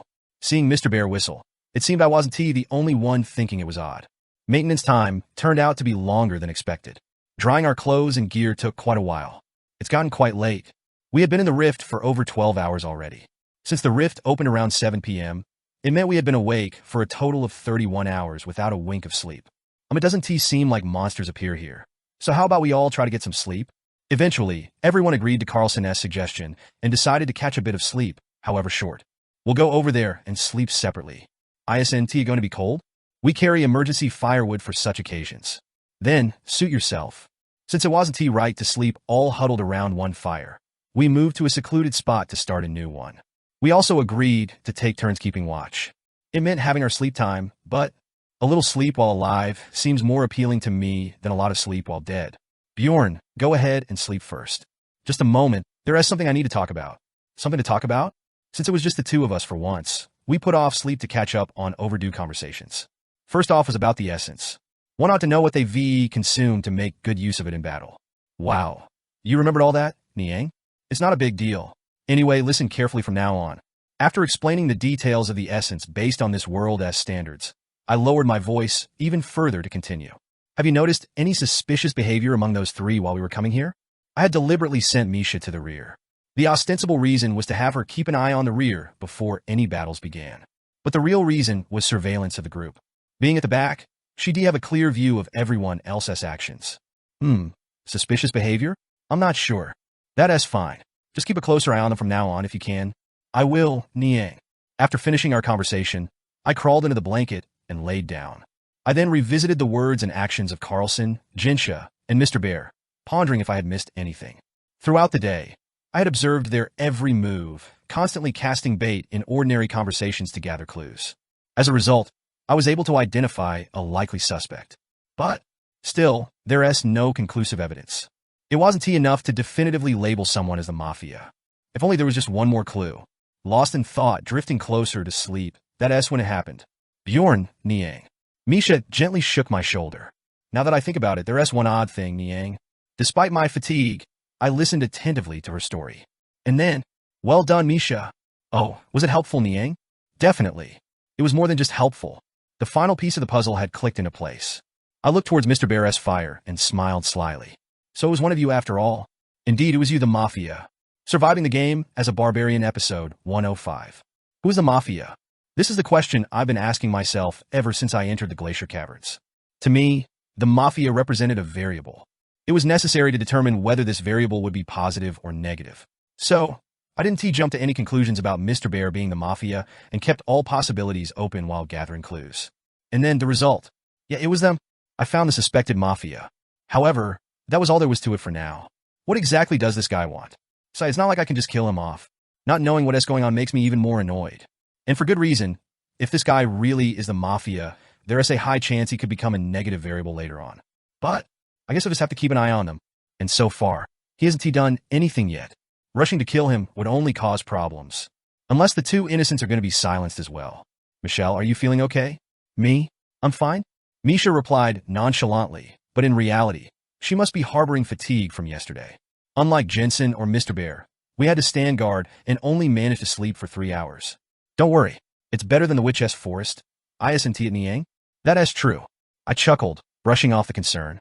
After surviving that ordeal, this much wouldn't shake me. Enough blabbering? Shall we get going? As soon as Mr. Bear spoke up, Misha hurriedly stepped back to her place. At the very back of the formation, a spot where she could immediately notice if anyone attempted any foolish acts. Without her, it would have been burdensome to play the role of a tank and stand at the front. Thud. I take the first step, and the others follow at a brisk pace. It feels different from 2D graphics when you're actually here. A dark ice cave.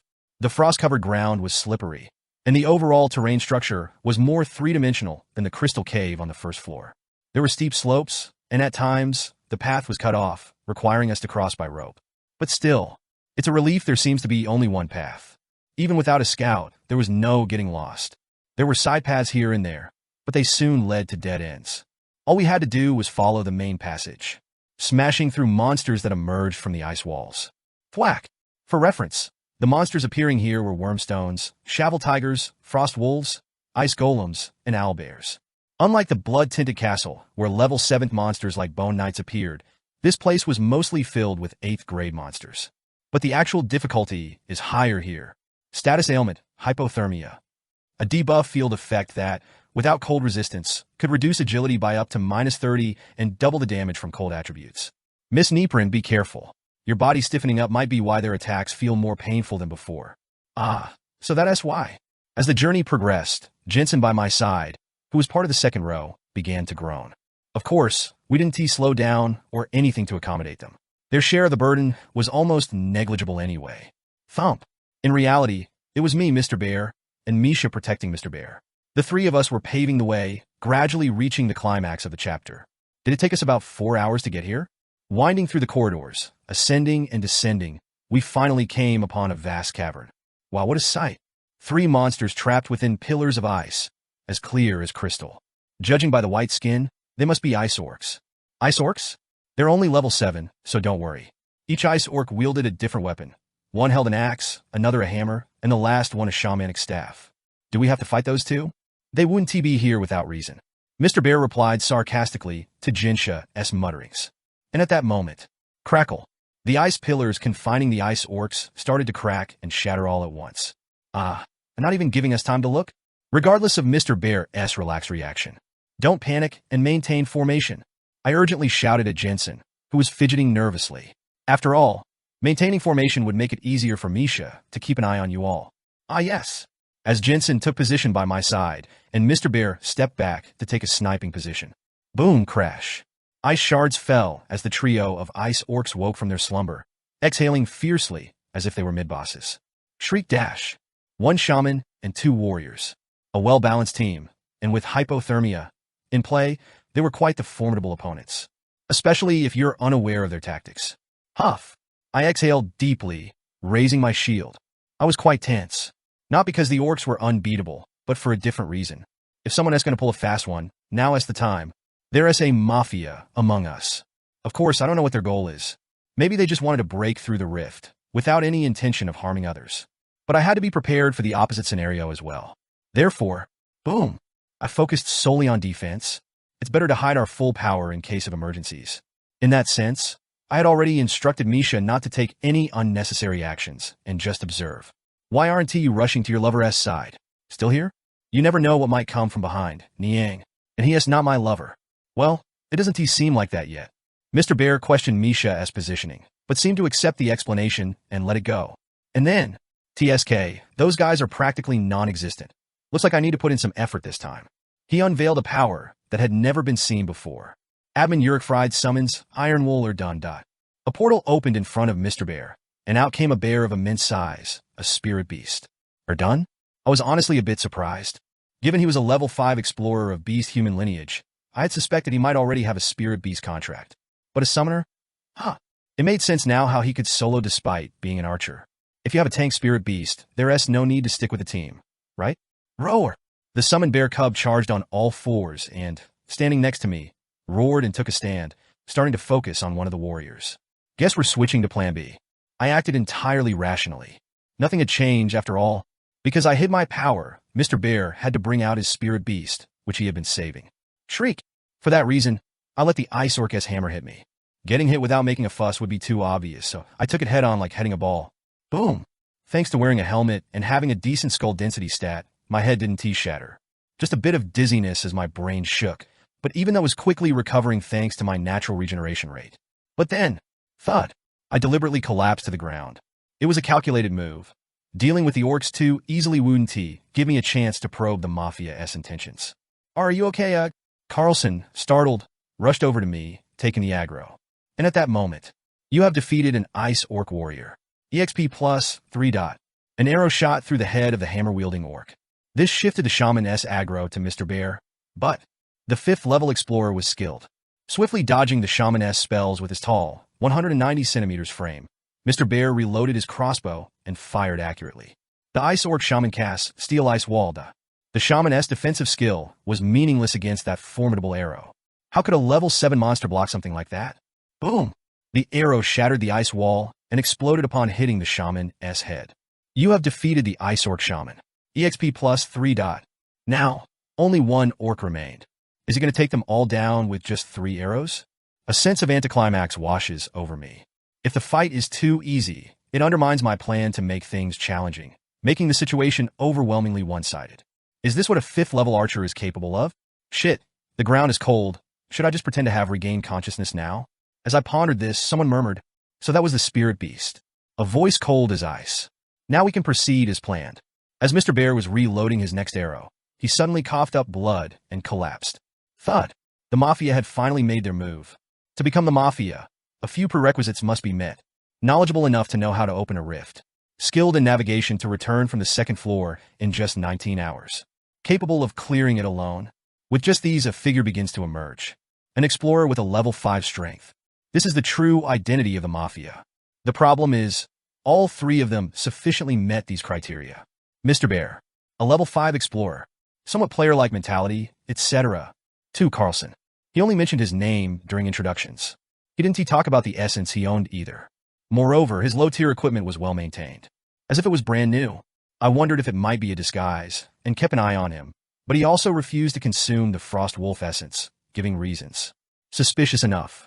Though, not as much as the next. 3. Genshin Niprin. Claimed to have received scout training and had a knack for it.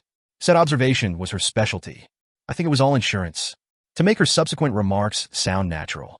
Do we have to kill that and go down? When we encountered the Yeti blocking the cave. It lights up when I touch it. In the second chapter too. I feel like my body ISNT moving well. When the mid-boss cast suppression. By the way, is it all over now?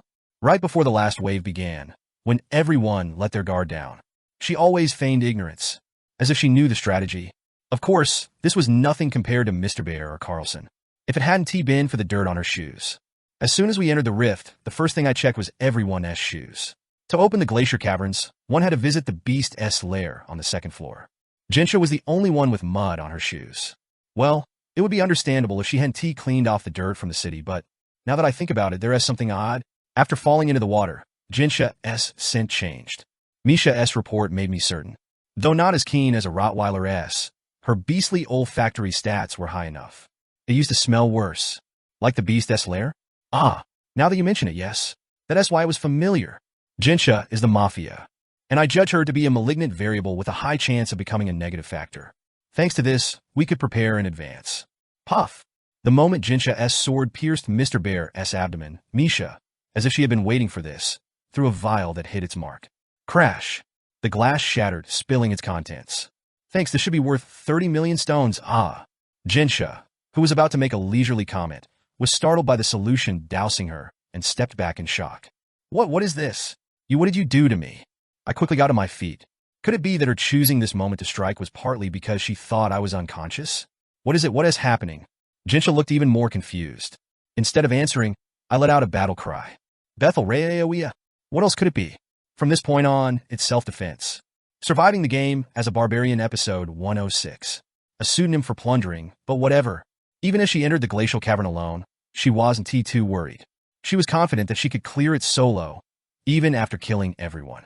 She bought the information that frozen breath would drop here, and she finished memorizing the strategy to tackle this place. However, I want to be a burden. I'm admin Yurik fried. Things went south from the start. I'm a rank 6 explorer, and Michelle is rank 7. We usually operate around the 4th floor. I see. I'm rank 5. A rank 5 archer, a rank 6 barbarian, and a rank 7 beast human. Why are these guys on the 1st floor at this time? It made no sense to her. Even though it was the first day the rift had opened, she had only expected a couple of rank 7 or 8 at most to enter. So what now?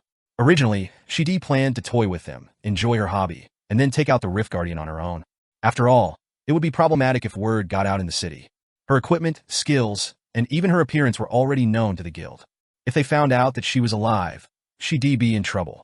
Going solo on them might be too risky. Should I just keep quiet this time and wait for the next time? At first, that seemed like a viable thought, but her perspective gradually changed. After all, life sometimes turns crisis into opportunities, doesn't it? Sigh, I can wait 3 months, but it would be a shame, wouldn't it? Thanks to her rich experience in plundering, she could roughly estimate their value with just a glance. That archer brat is worth 30 million, the barbarian 6 million, and that cat girl about 3 million. A total of 39 million stones. Pulling off a heist of this magnitude inside the labyrinth is no small feat, especially for a solo plunderer like her. Alright, let us do this. She began to formulate a new plan. Using the unique conditions within the rift, it seemed like she could make something work. The problem is this damn archer. The barbarian and the beast human, being of lower ranks and warrior types, didn't scare her. Lacking detection abilities, she was confident in winning even in a 2:1 situation. But one of them was different. Why is he so thorough? The archer, true to the mark of a higher-ranked explorer, was experienced. He tended to hide his abilities in front of strangers and always managed to shift his gaze to her whenever she tried to sneak into a blind spot. Even when making a campfire and resting, it was the same. The archer sat with his back to the wall, keeping her and Carson in his line of sight. He has not even a surveillance camera. And he didn't even care about that cat bitch behind him. Was it because they were both beast humans? The archer was particularly careful not to show any openings to Carlson and her. Of course, it wasn't because he didn't notice something. It was probably just a habit, a natural response honed through experience. This is why being human sucks. She waited patiently. And I've eaten the essence of a goblin archer, and since I was young, I've been trained as a scout, so I have a certain level of expertise with traps and mechanical devices. Just as she had introduced herself initially, she played the role of a novice, scattering any suspicions. And then, the moment she had been waiting for arrived. This time, I guess I'll have to exert some effort. The archer finally revealed a new ability. The 4 essences he possessed were already accounted for. Now, he unveiled the power of the spirit beast that she had been most wary of. Gah! A gray bear charged on all 4s with a roar. The moment she saw it, a smirk formed on her lips. The archer was a summoner, and not the kind with detection abilities, but a tanker-type summon that served as nothing more than a meat shield. Furthermore, as if heaven itself was assisting. Boom! The barbarian was knocked down by a hammer blow to the head. It seemed too easy for a rank 6 explorer to be taken down, but considering the reduction in agility due to hypothermia, it wasn't entirely unbelievable. Or perhaps, the claim of being rank 6 was a lie to begin with. In any case, the barbarian wasn't of much importance. Character has cast weapon transformation. She switched her equipment using a skill. A rusty sword became a poison-coated blade, and other parts of her gear transformed into specialized equipment for fighting against humans, collected piece by piece. And in that state, character has cast Beast Step, gains advanced stealth, and increased movement speed for 3 seconds. She activated stealth, the very essence of a goblin archer she introduced during her usual hobby activities. With a dash, though she sprinted with force, the beast step minimally reduced the sound of her footsteps. The archer, distracted by the orc, hadn't yet noticed her movement. Character has cast Vengeance. The first strike significantly increases penetration and slashing power, and inflicts the bleeding status effect. Her blade swiftly sliced through the target's abdomen. It was a surprising turn of events. Her intended target had been the heart. To think he'd react to that. Of course, it was a meaningless struggle. She felt the sensation of organs on the tip of her blade, and she had already applied deadly poison on it. Nothing would change. It would only make his death more agonizing. GUH! As she watched the archer vomit blood, ready to savor the aftermath. Crash! Something hit her head and shattered, spilling a sticky liquid. What is this? It turned out to be the work of the cat bitch. What have you done to me? As she realized something was amiss and stepped back, the barbarian, who had been knocked out, suddenly rose to his feet. What is going on? She couldn't understand. It hadn't even been 2 seconds since she used her skill and succeeded in her surprise attack. And with her extensive experience, she knew. When surprised, the usual reaction is to scream in shock and betrayal. That's the typical response. But what about this cat bitch? As if she had been waiting for this moment, she rushed in and shattered the bottle. And the barbarian, standing up just fine, he didn't ask why she betrayed them. There was no need to. Bethel Ray, he charged with a scream. Through this anomalous behavior, she deduced one thing. No, realizing would be the better term. Could it be they knew I would do this? It was just something wrong. Character has cast Beast Step. Stealth state is cancelled due to exposure to witch's lamp dissolvent.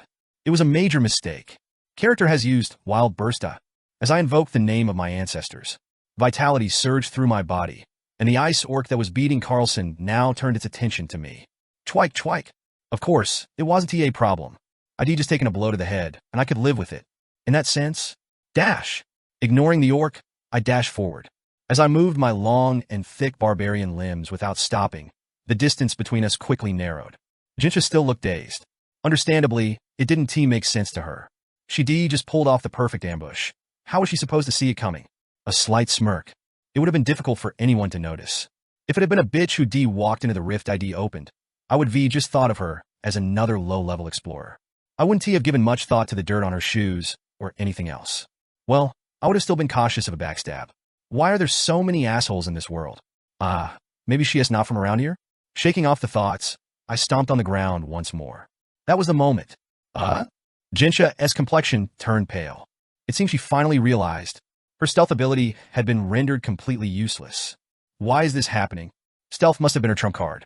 She planned to kill Mr. Bear first. Then, Using stealth, she would kill them one by one.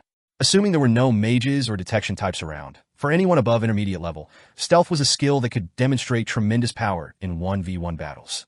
Essentially, it was an ability against which warrior classes could do nothing but be helplessly exposed. I had only one thing to say to her. Stupid bitch. If she wanted to keep her identity hidden, she should have been careful with her words. If she hadn't blabbered about consuming the essence of a goblin archer, I wouldn't have known about the stealth. Whoosh! As soon as I was in range, I swung my mace. But maybe relying solely on stealth was your plan? Jinsha agilely somersaulted to the side, dodging my attack. But then, there's a problem. She was heading towards where the cat was. You damn bitch, Niang. Ugh. Misha, who had been standing by, became the reason for Jinsha to inadvertently return to my side, while dodging Misha's slash. I figured she would dodge a grandiose mace swing. Therefore, thump! A shield smash after a long time. Like hitting a tennis ball with a racket, I smacked her face with my shield, sending Jinsha flying. But had she invested stats in defense too? Despite a satisfying feel to the blow, Jinsha didn't faint, but instead managed to balance herself in midair and land. Drip! Nose bleeding, she irritably shouted. You fucking NPC bastards. So, she was really a player. She is the second player I've ever met after Tarek and Lean, but nothing changes. Whether a player or a mere plunderer, those who try to kill me are all the same bastards. Bjorn, be careful. Huh. I was about to dash again, this time to smash the bitch's skull in, but Misha's shout makes me turn around and see an orc. Screech! Without grasping the situation, the orc was attempting to cleave my head with its axe. I wanted to take it head on. I turned my head. The giant axe blade then struck the shoulder of my Lydianium breastplate. Clang! It was a bit chilling to the bone, but not significantly damaging. So, I ignored it and continued my dash. After all, if she dies, the final boss emerges. Bethel Raya, like a tank bouncing off bullets. I run towards her with a loud roar, causing Jinsha to desperately flee away. In the direction of the entrance we came in, curious, I followed, and soon enough, Jinsha stopped in her tracks. Why is the wall? What is going on? I followed diligently, thinking there might be another factor at play. Was she just a fool after all? I couldn't help but smirk. Talking big about NPCs, yet as a player, she didn't even know this. Normally, in the third chapter, the ceiling collapses, blocking the path. In other words, she ran towards a dead end without knowing. So, I slowed down too. A cornered rat will bite the cat, they say. I needed to be a bit more cautious. Step. Shielding my upper body with my shield, I took slow steps forward. The passage was wide enough for 2 or 3 people, but I am a large and precious barbarian warrior. It seemed unlikely there would be room to bypass me. Clang. Well, even amidst this, the orc tried to hit me from behind again. Bjorn, I'll take care of this one. After Misha's shout, that concern disappeared. Don't kill it. Ha! Okay, got it, Niang. I took another step forward. Now, the distance between Jinsha and me was merely 2 meters.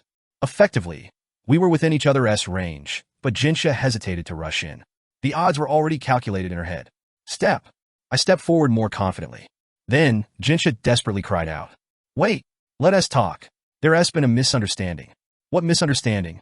She just wanted to buy time. Seeing her sword glow red earlier, it seemed like she used vengeance.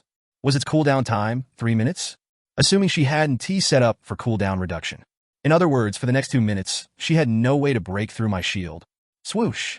Perhaps it was just a ploy to divert my attention. She interrupted her plea and swung her blade. Clack, thump. I quickly blocked it with my shield and smashed her wrist with my mace. Her wrist bent unnaturally as the blade fell to the ground. Clang. It seemed like a checkmate. Unless she had another skill or piece of equipment that could turn the tables in this situation. But I couldn't be sure yet. It's better to eliminate any variables. She might have a self-destruct mechanism hidden. A misunderstanding, you say? Explain. Really, will you believe me? If it's a story with a reason to be believed. Jinsha's eyes went blank at my words.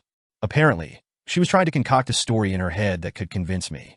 Or, even if she couldn't convince me, she wanted to try and buy time with a plausible story. I don't know if you'll believe. The moment Jinsha opened her lips, I swung my mace at her head. Thump.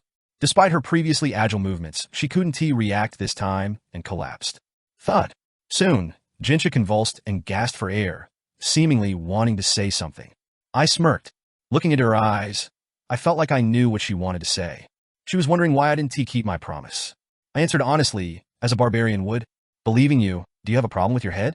Of course, it was all bullshit. Adding one more chapter for free. Surviving the game as a barbarian, episode 107. Don't run away. Hang in there. Misha and Carlson were busy dealing with the orc. It would have been easy to just kill it and be done with it, but they couldn't do that on my orders. I guess I wouldn't have to worry about that for a while. I quickly removed the equipment from the unconscious Jinsha. A leather top made from tier 2 materials. Boots with blades that sprang out as I was removing them. Wrist guards that launched hidden weapons when pressed, and so on. Looking over each piece of equipment, I realized they were more focused on humans than monsters. As I shoved them into my backpack, I couldn't help but smile. I guess I can just give some of this to Misha, saving me some money. Jinsha's equipment was quite decent. Among them, the crowning piece was a sword. A long sword that gives off an expensive feel to it, right from the hilt. Wait, isn't this a numbered item? I paused to take a closer look at the sword before putting it in my backpack. A blade glowing with a greenish hue. If I'm right, this is number 5991 Viper S Fong. It doesn't have any usage effects, but it greatly boosts piercing power, doubling the poison damage inflicted through the sword. Well, I'll have to get it appraised to be sure. It seems I've come across something valuable. Viper S Fong is a core item. It's not a class weapon, but if one follows the venomous path, it's more than useful up to the mid-late stages. Naturally, it's expensive regardless of the number. If it really is the Viper's Fong, I should let Misha use it until I decide to sell it. With that thought, I pushed myself to my feet. Now that the looting was done, it was time for a conversation. There were a few things I wanted to ask after all, but first, I had to prepare for the conversation. Thwack! I brought down the mace. The target was the ankle. Since I had collected all the equipment worth anything, there was no hesitation. As soon as her thin, white ankle was crushed, Jinsha jumped like someone who had been electrocuted. I crushed the top of her chest with my foot, pinning her down, and, no please. Thwack! I did the same to the other ankle. One wrist had already been dealt with, so now only the left wrist remained. As I changed my stance, our eyes met. Has she ever done something similar? She seemed to know what I was about to do. Please no more, I'll do anything, just don't do this. Really? Then stay still. Let us finish this and then we can talk. I raised the mace above my head. Don't do it. I want to resist. Please, let's just talk. Just wait a moment. Thwack! Aya! Jinsha's scream echoed loudly once more, finally creating an environment for dialogue. Her limbs were crushed, and all her equipment had been removed. So, I could proceed without worry. Did I remove everything? Use weapon transformation now. Although it's beginner-s equipment, the bitch still has some equipment left for swapping. However, at my request, Jinsha stops moaning in pain and just stares at me blankly. How am I supposed to do that? What do you mean, how? Is there another skill that changes equipment all at once like that? Instead of answering, I lifted my mace again. At this, Jinsha's complexion turned even paler. She must have realized it now. The only thing left to crush is that little head of hers. I'll do it. Soon enough, Jinsha's body was outfitted with new equipment. Ordinary equipment that might total around 500,000 stones. I stripped these as well and put them in my backpack. Now it was time to move on to the main subject. I have some questions. Anything. First, I confirmed what essences Jinsha owned. There were a total of 4 essences. The Iron Knight S, Weapon Transformation, Dinictus S, Beast Step, Saint Assassin S, Revenge, and Poison Infusion. I was wary it might be a self-destruct mechanism, but the last essence was Poison Infusion of Hobgoblin, which Misha also possessed. To sum up, 2 level 6, 1 level 5, and 1 grade 7 essence consumed. She had been cultivating quite ambitiously. It's a pity that all that cultivation went into plundering. Or, thinking about it, did she just find her true calling? By the standards of an explorer facing monsters, Jinsha would only be rank 6. However, specifically for 1v1, she would definitely surpass level 5. Is that all? I would have answered if you just asked. What are you saying? We're just getting started. I immediately moved on to the next question. Why did you attack us? My information is out there in the Explorers Guild, so I wanted to silence you. So, you intended to kill anyone who entered. Jinsha closed her eyes tightly and nodded. By this point, one might expect her to give up and ask to be killed, but she never said such a thing. Not that it would change the situation. Why did you open the rift then? It seems like you don't have any essence slots left, so if you hadn't entered, there would have been no need to silence anyone. It was because of the heart of the snowfields. I heard that item only appears here. So that was the reason. And I wasn't worried about the silencing part. I thought you'd be rank 8 explorers at best.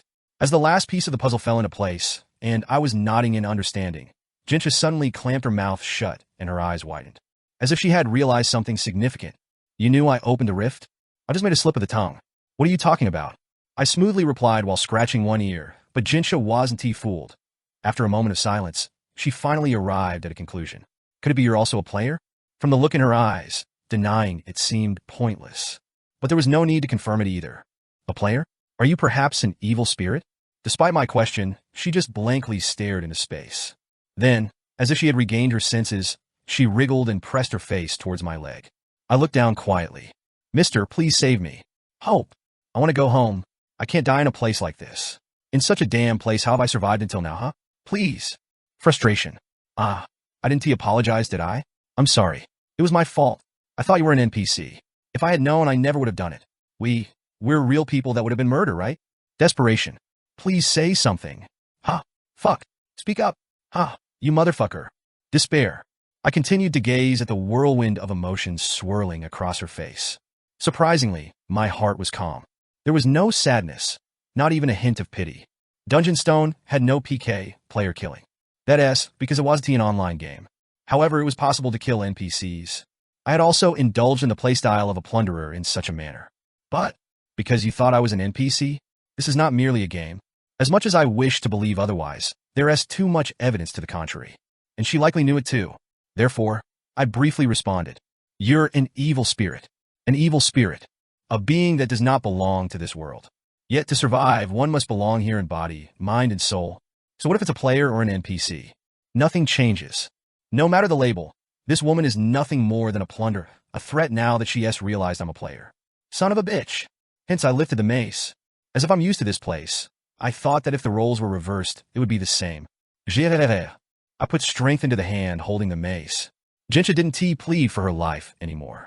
She just glared at me with venomous eyes, as if to memorize my face, to curse me even in death. Ugh. With each ragged breath, her chest rose and fell rapidly. Even without listening closely, I could sense how fast her heart was beating. I realized something. It seemed she was only left with venom, but there was still one more thing. Fear. Soon, Jinsha closed her eyes. She let go of her hatred and began to find peace. What could she be seeing beyond those tightly closed eyelids? Mom. Before she could say more, I brought down the mace. Thwack. Flesh and blood splattered. Every twitch of her fallen body made blood gush from her nose and mouth. Of course, it didn't last long. Soon her body came to a complete stop. I let out the breath I'd been holding and turned away. Achievement unlocked. Condition: first player killed. Reward: mental fortitude permanently increased by +1. This was my first time killing another player. I stomped away, trying to erase my feelings about it. Thud. Whether the act was easy or difficult. Whether I felt excitement instead of fear from the blood and flesh. Was I disgusted with myself for hoping what she might see upon opening her eyes, if only her eyelids weren't closed? Or whether I felt miserable at my own corruption growing in this barbaric body. The emotions didn't matter. Thud. It was something that had to be done. On the first day I awoke in this barbaric world, the path I decided to walk was that kind of path. What were you doing that you only got here now, Niang? I thought something terrible had happened. As I emerged from the cave, leaving Jinsha's corpse behind, Misha scolded me. Well, I did try to wrap things up as quickly as possible. Only about 3 minutes had passed. Please help. As Misha glanced over at me, Carlson, being overwhelmed by the orc, cried out desperately. However, I maintained my stance as a spectator. Misha, you can finish it off now. Is that okay now, Niang? Yes, try using the new ability you acquired. I haven't used it even once before. That's why I'm telling you to try it. We don't have any other mafia around, right? An ice orc would be a perfect opponent for it. Ugh, I can't hold on any longer, As Carlson blocked another axe blow with his dented shield, Misha closed her eyes. Then, she activated her skill. Misha Karlstein has cast Enhancement. A faint white light appeared above her hand. The active skill of the Grade 7 monster Vital. Normally, Misha would use Poison Infusion as her basic combo, but Misha Karlstein has cast Cold Condensation. Blue particles, as if separating from the air around, seeped into Misha's body. Cold sensitivity significantly increases. Feeling that something had worked, Misha opened her eyes. And then, whoosh! With a fierce swing of her sword, she sliced the orc's wrist that was about to attack Carlson. Slash! It might have been too much to cut through the bone in one go. The orc's hand holding the axe dangled, partially severed. But my focus was elsewhere. Screech, screech! The wound on the wrist opened by the sharp blade. However, no blood flowed out. The wound turned red and froze, covered in frost. A frostbite? Cold attribute stops bleeding. This may seem like a disadvantage, but it also stops regeneration, which can be quite useful depending on the type of enemy. It also restricts movement, which is a plus. Screech, screech. Of course, the ice orc, with its high cold resistance, only had its wrist area frozen. But for a regular mob, it might have been different. The frost could have spread from the wrist to the elbow. If the monster had negative cold resistance, it might have even been frozen solid. Because Misha hasn't got used to it yet. In that sense, Misha, aim for the neck this time. Okay, Niang. Misha's sword lodged in the orc's neck. Given the orc's high bone density stat, it was difficult to slice through in one go. But as the neck area froze, the orc stopped moving and began to shiver, standing still. It seemed the cold reached its brain. Crack! Having confirmed what I needed, I rushed in and shattered the orc's head with my mace. As I did, the cave shook and ice dust started to fall from the ceiling. Also, the roar I had heard before reverberated. Rower dash. What is that? What else could it be? It signals the start of the 4th chapter. The tyrant Tarunbas, awakened from a long sleep, has regained all his power, having unexpectedly engaged in PK, player kill 2. Now it's time to defeat the boss and leave. Surviving the game as a barbarian, episode 108. Baby Barbarian 1. I sent Carlson to the rear, and just as all the preparations were completed, boom! The ice wall in front of us shattered, revealing the creature. Tyrant Tarumbas, the guardian of the glacial cavern, based on a level 7 monster lycanthrope. Roar. This creature had several distinctive features. It's about 1.5 times the size of a normal lycanthrope. It has the same basic skill set, but twice as many stats. And not to mention the ice club it wielded. Tyrant Tarumbas casts Ice Shatter. As soon as it appeared, it slammed the ice club into the ground. Ice Shatter, a skill that was originally intended to provide damage bonus to enemies in frostbite or freeze states. However, within the glacier cavern, it's a bit different. The vibrations spread through the ground. Unlike in the 2nd chapter, the floor didn't collapse, but the ice walls crack open and a dozen frost wolves awaken. Bjorn, this one is different from the regular lycanthrope, Naya. Well, it's beyond, but there is no need to correct it since the Mafia is dead. Bethel, Rhea. I use Wild Burst to attract the creature's aggro. I parry the incoming club with my shield. Boom! A heavy impact, followed by a bone-chilling chill. A thick layer of frost formed on the surface of the shield that deflected the club. Not a unique ability of the lycanthrope, but the effect of that ice club. Growl! What? Meanwhile, the frost wolves who had regained their senses began to pounce at me, scratching and biting from all sides. Even taking into account my hypothermia, the damage from these level 9 monsters was negligible. Well, it'll be different when the 2nd wave starts. But there is no need to worry since I plan to end it in the 1st wave. Now, while giving instructions to Misha, I took out an object I had prepared in my belt pocket and chewed on it. Character has consumed Thunderherb. For 10 seconds, electric attribute damage slightly increases. Thunderherb, a doping type consumable that temporarily increases all electrical attribute damage. Before the duration of the effect ended, I tore up a lightning scroll I was holding in my mouth and activated it. Zap! A bolt of lightning strikes the nearest enemy and cascades to nearby enemies. It was a cheap, low-grade lightning scroll, so even a frost wolf would be difficult to kill in one hit. Tyrant Tarumbas has been afflicted with paralysis. That was enough to freeze it in place. It's because this creature has negative lightning resistance. This was a trait that didn't apply to normal lycanthropes, so only this one was uniquely weak to lightning. It's a bit puzzling why a cold and beast-type monster would have a weakness to electricity. Tyrant Tarumbas casts Indomitable. He then used his 2nd skill, Indomitable, to remove the paralysis status. But it didn't make much of a difference. It's just a dispel, not immunity. Just do it again. Boom! A stone thrown by Misha exploded. In the game, it's called Storm Explosion, what I usually refer to as lightning bullets. Tyrant Tarumbas has been afflicted with stun. 7 lightning bullets thrown generously exploded in succession, making Tarumbas completely roll back its eyes. And with that, Indomitable becomes useless. Stun is considered a mental status ailment, not a physical incapacitation like petrification, paralysis, or freeze. In less than 3 seconds, the creature described as the final boss was incapacitated and fell to the ground. What followed was straightforward. Just as when I was pounding Death Fiend, all that was needed was to run up and strike its head. All I had to do was run up and strike its head just like I had done to the Death Fiend back in the day. Thud! Thwack! Thud! Crack! Crunch! As Misha and I used weapons enchanted with the lightning attribute to deal damage. The creature's body soon disintegrated into particles and scattered. Tyrant Tarumbas has been defeated. EXP plus 3. Guardian defeat bonus. EXP plus 3. The whole ordeal took about 10 seconds. The effect of the Thunderherb had just worn off by the time the creature died, so there wasn't much of an error in timing. I calmed my pounding heart and checked the spot where the creature had died. What's this? Carlson, who had been watching from a distance, let out a deep sigh. Misha wasn't much different. Unlike in the blood-tinted castle, there were no rift stones or numbered items, but, Bjorn, is this the one? An essence appeared. I'm supposed to eat this, Niang? I didn't understand her reaction. From the beginning, when the distribution with Mr. Bear was decided, the Guardianess essence was meant to be Misha's share. No, that's okay, but I thought you were only joking, Niang. After all, we weren't the only ones who entered. She thought I would take it away later. What kind of image does she have of me? Enough. Eat it before it disappears. Eek! I was too lazy to talk at length, so I slapped Misha on the back and pushed her forward. And while Misha was adapting to the new essence, I approached Mr. Bear, who lay motionless on the cold ground. I couldn't help but feel a bit sorry. Even as I prepared for the worst, I never expected him to end up like this. What? I froze as I was crouching down. Surprisingly, Mr. Bear was still alive. Not just clinging to life, but it seemed his consciousness was fully intact. As soon as I approached him, he stiffened and tried desperately to say something. It's been at least 4 minutes, right? When I realized that Jinsha's sword was the Viper-S Fong, I was thinking that he must have died long ago. And the conversation I heard earlier convinced me. Carlson, I'll take care of this here. You check on that person first. There must be a potion in his bag. He is already dead. While I was having the discussion with Jinsha, I overheard the conversation outside. That's why I dealt with the orc first, and then the final boss before coming here.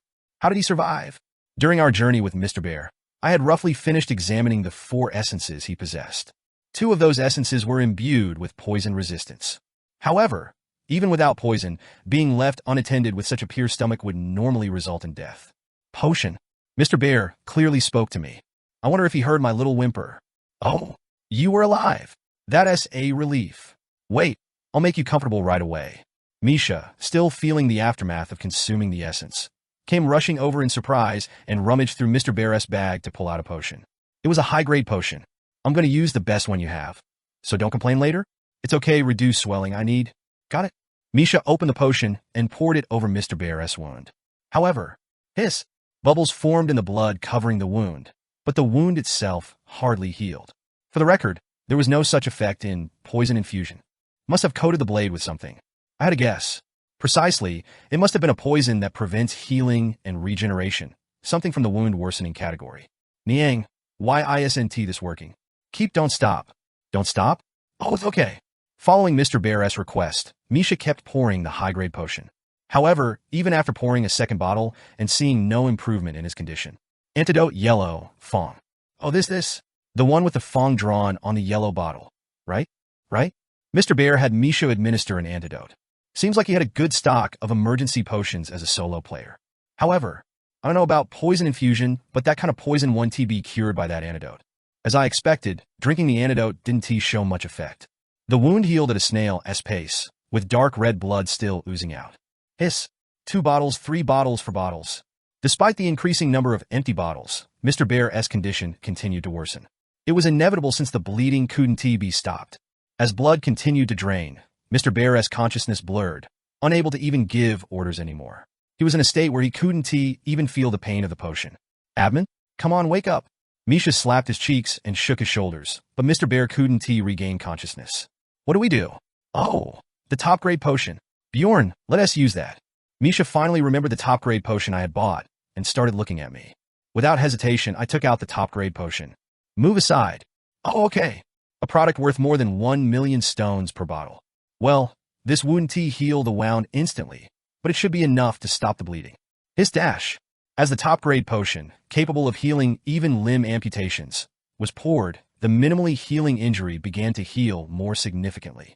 The bleeding stopped, and his breathing stabilized. Of course, he was still in a dangerous state, so we continued to pour the high-grade potions. 1 bottle, 2 bottles, 3 bottles. For the record, these weren't mine, but all came from Mr. Bear's bag. I never understood why he would carry around 10 high-grade potions but not a single top-grade potion. It didn't seem like a matter of not having enough money. It seems we can stop now. After emptying an additional 5 bottles of high-grade potion, the wound had healed by more than 2/3. So, I also stopped the treatment. With this much healing, his life wouldn't be in danger, and it seemed more logical to wait for the wound worsening effect to wear off before finishing the treatment. The bear screamed in agony as the nerve cells in the middle of his body regenerated and fainted. I slowly stood up. You've had a tough time. Carlson, making eye contact, said that to me. Tough time indeed. Now that I think about it, we haven't distributed the loot yet. With the rift over, I distributed the magic stones. I think your math is a bit off. After dividing the obtained magic stones by grade and giving Carlson his share, he hesitantly questioned it. He is a strange one. It's not like I gave him a little, I gave him a lot, and he reacts like this. Just take it. You didn't even get to consume an essence. Carlson's share was originally only 5%. Well, it increased to 10% with Jinsha's death. But I gave him 20% of the magic stones. It was hush money. If you feel burdened, just make sure not to talk about today's events anywhere. Oh yes, understood. Whether he'll actually keep that promise, I don't know, but it's better than not making it at all. But why did Jinsha do what she did? Is there ever a reason for plundering other than money? It seems like this wasn't her first time. I see. After receiving his settlement, Carlson left the rift through a portal. After experiencing so much, it seemed he had no desire to stay here any longer. I smirked at his departure. This place. Mr. Bear had regained his consciousness. Surviving the game as a barbarian, episode 109. Even using a top-grade potion. The awakened Mr. Bear had a complex expression on his face. He was happy to be alive and all, but he felt a little off. Well, I probably have an idea why. If he had died, how much would we have gained? He must be worth about 30 million stones. 30 million stones. Although it wasn't an exact figure, given Jinsha's extensive experience with plundering, it was likely close to accurate. Mr. Bear, who was familiar with an explorer's instincts, muttered quietly. I was lucky. I agreed with him. Indeed, how many explorers would choose to save someone in such a situation, rather than waiting for them to die? About 5 million stones should do. Aren't top-grade potions worth about 1 million stones? Is that so? Then I must have been swindled by the merchants. Mr. Bear was momentarily stunned by my cheeky attitude, but then burst into laughter. Indeed, the value of goods changes depending on the situation. Like a seasoned rank 5 explorer, he understood exactly what I meant. 5 million stones, that's a reasonable price. I'm glad you think so. What the hell are you two talking about? Just stay out of it. We're having a grown-up conversation, but I don't have that kind of money right now. I'll pay the 5 million stones when we return to the city. In the meantime, I'll leave this item with you, and I'd appreciate it if you could return it to me after I've paid. Mr. Bear took out a skull-shaped bracelet and handed it to me. It's a numbered item. I've only used it once just now, but it's still worth over 5 million stones. He briefly explained the item, but even without the explanation, I knew what it was. Number 76, 11 Necromancer's Deceit. When the wearer receives fatal damage, they enter a state of suspended animation and become immune to damage for a period of time. It breaks after 3 uses. So that is how he survived. I asked if he would consider just giving me the item instead of the 5 million stones, but Mr. Bear insisted it was only collateral and that he would pay in cash later. Don't even think about running away with it, Bjorn, son of Jandel. How did he know? When I flinched, Mr. Bear smirked. I've heard about a barbarian traveling with a beast human, and the lady here has mentioned your real name a few times. Oh, did I do that, Niang? Don't worry. I understand not wanting to attract attention. I want to go around talking about it. That was a relief. I didn't care much about other things, but if the dwarf heard about it, it could get annoying. We had left on the pretext of taking on an escort mission, after all. So what happened? Is that bitch dead? Did you two take down the Guardian? Having settled the matter of his life debt, Mr. Bear asked about what happened next. There were too many details to explain, so I simply nodded. Fortunately, Mr. Bear, being an explorer, didn't pry further. Bjorn, little Balkan, son of Jandel. I thought your stories were exaggerated, but seeing today's events, maybe they weren't. The fact that we had taken down the Guardian together was surprising to him. Anyway, we arranged a time and place to meet in the city later, and I distributed his share of the magic stones, by which time all his injuries had healed. Bjorn, son of Jandel, and Misha Karlstein, thank you for saving me. I will not forget this kindness. With those words, Mr. Bear stepped through a portal and left the rift. He really was a cool guy until the end. After Mr. Bear left, I took some time to examine the Necromancer's Deceit. 2 of the 3 gems on it were still glowing, meaning it had 2 uses left. I'll just wear it and return it when the time comes. Just in case, I wore it on my wrist. Given the uncertainty, I decided to wear it on my wrist. Mr. Bear's words about making sure to return it resonated with me, but, well, as long as I use it wisely and return it, it should be fine. Setting aside that issue, I took a moment to reflect. 5 million stones. For a top-grade potion, it was a decent compensation, though it paled in comparison to the 30 million stones we could have gained. I've really become quite the barbarian, haven't I? To say I wasn't tempted would be a lie. After all, I didn't even have to lift a finger. By simply waiting, I could have gained a fortune sufficient to enhance my spirit engraving to level 6 in one go. But I chose to heal his wounds with a potion. It wasn't due to some philosophical dilemma about letting someone die for money when I could save them, making me no different from a plunderer. It was because of Misha. Why? Why are you looking at me like that, Niang? It's making me nervous all of a sudden. It's nothing. Regardless of my ethical standards being utterly corrupted, I decided it wasn't the right thing to do with a companion by my side. However, now that it's all over, I wonder, what if I had been alone? It wasn't just about indulging in wealth and luxury. In this world, money is power akin to life itself. Had Misha not been there, facing such a massive temptation, what choice would I have made? No need to worry about that now. Whether I want it or not, as I continue my life as an explorer, such a moment will come. With that, I ended my reflections and packed up. Aren't we leaving, Niang? Leave? Where to? There were two things to take care of. I took Misha with me and moved along the ice pathway.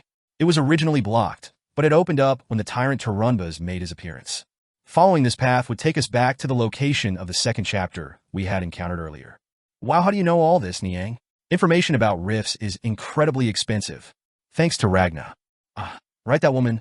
Misha accepted the explanation, attributing it to Ragna's library. She tends to believe things when I say I've read them in a book, probably because she doesn't read much herself. Boom dash. After arriving at the second chapter, we climbed the stairs in reverse and destroyed the third pillar from the top. I had missed an item that grants one-time resistance to cold because I was too focused on observing the mafia. Character has consumed a magic-infused ice shard. Cold resistance permanently increased by +3. I consumed it since Misha already had sufficient cold resistance. The next one I planned to give to her.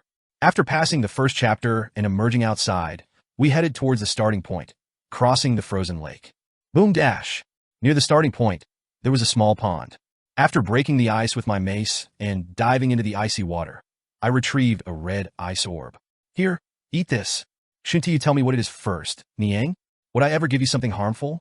Still, after a brief explanation, Misha, shedding her apprehension, chewed and swallowed it. Misha Karlstein has consumed in frost essence. Cold sensitivity permanently increased by +3. The frost essence is actually the signature of the glacier caverns. Not only does it increase sensitivity, but it can be consumed up to 3 times, making it a staple for those developing their ice skill tree in the early stages. Next time I clear this, I'll have to start here. Diving had made us quite cold, so we lit a fire to warm up. We were dressed in the clothes we had laid out to dry. So, that's the end then. Oh, are we finally leaving? What do you mean? I took a blanket out of my bag. Why are you taking out a blanket, Niang? Didn't we barely sleep last night because of taking turns keeping watch? Let us rest a bit before we go. Truth be told, there's south no place safer than a cleared rift within this labyrinth. It might be a bit cold. It's south the perfect place for a good rest. Don't worry, there is no one here but us. Oh, okay, Niang. So we're just resting for a bit? Yes. It's cold, so come here. Let us share the blanket. Should we, Niang? The cold breeze brushes against our noses. The warmth of the campfire. As night falls, the dark blue Milky Way stretches across the sky, twinkling above us. And within that moment, are you asleep, Niang? Now, are you sleeping? We close our eyes for a bit. You have entered the first floor crystal cave. Level 5 explorer, Admin Yurkfried. He opened his eyes in the crystal cave and let out a deep sigh. Only then did it truly hit him. I made it back alive. After a certain incident, he had left the team he had been with for a long time and had been operating solo. During that time, he faced many crises. After all, this labyrinth was not a place to roam alone lightly. But never had he faced such danger. Had he literally been on the brink of death, only to narrowly escape? I was lucky. He felt it again as luck.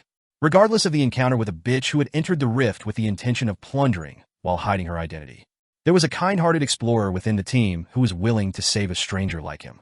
And that person had a top-grade potion. What were the odds of that? I should make an offering at the temple when I get back. No matter how many times he thought about it, it seemed like a miracle. As he savored the afterglow of survival, he shifted his thoughts. Jandel's son, Bjorn. Lito Balkan. He had heard that name several times in the city. At the time, he and T thought much of it. Just another unique individual, he supposed. For him, a rank 5 explorer, an explorer with a nickname wasn't unusual. But an interesting guy, that is for sure. He was different from the typical barbarian. Seemingly simple, yet experienced, quick-witted, and skilled in negotiation. If anything, he resembled a barbarian who had spent a long time as an explorer. Pure but not naive. That is probably why he could sense it. The dark intentions of that bitch he hadn't even been aware of.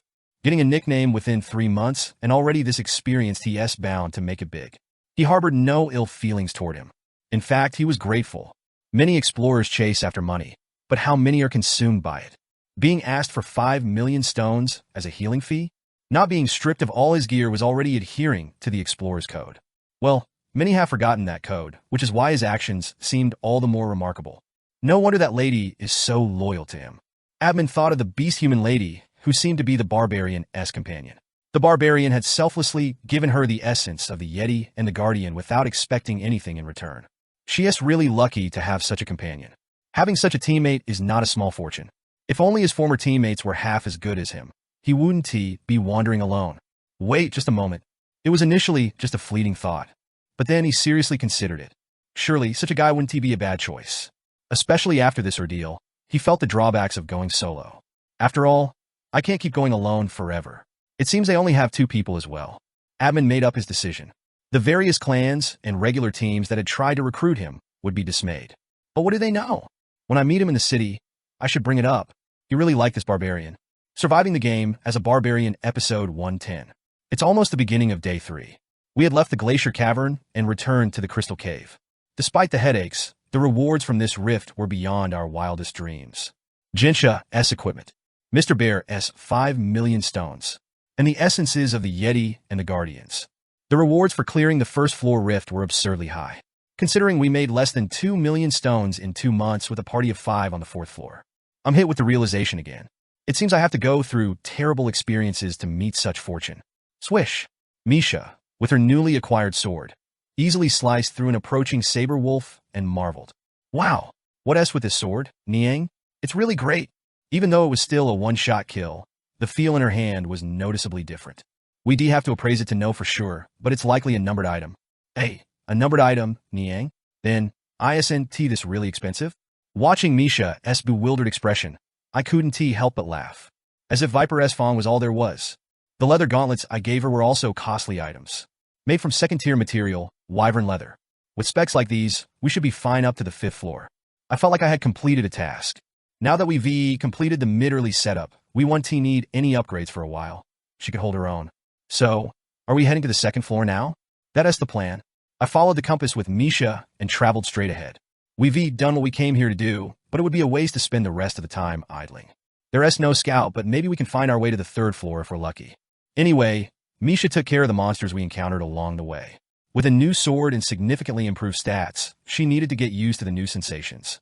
Hey Bjorn, I think I got the hang of it now, Niang. Are you sure? Maybe not. Niang, I'll just keep going. But just asking out of curiosity, you're not just letting me do all this because you're lazy, right? Are you doubting me? No, not at all, Niangle. Absolutely not. Why would I? Regardless of Misha's reasonable suspicions, I comfortably moved along, assisting Misha in her training. It wasn't just the new sword, but also getting accustomed to the abilities of the essence. Watching her, I couldn't help but feel pleased. I never expected the Guardian's essence to come out. In terms of the ice attribute, the Lycanthrope essence was as good as the Yeti-S. Lycanthrope level 7. Agility plus 10, cutting power plus 12, cold sensitivity plus 15, cold resistance plus 10, physical resistance plus 7, combat spirit plus 10. Firstly, the stats include cutting power, which is the core of the swordsman class. Its passive skill was remarkably powerful. Blood of the Snowfield's cold sensitivity value increases by 1.5x. An increase in cold sensitivity by 1.5x. This would become increasingly valuable in the later stages, synergizing well with the Yeti-S cold condensation. The active skill was no different. Ice Shatter slightly increased damage against frostbitten enemies and significantly increased damage against frozen enemies. I don't think I need to explain the utility of this one, so pass. Indomitable removes incapacitation. Though it consumes a significant amount of soul energy, Indomitable is a valuable skill for increasing the safety of damage dealers who are vulnerable to CC skills. Most importantly, having this means there's no need to overly focus on the magic resistance stat. Normally, one would have to choose between these skills. But what Misha absorbed was the essence of a guardian. Allowing the use of both skills, plus the stats provided by the essence are about 1.5x higher than a regular essence. Try attacking parts other than the vital spots. But it still dies in one hit, Niang. Then, how about hitting it with your fist? Got it, Nyangho? It still dies in one hit? Watching a saber wolf freeze solid with a single punch after using cold condensation, I smack my lips. Is it because it's a level 9 monster? It turned to light and disappeared before I could even combine it with ice shatter, making proper training impossible. We'll have to continue this as we go up. We have to do this on the way up to Niang? TSK. Always looking for the easy way out. I'll say it again. I know, Niang. The easy path is the slow path, Niang. Well, yes. As I was at a loss for words, Misha smiled and took the lead. The tip of her tail flickered playfully, seeming quite pleased with herself. If I pretend to lose an argument on purpose when I do something wrong, it seems that LL be resolved easily. I mentally noted Misha handling method number 13 and followed the spirited Misha. Time passed, and it was about 7 hours since we had left the rift. It feels about time for the dark zone to appear. I stop in my tracks. Whoosh! The ground trembled slightly, and the crystals embedded in the cave walls began to glow radiantly. The color of the glow also changed, from a soft purple to a vibrant red. As expected, it really did summon. It meant that a layer lord had been summoned on the first floor. It's nothing major. Keep moving. It's nothing, Niang. This is my first time seeing something like that. Someone just summoned a layer lord. It shouldn't affect us, so don't worry. What? A layer lord? Oh, my ears. Perhaps the layer lord we encountered on the third floor left a traumatic impression? Misha clung to me as if she was about to have a fit. There is no need to be so alarmed. Misha, calm down. The layer lords on the first floor are tamer compared to the third floor. Initially, after the third day, if more than 5 people gather in one place, there is a chance it appears. Being summoned doesn't close the portal, nor does it change the monsters appearing on that floor. More importantly, unlike Liaki's, who rampages across the field until, this one simply disappears quietly if the raid fails. So, we're okay, Niang? Yes, so relax. After calmly explaining the situation, Misha seemed reassured, took a deep breath, and regained her composure. But did her anxiety give way to curiosity? But who could have accidentally summoned it? Everyone knows not to move in groups of more than 5 here. Who knows, maybe it wasn't an accident. Not an accident? I just shrugged and kept my thoughts to myself. It's likely that someone who had bought the strategy for defeating the first floor layer lord from the community had summoned it. But that wasn't something I could just outright say. Someone in a hurry. The preparation time was only about 2 weeks. Or does it mean that they're not rushed but rather have a large enough force to gather all the necessary items within that time frame? Maybe I can find out who this player is. Planning to look for rumors of any clan or party that had successfully hunted a layer lord upon returning to the city, I continued on our journey. I felt the absence of Rothmiller all the more acutely. Sigh, I didn't expect it to take almost a day. After wandering here and there, guided solely by the compass, we finally reached the portal to the second floor. For the record, I chose the south, the land of the dead connected to the ghoul district. You have entered the land of the dead on the second floor. The black soil, damp and sticky with moisture. Among the second floors, it had notably limited visibility, and the wails of banshees sounded like background music. It's been a while since we've been here. Stepping onto the land, I was immediately hit with a wave of nostalgia. Breaking skeletons with Einar, smashing death fiends, joyfully roaming around until we nearly died at the hands of that psychopath. Damn it, was it the memory of that time? Suddenly my mood soured. Ugh, every time we come here it feels bad. I'd rather be at the rock desert. Without Rob Miller, we don't have much choice. We could have gone anywhere from the central part, but the reason for choosing the land of the dead was simple. It offers the easiest route to the third floor. Though it might require a bit of wandering at the end, heading north was the general direction. Plus, now that it's just the 2 of us, we should summon and defeat a Death Knight. I didn't particularly need the essence, but it was a creature hard to kill when moving in a group of 5, so I decided to stock up on experience points now. Unless it's through certain rifts, you wouldn't encounter one until the 6th floor. Testing how much stronger she has gotten against a grade 6 monster could be useful. Of course, we have to complete Misha's training before attempting to summon that creature. Let us keep moving. We moved north, quickly leaving the area where grade 9 monsters like skeletons and ghouls appeared. After about 5 hours, the terrain had shifted from damp marshland to hardstone floors. Roar! Soon, a death fiend appeared. True to the 3rd day, these newbie slicers traveled in groups of 4. I remember the days when Einar and I struggled to kill just one. Well, now I've become practically indestructible. Death fiends are known for their high defense and regeneration abilities. Though they can summon ghouls, those grade 9 creatures hardly dent us. In short, they were perfect for Misha to test her new skills. I'll keep them busy, you focus on testing your new abilities. Got it. Bethel Rayo. After casting Wild Burst, the death fiends, which had been watching us from the edge of our torchlight, roared and charged at us. Roar! I blocked 2 with my shield, dodged another, and boom! I simply couldn't be bothered and took the hit. It was a strange feeling, considering it was the first 8th grade monster I had successfully hunted. Back then, even one was a challenge. Pushing them back with my shield, the death fiends were easily repelled. Are you done yet? All finished. Misha, having completed her enhanced cold condensation, swung the Viper S Fong. Crack! Although the death fiend S shield, made of bone and muscle, blocked it, the defense was meaningless. One hit from her regular attack froze the shield arm up to the elbow. A single hit froze the shield arm up to the elbow. Misha Karlstein casts. I shattered a. As Misha swung her other sword at the frozen area, it shattered into pieces and scattered on the ground. Gert. The wound, unable to regenerate due to its cold attribute and physical preservation, left the death fiend confused, seemingly not feeling any pain. It seemed to instinctively understand the danger, though. Death fiend casts Call of the Dead. With all 4 casting their summon skill simultaneously, 40 ghouls emerged from the ground. Of course, this was hardly significant.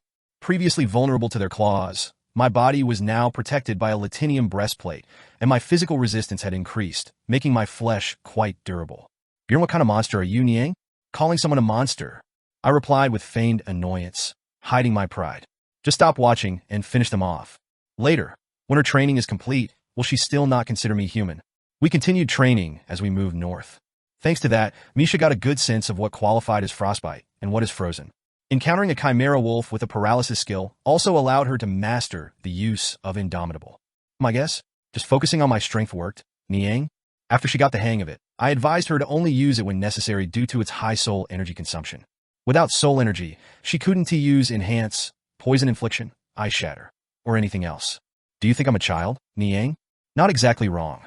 After all, she only had 2 skills until reaching level 4. There was hardly any need to manage MP. It was unlikely to run out. No amount of explaining will do. Some things she'll have to learn by experiencing them herself. For that reason, I kept pushing her to hunt more. Eventually, after recklessly using her skills, her soul energy finally ran out. It feels really strange, Niang. I'm not physically tired, but I feel empty, Niang. That's why I told you to manage it well. I thought this would be fine. With Misha's MP depleted and it being about time to rest, we decided to set up camp.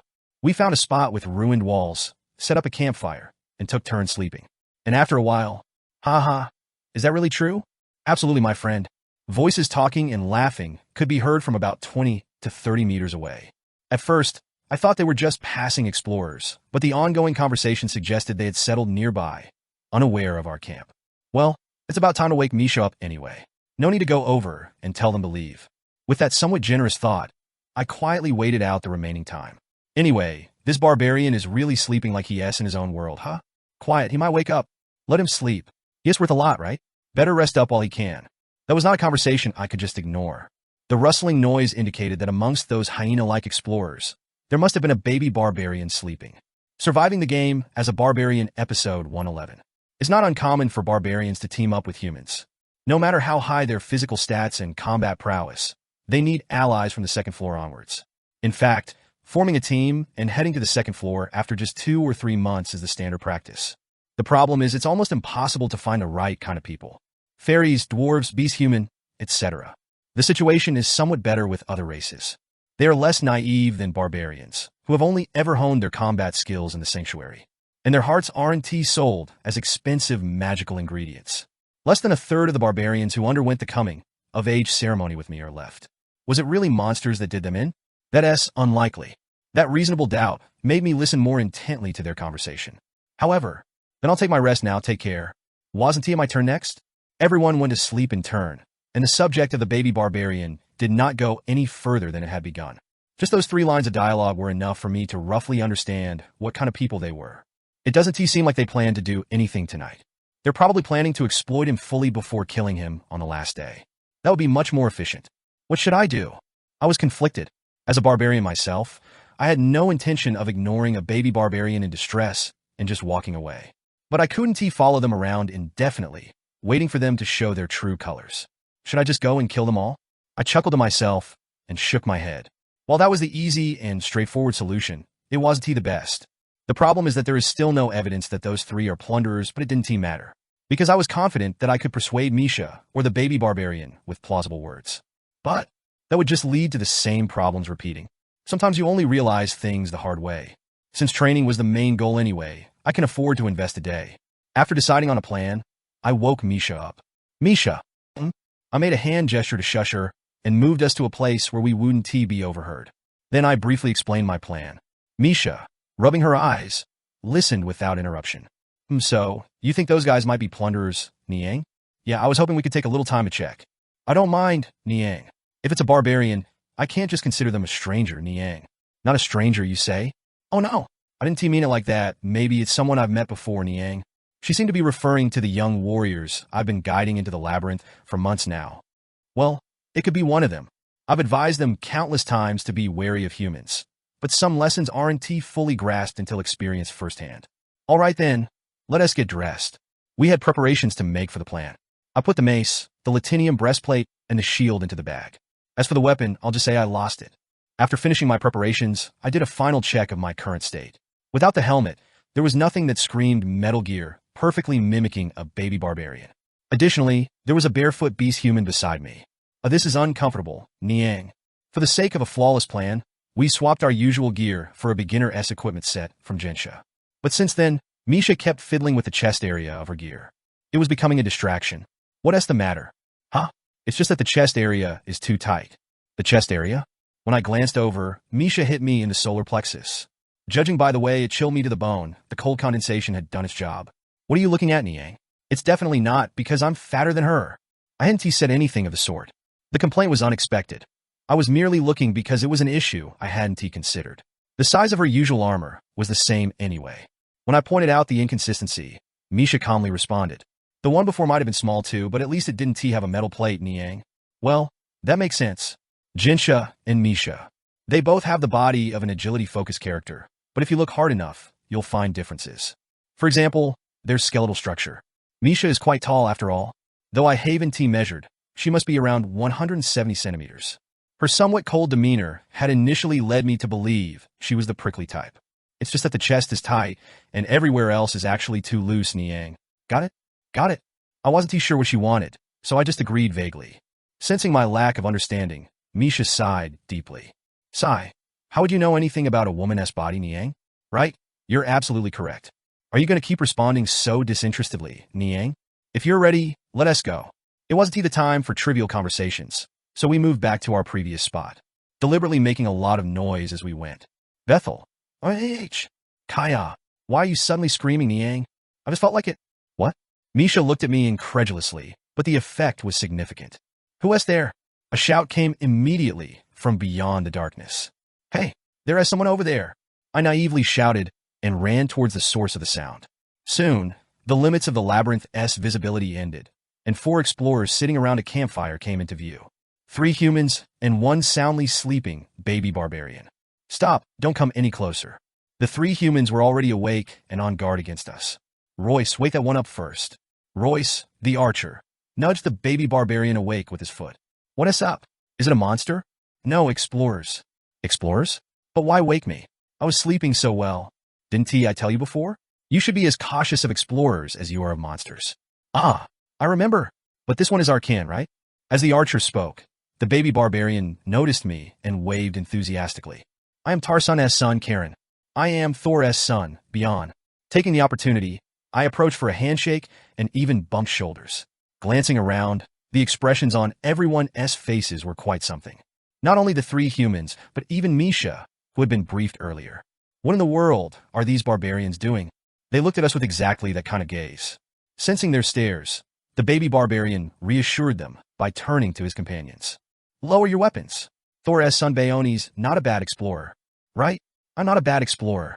Following our words, the archer and the spearman's gazes shifted to one man.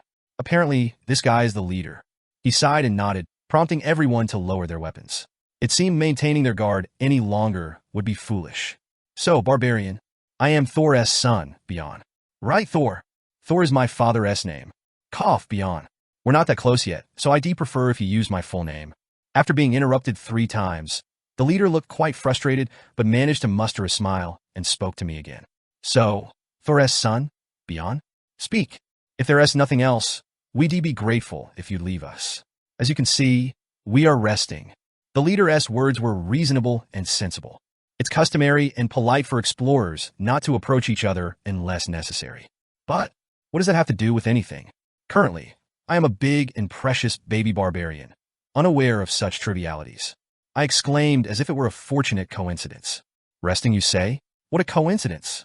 We were just looking for a place to rest ourselves. And what does that have to do with us? Since we've met, it's fate. Let us rest together. Like, night companions? Yeah, isn't that a thing? Night companions? Their expressions contorted as if they heard something they shouldn't have. It's not hard to understand why. The culture of seeking night companions is limited to the first floor. They probably never imagined a barbarian on the second floor would propose such a thing. Sigh. As if not sure where to begin, the leader massaged his forehead. Then amidst this, that would be perfect. Come over here, I've tried it, and this spot is a bit less hard. The baby barbarian nods in agreement. The situation was a complete mess.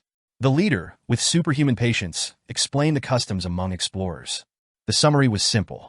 So, what you're saying is from the second floor onwards, you don't make night companions? Right? Exactly. If you understand, well, understanding is for those who intend to. I opened my mouth with genuine disbelief. You all are so stupid. If we all sleep together, wouldn't we get more rest? Huh. Use your heads. You have 4, and we are 2. If 7 of us take turns keeping watch, each person can rest for, well, a lot more. An utterly barbarian-style argument from start to finish. Everyone looked as if they had just heard an auditory hallucination. Except for one person. That's right. Why didn't the explorers do that long ago? The baby barbarian nodded vigorously at my argument, perhaps realizing the futility of further dialogue. Look here. We'll take care of our side, so you grab your things and take. The leader was about to shift his gaze from me to Misha to continue his point when he suddenly paused. It seemed he had finally noticed her face. The irritation in his voice had faded, now replaced by a different tone. Cough, well, normally that would be the case, but what do you think? Perhaps not liking the way his gaze lingered, Misha stiffened for a moment, but after I gave her a subtle sign, she changed her expression. Well, I'm not sure, but since there's a barbarian among you, you don't seem like dangerous people. That's the same for us. Anyway, he lost his weapon, so leaving him to keep watch alone seemed unsafe. So if it's all right with you, spending the night together seems like a good idea. Lost his weapon, you say? The man looked at me with a peculiar gaze, finally realizing I was unarmed. The weapon? I lost it fighting monsters and couldn't find it. Is that so? I tell him my lame excuse, and he is convinced. Barbarians really are considered overpowered, aren't they? Anyway, it seems like I've spread enough bait. With a crisp voice, I made the final proposal. So, are we doing this night companionship or not? Make up your mind quickly. I'm getting sleepy. I had intended to leave if they rejected this offer, as their refusal would likely mean I had misunderstood their intentions. But, well, it's not a typical situation, but the leader hesitated, exchanged glances with the other humans, then smiled brightly. It would be too heartless to send you away after hearing your troubles. That is too complicated for me to understand. If you wish, you may stay the night. I barely managed to suppress my laughter, seeing right through his intentions. Everyone has their plans, after all. A one-night stand that happened by accident. It sounds strange when put that way, but anyway. We began with a brief introduction. Over here is Royce, Victor, and I'm Brial. Royce, the archer, Victor, the spearman, and Brial, the leader and a hammer warrior. There is no Hans. Could it be they're using an alias? But if it were an alias, the baby barbarian would have found it odd. Wouldn't he? Feeling a peculiar unease, Misha and I laid down together nearby. I wanted to spread out a blanket, but that would reveal the use of an expanding backpack. You folks get some rest. We'll take the last watch. Wow, you guys are really nice explorers. He's too. As soon as we lay down, Misha whispered in my ear. Bjorn, be quiet. Do we really have to go this far, Niang? While she followed my lead, Misha seemed uncomfortable with the situation. Understandably, even if they're weaklings, lying down unprotected is physically and mentally unsettling. But just bear with it a bit longer. I'll grant you a wish later. Really, Niang? You promise, Niang? I threw Misha another carrot to keep her committed to the plan. It was worth it. For today, baby barbarian Karen Tarsan would be reborn as a warrior, learning to distrust humans and deal with plunderers. Surviving the game as a barbarian episode 112. DRR. The baby barbarian's snoring served as background noise while I pretended to sleep. How long had it been? Rustle, rustle. From the direction of the campfire came the sound of movement. They seemed to be having some sort of secret conversation. I had a pretty good idea what the conversation was about. What are we going to do? What else? We kill them now. Who first? They're probably trying to figure out who to kill first. If they were truly despicable, they wouldn't miss this golden opportunity. It's a double event after all. The heart of a barbarian, valued at 1.8 million stones, and they have a chance to acquire two. Let's leave the woman for last, and deal with the barbarians first. I could guess what they must have concluded. They're probably going to kill me or Karen first. Small footsteps, slowly approaching. Two were heading towards me, while another moved towards Karen. They plan to take us out in one go. Not a bad choice. Though they would have to split their forces, attacking simultaneously would minimize any variables. But the outcome would be the same. Thud. The moment the footsteps of the two stopped right beside me, I abruptly sat up. Hungry, huh? What are you doing there? Huh? The spearman and the leader clutching the hammer gasped in surprise. Glancing to the side, I saw the archer aiming at the sleeping baby barbarian. Pretending not to notice, I innocently asked, did you guys wake up because you're hungry too? As I rubbed my stomach, thinking they thought I hadn't seen the archer, they exchanged glances before smiling awkwardly. Yeah, that's right. We were just hungry. Want to join us for a meal over there? Is it meat? Of course. There is some jerky in my backpack over there. Jerky? Keep it down. Aren't the others sleeping? Got it. Nodding in agreement, I was about to lead the way when suddenly, thump dash, I felt an impact on the back of my head. It seems the leader tried to hit me with his hammer. Huh? There was no way my head, which remained intact even after an orc warrior's axe blow, was going to be damaged by that. What is this? Turning around nonchalantly, I saw the frozen expressions of the two men. It's understandable. After all, they had hit me on the head with a hammer, and I hadn't so much as groaned or staggered.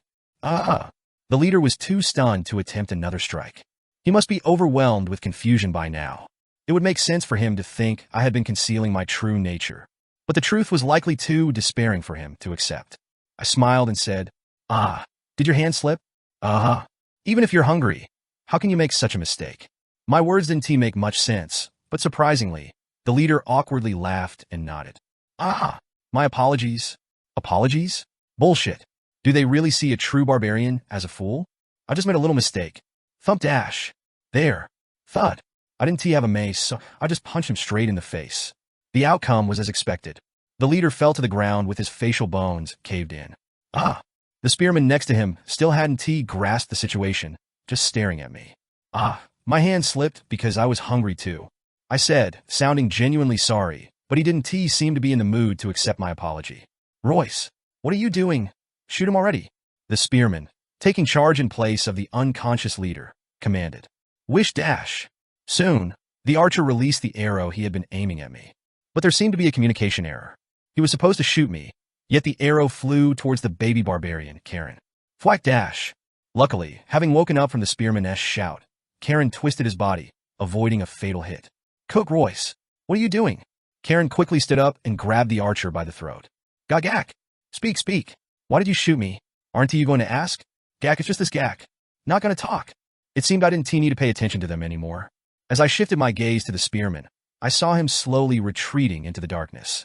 Despite the chaos, his determination to leave his comrades and find a way out was commendable. But, no, that is not going to work. Niang, so they were really plunderers. Misha, who had watched the whole thing from the beginning, slammed the nape of his neck with the back of her blade. What the hell is going on? Karen asked in confusion. However, there was no way the archer, who fainted from strangulation, could answer. These people are plunderers. I kindly explained everything, from the high price of a barbarian's heart to our suspicion of their intentions, and why we decided to intervene. But, what? That can't be. These are my companions. Our naive, baby barbarian couldn't bring himself to believe it. Or more accurately, he didn't want to believe it. Karen, son of Tarsun, grow up. Are you trying to insult me? I'm already a warrior. Then why do you refuse to face reality? Karen clenched his mouth shut at my question. He must know that everything I said was the truth. The barbarians I've seen were not inherently unintelligent. They simply lacked education beyond combat skills and were too naive due to their secluded life in the sanctuary. This vile archer shot an arrow at you. If you hadn't ducked in time, it would have hit your neck instead of your shoulder. I said this as I removed the arrow from his shoulder. Despite the considerable pain, Karen made no sound. So, I continued speaking. These people are plunderers, scum of the labyrinth who tried to kill you and steal your heart. I want to hear what they have to say. Was he holding onto a sliver of hope that there had been some misunderstanding? Karen requested a conversation with the trio, and I had no reason to refuse. After disarming them and gathering them in one place, I woke one up. Hi, Hike. The chosen one was the archer. He was merely unconscious due to lack of air, presumably suffering less damage than the others. Please spare us. Seeing the archer kneel, as soon as he saw me, I stepped back. It wasn't Timmy who wanted the conversation. Royce, are you really a plunderer? CA, Karen? There's a misunderstanding. Let me explain. So first, this guy. Just answer the question. What did I misunderstand? That S. The archer couldn't answer Karen's question. It was to be expected. There was no misunderstanding. To save time, I tossed Karen the notebook I'd found while taking their weapons. What's this? Read it yourself. I can't read. Right. Then have him read it out loud for you. That makes sense. Karen then handed the notebook he got from me to the archer. The notebook contained their whispered conversations while we pretended to sleep. As soon as he saw it, the archer, now sweating profusely, bowed his head in resignation, seemingly accepting his fate. Well, if you want to read it, I'll just have to kill you and make it very painful. I'll read it. The archer began to read the entries with trembling lips. Why did Brial accept that guy? Don't tell me he plans to kill him too? Isn't it obvious? He is practically begging to be killed. No need to let him go. I find that guy suspicious. Talking about night companions on the second floor, and no matter how dumb barbarians are, could they really be that stupid? Stupid? I agree. Haven't we killed enough barbarians to know? They're just walking. Struggling to continue, the archer suddenly stopped speaking. So, I broke one of his fingers. Did my words sound like a joke to you? Continue. If they're just walking monsters, their intelligence is about the same, and especially since whoever kills them first owns them. After finishing a sentence, the archer glanced at Karen. Karen was trembling. Who said that? Victor. Right, that guy continue. Karen urged him to go on, after confirming it was the spearman's words. Besides, even if she is not a barbarian, the reward is still substantial. Isn't it? Though she seems as naive as a barbarian, her face is, well, quite pretty. Continue. Her face is fine, but she has been banging a barbarian who knows about the other side. Stop. Misha intervened, snatching the notebook away.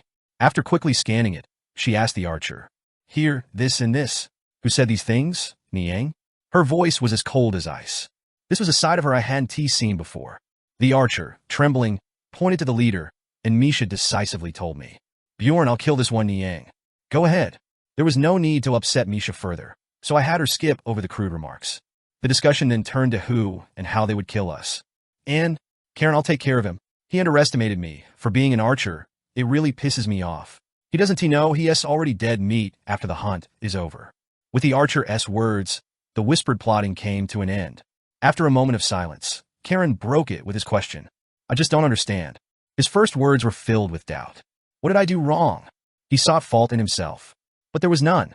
It was simply that the world was too barbaric for someone who retained their innocence. Son of Thor. It's Jandel's son, Bjorn. I see. So you're the famous good. Tell me, Jandel's son Bjorn, are such people common in this labyrinth? Yes. A facet of the labyrinth that was taught in the sanctuaries. A young warrior facing it for the first time asked me. Then what should I do? He earnestly sought an answer, as if he would follow any path I pointed out to him.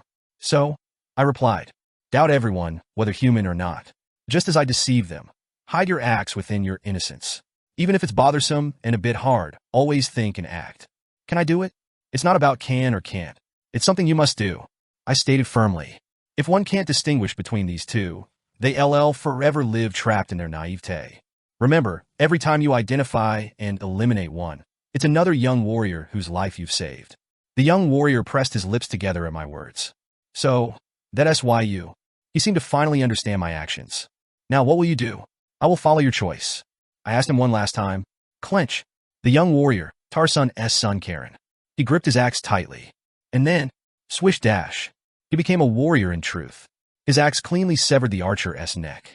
Holding a grudge, Misha crushed the throat of the leader before beheading him, and I snapped the neck of the remaining one. Sure, there was a moment where they begged for their lives. Please spare me. I'll live righteously from now on. A righteous plunderer. Is that it? Yes. I promise, Ga. Nothing changed. There is only one way to become a righteous plunderer. Here, take this potion. Thank you. After roughly tidying up and handing him a potion, Karen applied it to his shoulder wound. However, why don't you pour more? If I did, it would heal completely. A scar is proof of inexperience. I want to remember and not forget. If that is what you wish. Knowing the barbarian custom of valuing scars like medals, I didn't say much. Thank you, Jandel's son Bjorn. I'm beginning to understand what I need to do. His gaze had already changed completely.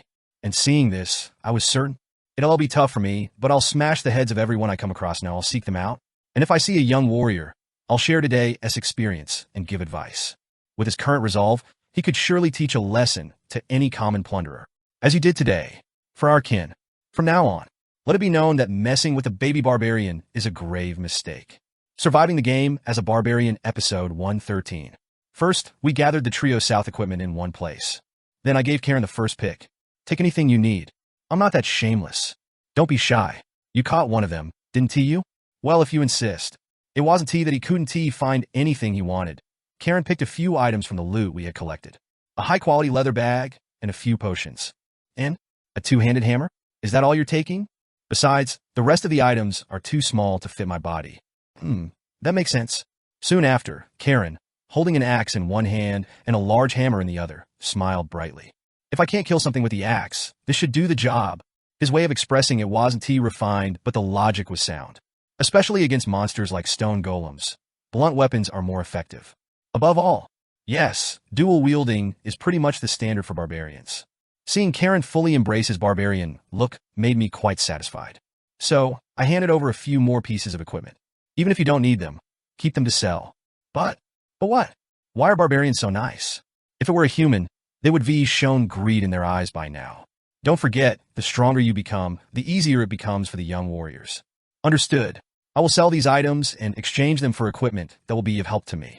The reason I forcefully handed over the equipment was simple. Sure, I could have kept everything for myself and made an extra 200,000 stones. But looking at the bigger picture, this benefits me more. Become stronger, Karen, son of Tarsan. I will. For my kin, without a doubt. Among the 6 races, the barbarians are the weakest. While each individual possesses ample potential, most die early on. Of course, just one person changing one T bring about immediate change. But what if we start with him and gradually increase their numbers?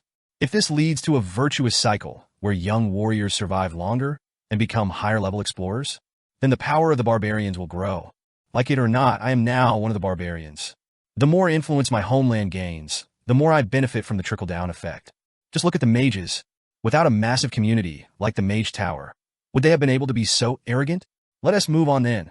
We don't want to attract unnecessary attention if someone sees us here. With that in mind, I escorted Karen down to the first floor, giving him various pieces of advice along the way. Choose a team that includes members of different races. Be extra wary of anyone who tries to get too close too quickly, but don't show it outwardly. Give them a chance to reveal their true intentions. I think I'm starting to understand what it means to hide an axe behind innocence. Was it because of the excellent example I showed to the trio today? Karen caught the gist of what I was saying. It might be a good idea to pretend to be asleep after purposely choosing a human as a night companion. If they have ulterior motives, they surely show their true colors. Well, that's not something I told him.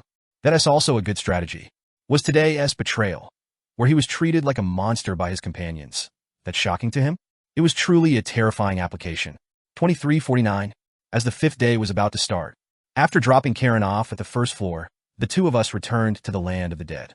We picked up the pace a bit and focused on the search. We unintentionally spent almost a full day. On day 10, the 2nd floor will close. Meaning, if we're not planning to end this exploration on the 2nd floor, we need to move faster. Especially since we have tasks to complete before heading to the 3rd floor. You plan to hunt a Death Knight? Is that even possible? I heard they're hard to encounter. Level 6 monster, Death Knight. A bastard among bastards that you could encounter in the land of the dead on the 2nd floor, albeit with a very slim chance. Even I had to restart my character several times until I figured out the conditions for its appearance. Don't worry, encountering it won't be a big issue. Have such conversations become familiar now? Misha didn't bother to ask where I got such information. She just expressed a different concern. But even so, I'm not sure if the 2 of us can handle it, Niang. It wasn't an unfounded worry. A level 6 monster is something you occasionally encounter on the 4th floor, but now, it's just the 2 of us, not a full party. She probably has no idea how strong she has become since we've only hunted level 8 monsters until now. Before meeting me, Misha had managed to operate on the 4th floor with just 2 essences. Her specs might have been lacking, but she covered it with martial skills earned through blood, sweat, and tears. And amidst that, she fulfilled her lifelong dream of contracting with a spirit beast and obtained 2 essences this time. One of them was even from a guardian. Plus, if you consider the synergy of our combination, it's fair to say she becomes several times stronger. I assessed the situation with the detachment of a gamer. Our combined strength should be more than enough for a successful hunt. But there is no need to go into detail about that. Barbarians have their own way of speaking, after all. Misha, trust me. With you saying it like that, I can't really say no, Niang. Then that settles it. With Misha's agreement, we continued to search the surroundings. Death fiends, chimera wolves, ghoul lords, and more. We expanded our search radius by taking down any level 8 monster we came across. And then, we should set up camp for today. The 5th day ended without any significant findings. The 6th day was no different. 2240. With a little over an hour left until the start of the 7th day. I let out a long sigh. I didn't expect we'd fail to find it after more than 2 days. When a labyrinth opens, a gravestone randomly appears at a location in the land of the dead. At the start of the 7th day, it will summon a death knight. In other words, if we find the gravestone, we can just wait in front of it and easily encounter a death knight. But, well, that's just my luck. Despite roaming around half-heartedly for 2 days, we couldn't even find a fragment of the gravestone. It was an unexpected situation. After all, the second floor isn't that vast, and we only needed to search the level 8 area. I thought 2 days would be enough to find it. Should we just give up on the death knight? As I was regretting the past 2 days' efforts, Misha scurried over to me. Don't be too disheartened, Niang. Not everything written in books is correct, you know? A huge gravestone in the land of the dead? I've never heard such a thing before, Niang. Well, I suppose that's meant to be comforting? So, don't just hole up in the library all day. Come out and have fun with me too, Niang. How do we get here? That's because... Hikarad said so, Niang. He said it's more helpful to have a few conversations with explorers in a tavern than to read a bunch of books. It seems the dwarf taught Misha only the mischievous stuff. I was a bit reluctant to scold her. After all, most explorers are like that. They prefer acquiring information through interactions at taverns rather than reading books. Some even say that drinking and socializing are part of their job. Why are you silent, Niang? I just didn't have anything to say. Why didn't you have anything to say? Let us just keep moving instead of having this pointless argument. Not wanting to waste time on a meaningless dispute, we resumed our movement. How much time had passed? 23:59. Checking the clock, I decided to let go of any lingering regrets. The 7th day is about to begin, and since the Death Knight starts wandering around as soon as it's summoned, this exploration is essentially over for us. The main goal was the experience points, after all. Leaving the disappointment behind, I took out the compass. Oh, are we finally heading to the 3rd floor, Niang? Yes. Instead of aimlessly looking for the gravestone, we turned north. That's when it happened. Huh, Bjorn? Did you feel it too? Yeah, something just gave me the creeps, Niang. The air had changed. It's hard to describe, but the change was so distinct that my body reacted before I could even process it. Could it be? Thinking of a possibility, I borrowed Misha's knife and made a cut on the back of my hand. Blood trickled down. Pressing the blade down and dragging it across, acidic blood flowed from the open wound. Ouch! What are you doing, Niang? You'll damage the blade. Regardless of Misha's grumbling, I watched the wound, counting the time. 1, 2, 3, 4, 5, 6. As the numbers increased, so did the smile on my lips. A wound that should have healed in a few seconds was still open. Which means, your character has been exposed to grudged. The Death Knight we had been searching for was nearby. Healing and regeneration effects are significantly reduced. And very close at that. It's no wonder we couldn't find it after searching almost everywhere. It really was around here. Despite feeling somewhat dazed, I was fully alert. It was because of one piece of information I realized. Grudge has already been activated. The curse type aura, grudge, is an active skill. It can be turned on or off at will by the monster or character who has acquired the essence, depending on their intention. In simple terms, there is no reason to use it unless you're in combat. Midnight. The situation was very clear. Just a minute after being summoned, the Death Knight had entered into combat immediately upon awakening. While it's possible that an explorer just happened to stumble upon it, that is highly unlikely. It's much more reasonable to assume that someone unknown was already waiting in front of the gravestone. Could it be another player? That was my first thought. However, I couldn't rule out other possibilities. The Zarwi clan, categorized as a major clan, was known to possess the summoning method for an orc hero. After all, maybe information about the Death Knight wasn't as high level as I thought. Well, I'll know for sure once we get there. Deciding to withhold judgment for now, Misha and I quickly moved on.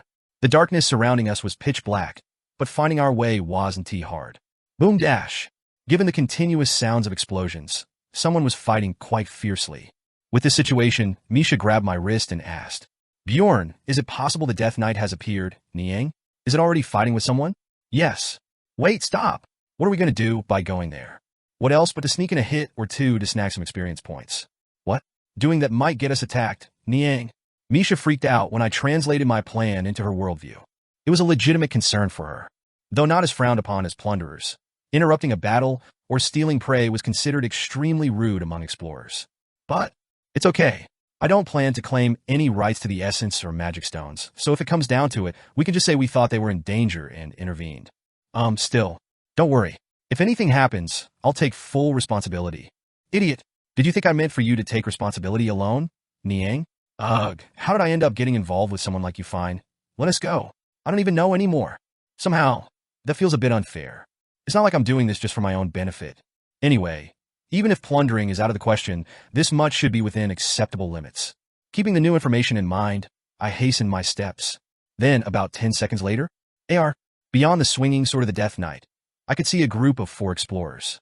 They seem to have noticed us as well. So, without waiting for them to protest, I struck the Death Knight with my mace. Thwack dash. Okay, that should secure some experience points. I shouted out the line I had prepared, as if I had been waiting for this moment. Don't worry, I'm here to save you. This is why barbarians are considered OP. Bethel, as if a human would think this was intentional after seeing that. The Death Knight staggered under the heavy blow. It seemed taken aback by my sudden intrusion. Probably not as much as the wide-eyed 4-person party, though. What are you doing? The human warrior, closest to me, belatedly grasped the situation and shouted. Then came the fairy archer from the back line. What do you mean you're helping? Back off now, or we'll attack you too. Her voice was soft but piercingly sharp. I feigned confusion and exclaimed. I was just trying to help. Who asked for your help? Wasn't he it?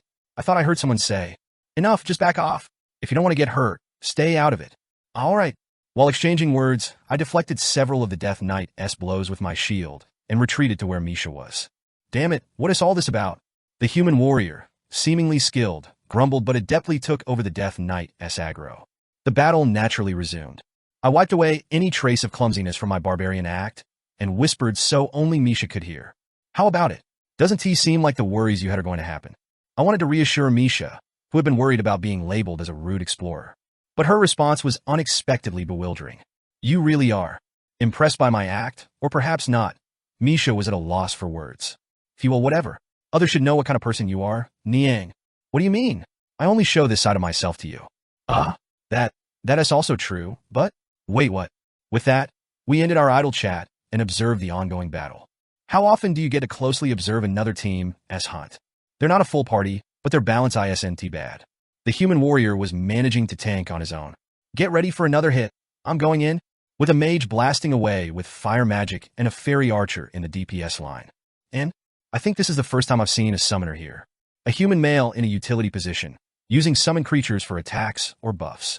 Bjorn, that man doesn't he look familiar, Niang? Hearing Misha's sudden question, I took another look at the summoner. He was of a slight build, around 160 centimeters tall. It was hard to see his face clearly because of the hood casting shadows. Yet, I felt a strange sense of familiarity. Where have I seen him? I shouldn't forget a summoner. Just as I was trying to recall why he seemed familiar. Everyone dodge. The attack I mentioned is coming. The summoner's stuttered command clarified my hazy memory. Then, after taking another look at the fairy's face near the summoner, I came to a conclusion. That idiot from back then. It was definitely him. Surviving the game as a barbarian, episode 114. Bjorn, I remember now. It's that person from back then, Niang. There's no need to explain. I've remembered as well. I felt an odd sense of recollection as my mind traced back in time. Going back 3 months to when we were trapped in the instant death attack, abyss of malice set by the layer Lord Liakis. Be thankful that I'm not killing you on the spot. Scum. When the Zarwi clan rejected the explorers who had incited a riot, the explorers fell into mass panic. That's when he appeared. I know about this phenomenon. He offered a new path to the clueless explorers. Of course, it was a story hard to take at face value. I've been in a team with him for over a year. He is a mysterious figure. Truly, there is nothing he doesn't know. I have no doubt that his words will save us. With no other option, the explorers followed his path, trusting only in the guarantee of his companion, a fairy. And then, trust without doubt my ass. They were all dead. That was the only news I had heard when I inquired out of curiosity later, and I had believed it until I met that man today. To think they led over 100 people to their demise, and only they survived. The thought made him intriguingly fascinating. It wasn't just luck that allowed him to survive. It seemed fair to consider him skilled. Back then, I just thought he was an idiot. Could it be he knew it was a death trap and still led them there? Now, dodge. Watching the man instructing explorers based on his prediction of the Death Knight S pattern, I narrowed my eyes. He had 4 summoned creatures. While the synergy among his summons was good, the grade of the essences in itself wasn't high. One fact became clear. They're about average level 7. He.S. a low-level explorer with nothing remarkable. Had he been from a wealthy background, at least his equipment would have looked more impressive. That raised even more questions. Liaki's S patterns and the conditions for the Death Knight S appearance. How could an explorer, not from a notable family and with such a short career, know this information? Considering him a player seems reasonable. I arrived at a final judgment through logical reasoning. That unnamed summoner is a player. Why he chose a human summoner as his character, I couldn't say. So it's a bit confusing. Beast humans, dragon person, dwarves maybe, but humans have no synergy with summoning systems. This might be a minor power difference in the beginning, but as the game progresses, it leads to a significant gap. In other words, it's incredibly inefficient. Maybe that didn't matter to him. It was a plausible story. Regardless of character optimization, ordinary people might just choose a profession that seems easy to handle. After all, who would want to fight head-to-head? Not me, who chose a shield the moment I knew I started as a barbarian. You have defeated the Death Knight. EXP +4. As I felt a sense of fulfillment enveloping me, I opened my eyes. The Death Knight turned into a swarm of light and scattered, following the Mage's fireball lodged into its core. By the way, no essence dropped. Too bad. I even bought an expensive test tube, just in case. Pa Pertian, be careful with your words. Ah, right. The mage clamped his mouth shut and looked this way. Now it's our turn. For a moment, I observed them with a stoic face, then quickly donned the guise of a naive barbarian again. Wow, amazing. What was that magic at the end? We're not exactly in a position to have such a conversation, are we? As I tried to approach the mage in a friendly manner, the fairy archer cut me off coldly. What was that action all about earlier? If you can't explain yourself properly, we'll consider you an enemy. Sigh. I remember people being quite pleasant in front of others before. Was it all an act?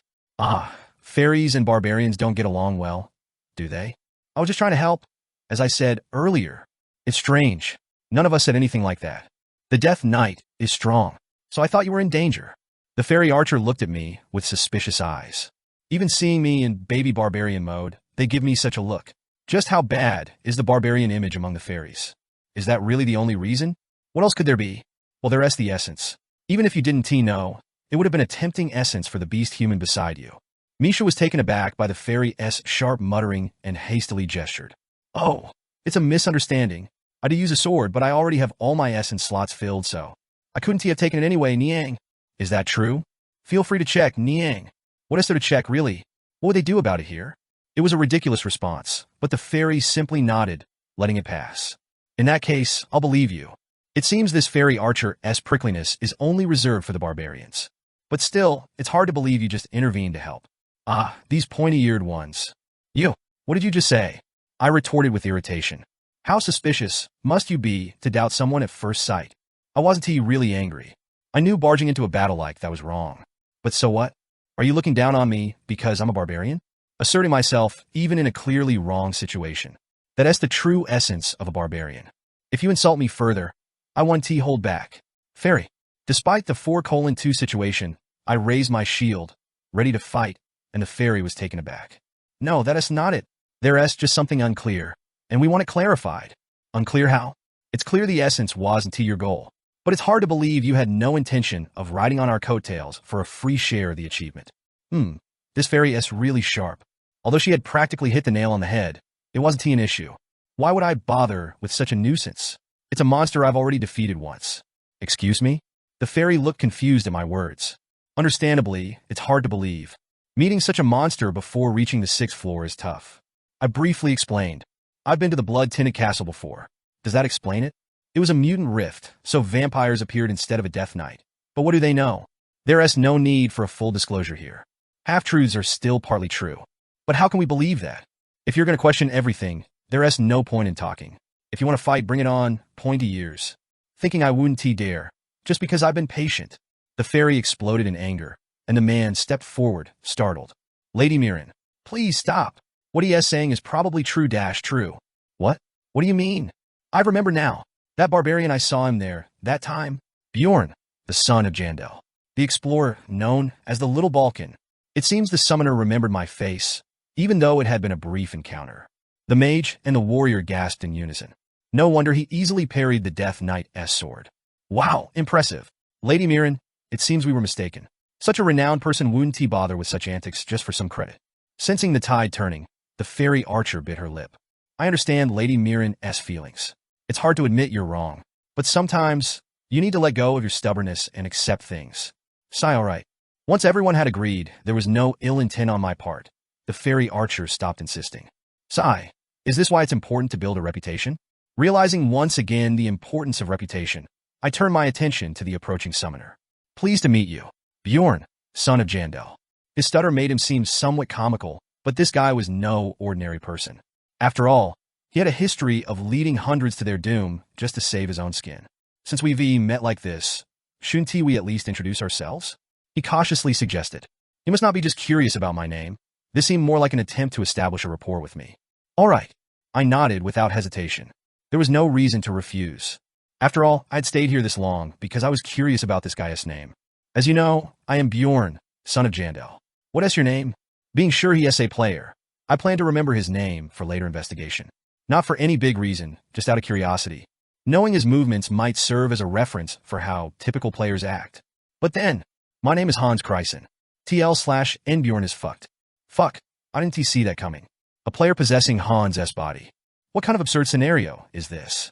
If you don't mind, could we become friends? As he offered a handshake with a friendly smile, I stepped back. Stop right there. I have urgent matters to attend to. So I'll be leaving now. What? What do you mean? Misha, what are you doing? Hurry up and come. Ah, okay, wait. Let us go together. Shit, I should have brought some salt with me. I'm already feeling anxious about what is going to happen next. As soon as I realized Hans G's identity, I made a swift exit. How much time had passed? What are you doing, Niang? Running is fine, but please at least explain. He was also Hans. What does that mean? I've never had anything good happen after meeting Hans. I spoke sincerely out of concern, but Misha seemed to be reassured instead. Goodness, I thought something serious had happened. Niang. Serious? This is serious. It's Hans of all people? Moreover, a player from the labyrinth? You really have some odd quirks, Niang. I wouldn't have thought you'd believe in such superstitions. Seeing Misha not taking it seriously made me feel somewhat let down. Bjorn, you seem kind of cute today, Niang. What is she on about? I ended up telling her about the incidents involving Hans I've encountered. Starting with Hans A, who initiated everything, to Hans C, who was a thrall of Alyssa, and Hans D, the leader of the plunderers we met in the Witch's Forest. That's right. You did say you disliked the name Hans before, Niang? Yes, but back then it was just a feeling of bad luck. After telling her about Hans B, who was nearby just before Dwaki was taken to the Moslins, Misha's expression changed too. What with this Hans guy? Typically susceptible to superstitions, Misha seemed genuinely unsettled this time. So, what now, Niang? We've already met him. Is something bad going to happen, Niang? Well, I don't know that. I just thought we should be extra cautious from now on. Let us try to get to the third floor as soon as possible. Not the first floor? Misha, now seemingly more serious than me, raised a question, but heading to the third floor was the most rational decision. After all, whether this is superstition or not isn't clear. If there really is such a thing, running away won't change anything. Bad luck can find you in the city just as easily as anywhere else. It's better to just continue with our tasks and minimize losses. Ugh, you should just kept quiet, Niang. Now you've got me feeling uneasy. Maybe that's true. Meeting a player-possessed Hans must have clouded my rational thinking. Or perhaps I've come to rely on her without realizing it. I'm not sure about the happy moments, but when it comes to the hard times, sharing them between two people definitely cuts them in half. Doesn't it? That is not what you say, you barbarian brute. It was a joke. Don't lie. I could see you were serious, Niang. Misha was furious when I told her the truth. Still, she seemed somewhat pleased to know I had relied on her, even if just a little. Sigh. Anyway, it's good you didn't hide it and told me, Niang. If something bothers you in the future, don't stew over it alone. Tell me. I'm the elder here, aren't I, Niang? That's right. Misha is 5 years older than me. Of course, that is according to Bjorn's standards. What's with that reaction, Niang? It means I've come to rely on you more.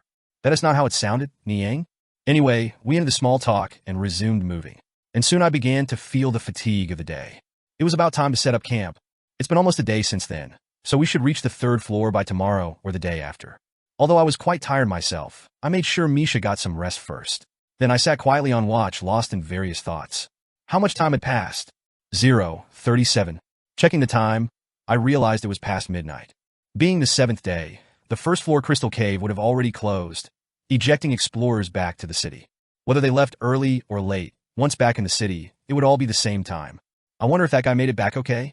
Suddenly, I found myself thinking of Karen, whom I had escorted to the first floor. It might be a good idea to pretend to sleep after purposely making a human your night companion. If he has ulterior motives, he'll surely reveal them. Was it because of the last thing he said? I couldn't help but worry if he might have gotten into some trouble. Nah, what could possibly go wrong? Soon it was time to switch shifts, so I woke Misha and took a brief rest myself. Blinding light, the noise of the crowd, and the damp air that wraps around one's lungs, unique to the city. Without realizing, Karen shouted out. It just felt like doing so. Was it exhilarating? He didn't care about the looks he received from the people around. He used to be intimidated by such gazes. But, so what? Bethel, Karen had changed. Or rather, he had shed a layer. Like a large-horned beetle breaking its shell to become an adult. In this expedition, he had grown into a true warrior. So, TSK, always making a scene, those barbarians. Look, listen. They're headstrong, always charging in blindly. Be careful around them. Those dismissive glances felt like pleasing provocations. It meant they were underestimating him. Just like the two night companions he had slain over the past few days. It was easy. Bjorn, son of Jandel. Everything had gone just as he said. The first floor was swarming with deceitful scum, ready to pounce at the slightest hint of vulnerability, unaware they were walking into a trap. The expressions of those who thought they were preying on him, only to be preyed upon themselves, provided a thrill he had never experienced before. Clink, clank. One bag on his back, one on his right arm, another on his left. Loaded with 3 bags, he proudly headed towards a checkpoint. The line for the 9th grade Explorer's Gate was long, as expected. Upon arrival, his kin, with whom he had connections, approached him. Karen, son of Tarsan, what else with all those bags? Are they full of equipment? Don't tell me you've resorted to plundering? Karen shook his head firmly. Puffed. Plundering? As if. This was not looting, a vile act, but a noble act of protecting his kin. As he firmly clarified, the barbarian's gaze towards him changed. To think you could achieve this without resorting to plundering. Jealous? How many stone breads could you buy with that? They were his peers who had undergone the coming-of-age ceremony with him. But today, they seemed younger than ever. That's why he gathered as many of his kin as he could. He might have felt a sense of rivalry with them at one point, but the real enemy was elsewhere. Don't be envious. If you know the method, you too can earn as much. You won't have to eat stone buns for the rest of your life. What? If there is such a method, tell us quickly. I will. But before that, there is something I need to say first. Karen began by recounting his experiences in the labyrinth. Being betrayed by those he was with. How it was because of his heart. How they saw us as easy and rewarding targets. We are not monsters. We are warriors. As expected, his kin were outraged. Hearing that little Balkan Bjorn had saved him, they praised him loudly. Little Balkan, Bjorn, son of Jandel. To have read the malicious intentions of those ruthless plunderers. He truly is a great and wise warrior. The atmosphere quickly heated up. Within that fervor, Karen proudly proclaimed, he taught me. The reason I've returned with so many spoils is all thanks to his teachings. Oh, is that true? True. Now, I'll pass on those teachings to you. Then, Karen shared everything he learned from Bjorn. Well, actually, he shared that method he devised himself, sparing no details. Of course, he credited everything to Bjorn. To think, just pretending to sleep after getting a human as a night companion would work. Bjorn, son of Jandel. Is he a genius? Though it sounded strange at first, coming from such a great warrior. I'll follow it. Watching his excited kin, Karen was convinced. TSK, they're at it again. Why do they always have to be so loud? Can't stand leaving them be. Even if you sell their hearts, their mouths would still be the same. Barbarians had been the lowest on the food chain in the labyrinth. It was a hard reality to accept, but that was the recent truth. They might be strong in a head-on fight, but they were helpless against the cunning tricks of their enemies. But now, Bjorn, son of Jandel said, this is all a noble first step for us all. Bethel, from now on, things will be different. Surviving the game as a barbarian, episode 115. You have entered the Pilgrim's Path on the 3rd floor. After searching the northernmost part of the land of the dead for over a day, we've finally discovered a portal and reached the 3rd floor. Next time, I won't enter without a scout.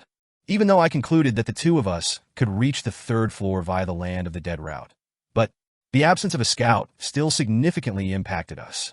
If we hadn't secretly followed a group of explorers who happened to be passing by, we'd still be wandering around. Niang, this place always feels so dreadful no matter when I come.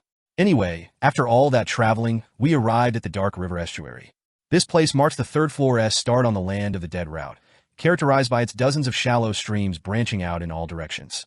Oh, and the stench of a sewer is a bonus. Then let us go. Without a scout, I kept glancing at my compass, moving in the northeast direction. Soon after, we reached a dead end. In other words, we now have to cross this murky river. Can't you carry me across, Niang? TSK. Always looking for the easy way out. Just this once. Really, Niang? Thank you. I hoisted Misha onto my shoulder and crossed the river. The river was about 5 meters wide, and the water came up just below the knees. Carefully crossing the river to avoid falling, we once again found damp ground stretching out before us like a path. However, just as we were about to continue, grumble, grumble, gargle, it seemed like monsters had followed us, lured by the sound of us crossing the river. Bjorn, look, it's a frogman. Frogman. A level 8 monster that walks on 2 legs and closely resembles a frog. It uses something like a harpoon as a weapon. They might seem insignificant due to their small size, but they're incredibly agile, and many explorers have been swiftly killed by them for carelessness. Their skills are also quite annoying. What a hassle. These creatures are not a good match for me. My mace could smash the skull of a death fiend in one blow, but it's meaningless if I can't hit them. Whoosh dash. The frogman easily dodged my mace by leaping through the air and stepping on it again. Even when I dashed forward and tried to hit it with my shield, it made no difference. Attack deflected by rotten slime. My shield made contact with the creature's body, but instead of a solid hit, the frogman slid away like it was sliding on ice. Gargle. Having fun? Fuck. These creatures have an absolute evasion against blunt weapons, making them a troublesome enemy regardless of their level. But it wasn't a problem since Misha was here. Naya, get out of the way. While I was being toyed with by the frogman, Misha began to seriously draw her sword and dance through the battle. Grumble dash. Despite the frogman's considerable evasion ability against weapons, Misha was a frost swordsman, after all. Gak! Not only was its thighs sliced open, but its lower body also froze solid. Thump! The little frog that had been hopping around without a care in the world fell to the ground. Misha, wait. I'll handle this. Thwack dash. Phew, that's a stress reliever. Although magic is usually the best way to deal with these monsters, the fight wasn't too difficult given the disparity in our levels. Gargle. Grumble. Grumble. After dealing with the frogman, we kept moving. How much time had passed? 22:57. Checking the time, I started looking for a place to camp. Not just because of the fatigue, but also because this place requires taking forced breaks at set intervals. Bjorn, the water's rising. Isn't it, Niang? I'm already looking, so don't rush me. After about 30 minutes of searching, we found a resting point. Unlike the Dark River Estuary, this was a soft, non-sticky hillock with a hint of red. It seemed all the nearby explorers had already gathered, with about 30 people having settled at the point. We're late, so all the good spots inside are taken. With no other choice, I settled for a spot by the water's edge, where the stench of the sewer hit directly. The ground wasn't damp, so hopefully, the water wouldn't rise this far. Before laying down the blanket, as I was drying my wet legs, the water level in the river began to rise quickly, right on cue. Midnight. Okay, it's midnight now, so it shouldn't rise any further. For the next 6 hours, this situation should remain, so I first put Misha to sleep. Many teams didn't set up a night watch due to the number of people around, but you can never be too careful. We ran into Hans a few days ago, better be cautious. Just as I was rummaging through my bag for some snacks. Ha! Cheer up, buddy. Has there ever been a tree that doesn't fall after 10 chops? But, as you know, Hey, everyone is trying to sleep here. Can you keep it down? Aha! Sorry. We'll be careful from now on. A familiar voice carried over from a distance. And before falling asleep, Misha, who had been rolled up in a blanket, suddenly sat up. Is that Hikarat's voice, Niang? It seems I wasn't the only one who thought so. What are the odds of such a coincidence? Encountering someone you know in the labyrinth is rare. Firstly, each floor is huge, and because of the darkness in the labyrinth, even with a light, the visibility doesn't extend beyond a radius of 10 meters.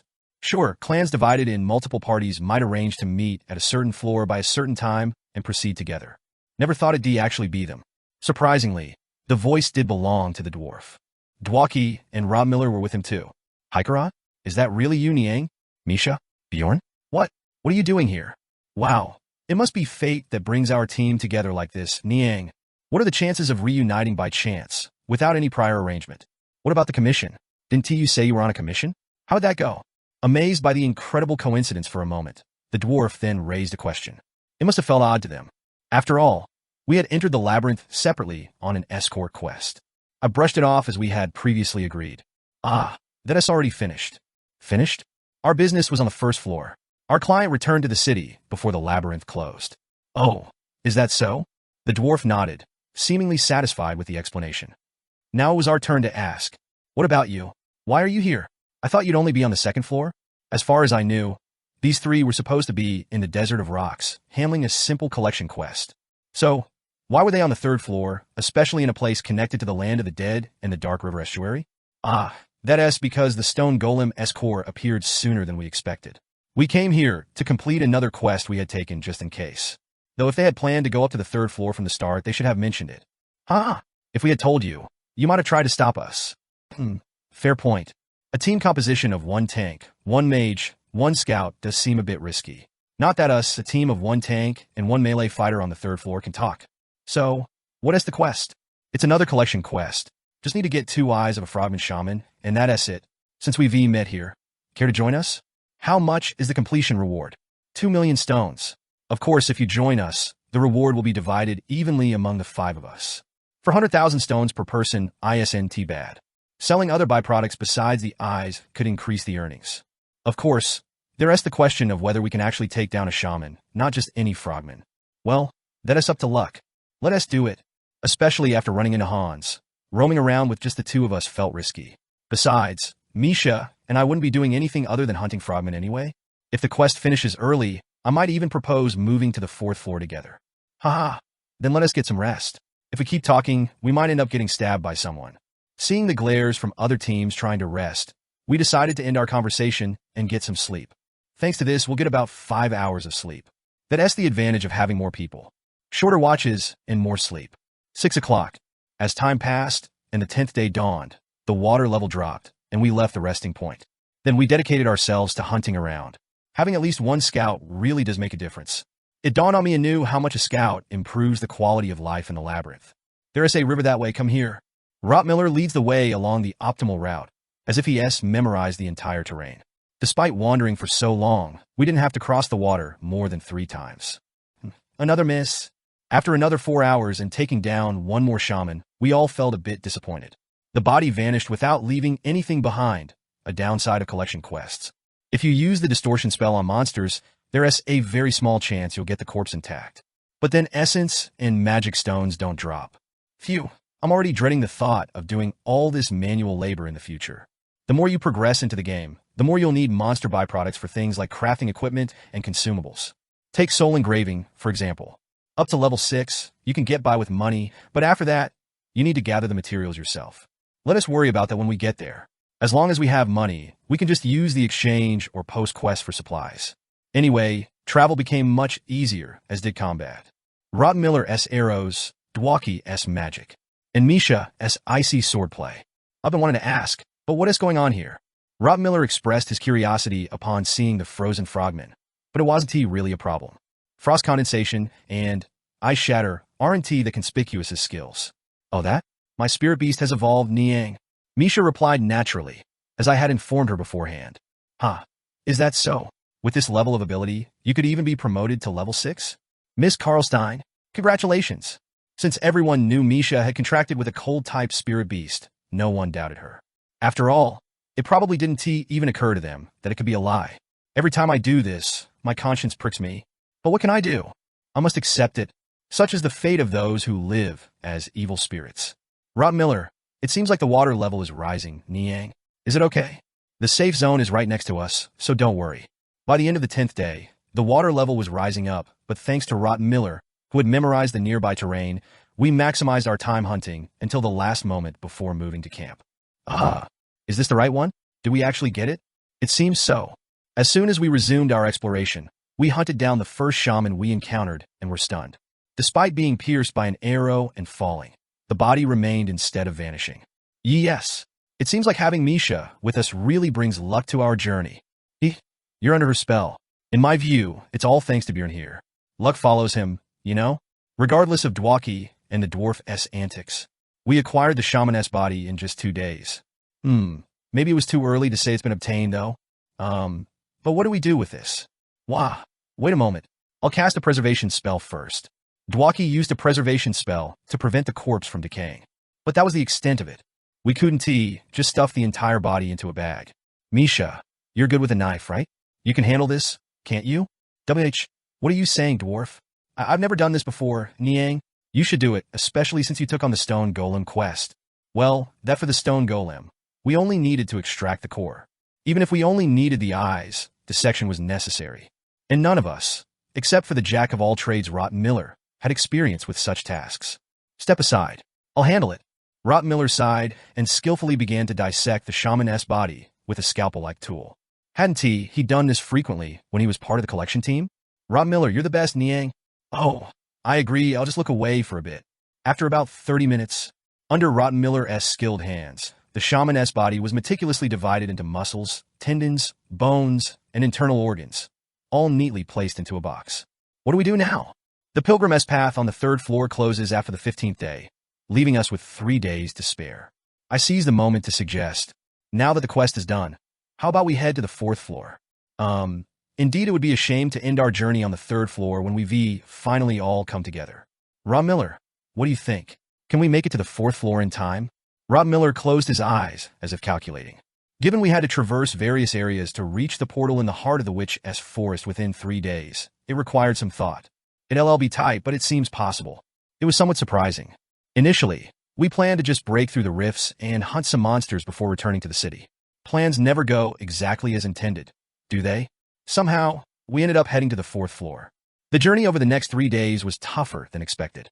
First, our sleeping hours were drastically reduced, and all our spare time was spent on the move. And since we were practically on a forced march, as the days passed, the faces of my companions grew increasingly weary from fatigue.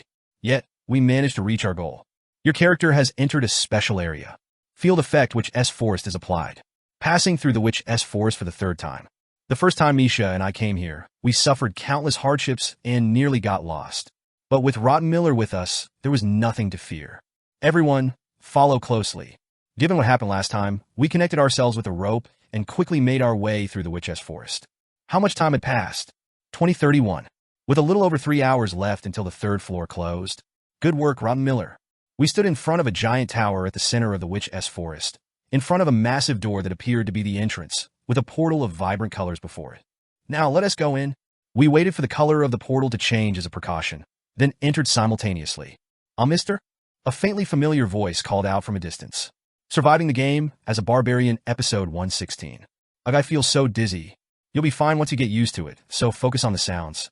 The reason she ended up in the witch's forest, hunting with her sister on the 3rd floor, was simple. Recently, she was receiving training as a scout. She had taken advantage of the last day before the labyrinth closed to enter the witch's forest. Even if you don't become a professional scout, you should at least learn to navigate up to the 4th floor. Ugh! Her sister was an experienced scout. She had inherited enough knowledge and know-how to find her way to the lower floors on her own. But the witch's forest was different. It was a unique terrain where one had to rely on their senses to find their way. How about it? Can you hear anything? Following her sister's instructions, Erwin concentrated on the sounds, while other races had to specialize in either smell or sight to navigate the witch's forest without getting lost. Thump dash. Fairies, with their innate sense of hearing, didn't need to. Moving around here like it was their front yard might be difficult, but finding the 4th floor portal was something anyone could do, according to her sister. Thump dash. As she closed her eyes and focused, she began to notice sounds she hadn't heard before. The wind sharp as a blade, the rustling of branches, the howling of monsters, the friction of sharp weapons, and more. As she examined them one by one, she was able to identify a distinctly foreign sound. Thump dash. A heavy sound like a heartbeat. This must be the mana pulsation that my sister was talking about. Over there. She pointed in the direction of the sound, and her sister smiled with pride. Good job. Shall we go check it out? Erwin continued to focus on the sound, trying to find her way. Sometimes she was so focused on hearing that she didn't even realize a monster was approaching. But her sister was always there to help, so there were no issues. How much time had passed? Thump dash. The magical pulsation grew stronger. Now it was so loud she didn't even have to concentrate to hear it. It almost overwhelmed her ears. just when she thought it was time to stop paying attention to the sound. Well done, Rotten Miller. Startled by the sudden voice, Erwin frowned. She didn't know who Rotten Miller was. Huh? What's wrong all of a sudden? The voice saying well done sounded familiar. Was it rough yet filled with warmth, similar to the voice she had longed for? Could it be? Despite thinking it impossible, Erwin's legs were already moving towards the direction the voice had come from. Erwin? Where are you going? Stop! Her sister called out from behind, but Erwin, as if bewitched, kept moving forward, not hearing her words. About a minute had passed. A wide clearing appeared, revealing a giant tower hidden within the forest. In front of it was a group of explorers. A dwarf, 2 humans, a beast human, and a barbarian. Of course, he was entirely different from the person in her memory. He wore a shimmering armor like a seasoned explorer, and his shield was much larger and more luxurious. His face was hidden by a helmet. But, Mr. TL/N. It should have been Mr. instead of Uncle in the previous chapter. Erwin instinctively felt it. That person, he was the one. Mr. She shouted too late for the barbarian to turn around, echoing throughout the forest, but he did not look back. He had already half-stepped into the portal by the time she saw him, disappearing from view. Erwin ran, as if she was about to jump into the portal right after him. Erwin, her sister, far more agile than her, eventually stopped her. Let me go. I need to get in there. Snap out of it. P.S. over there. Are you going to keep being stubborn? You didn't even get a good look at his face, did you? Erwin was speechless. She had belatedly realized how her actions must have appeared. But, I just know it. What if you're wrong? The 4th floor is dangerous for just the 2 of us. Besides, do you know who those people who entered before us are? She hadn't considered that. Erwin was already convinced. However, she couldn't explain this strong, clear feeling in her heart to her sister. Just as she was about to forcefully break free. Oh no! The portal turned red. Entering the portal now would not lead them to the same destination as those who had entered before. Why? Why can't I go? It's for your own good. Didn't I tell you that following them to the 4th floor could get us treated as plunderers? But it was him. Erwin pressed her lips tightly together. Something like anger surged up from deep within her heart. But she took a deep breath and calmed herself. It's okay. At least I know he is alive. For now, she decided to be content with that. If today wasn't a mistake, if he really was alive, we'll meet again soon. Surely, they would meet again. You have entered the Sky Tower on the 4th floor. What was that? That voice? The voice seemed to be calling me. Could it be Erwin? I froze for a moment. The only person who would call me Mr. in that way was her. But that didn't make much sense. No, such a coincidence couldn't possibly happen. In this vast labyrinth, a reunion with a comrade, such a coincidence seemed unlikely. It must have been just a conversation among other explorers. Anyway, this isn't something to worry about now. Bjorn, what are you doing? Let us move. A room of about 40 square meters. Stone chambers with firmly closed doors on each wall. Sky Tower. Upon entering, we faced the first trial. Monsters pouring out. Screech dash. 9 of level 9, 3 of level 8, 1 of level 7. Monsters from the 3rd floor attacked us in groups, unrelated to their usual habitats. That's why I often called this place the Tower of Training. Due to the variety of monsters that appear, it's easy to gain experience, and you can face combinations of patterns you've never seen before. Orc shamans, stone golems, living armors, and even a Dullahan.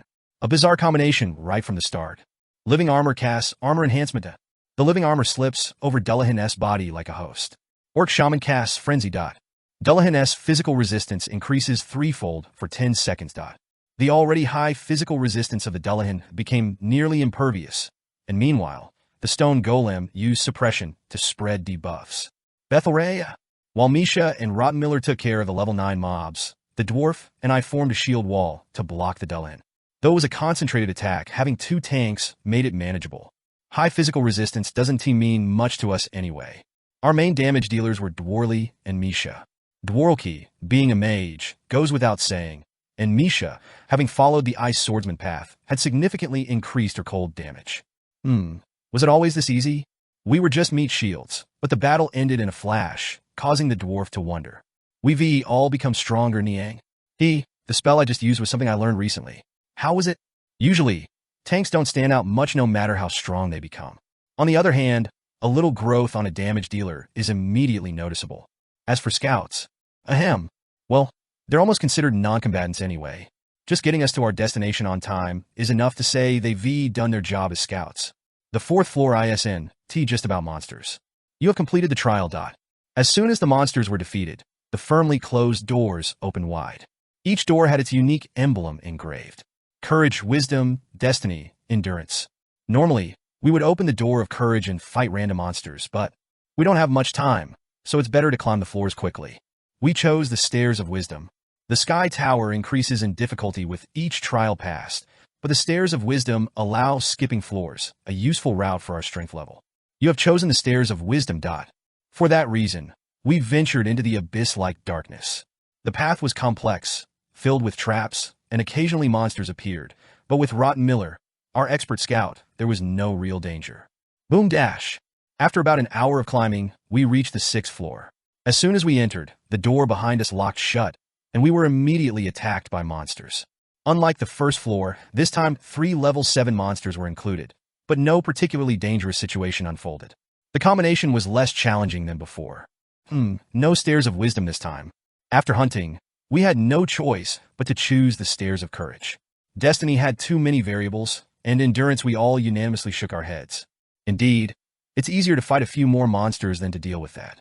In a game, perhaps, but here, in this reality patch place, the trial of endurance was universally avoided. It was hot, cold, sad, and brought up shitty memories. You have chosen the stairs of courage. Anyway, we climbed the stairs and reached the 7th floor. Monsters appeared, and that was the end of it.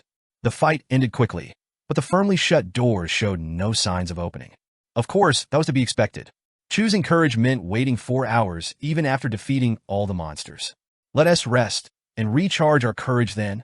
Despite the dwarf-esque joke, we were tired from navigating the witch-esque forest, so we took the rest without any complaints. No need for a night watch. Monsters don't respawn here, and once the portal changes color, other explorers can't enter. Phew, let us go then. After resting for 4 hours, we chose the stairs of wisdom again to climb the tower. By floor count, we had now reached the 12th level. But what is this? Roar! Frozen in place, we stared at the single monster sitting squarely in the center of the chamber. Boom dash! Over 4 meters tall, giant fangs protruding from its mouth, gray-white skin covering its robust muscles, and a hunched spine with abnormally wide shoulder bones. A troll? Why is that here?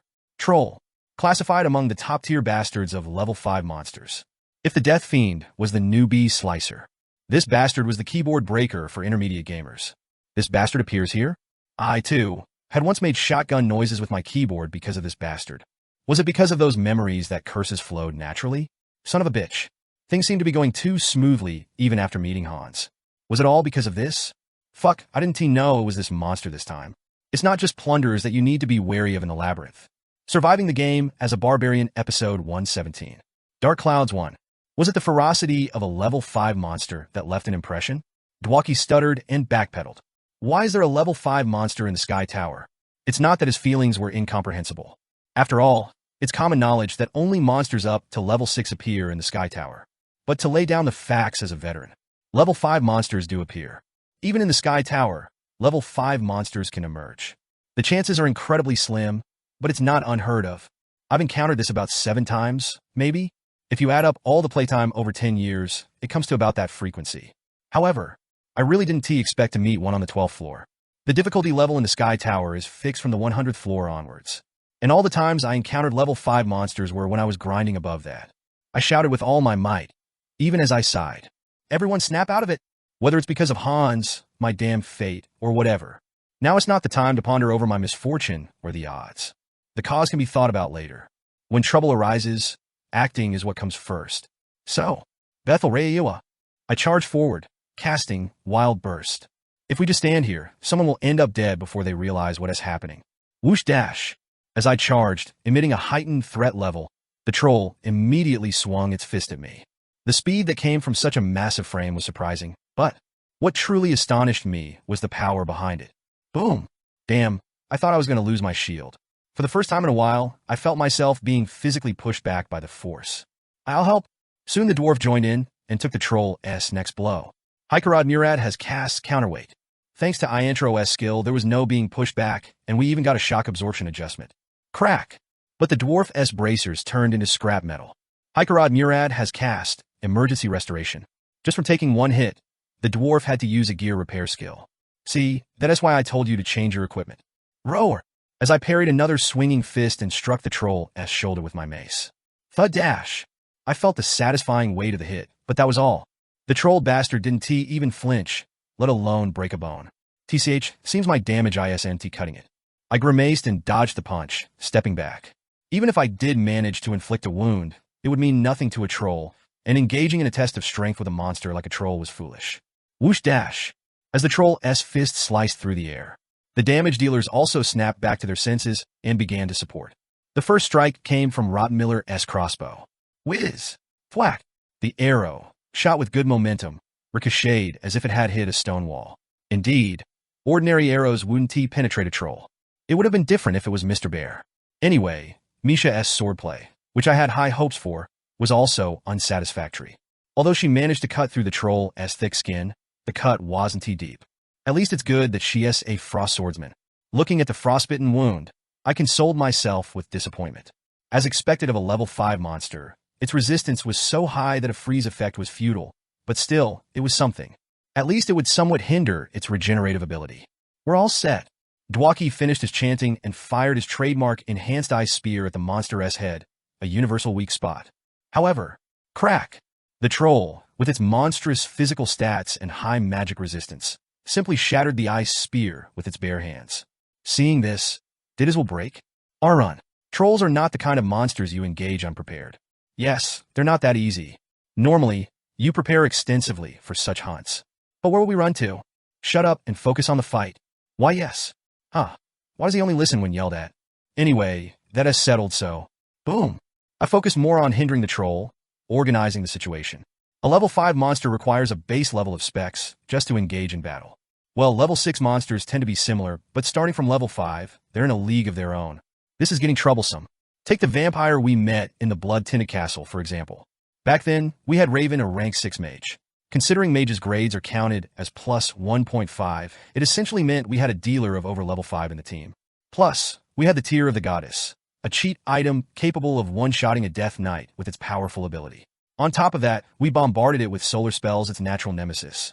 But what was the outcome? And yet it didn't die in one hit. That's the might of a level 5 monster. Even after surviving on potions and unleashing everything in one go, it lived.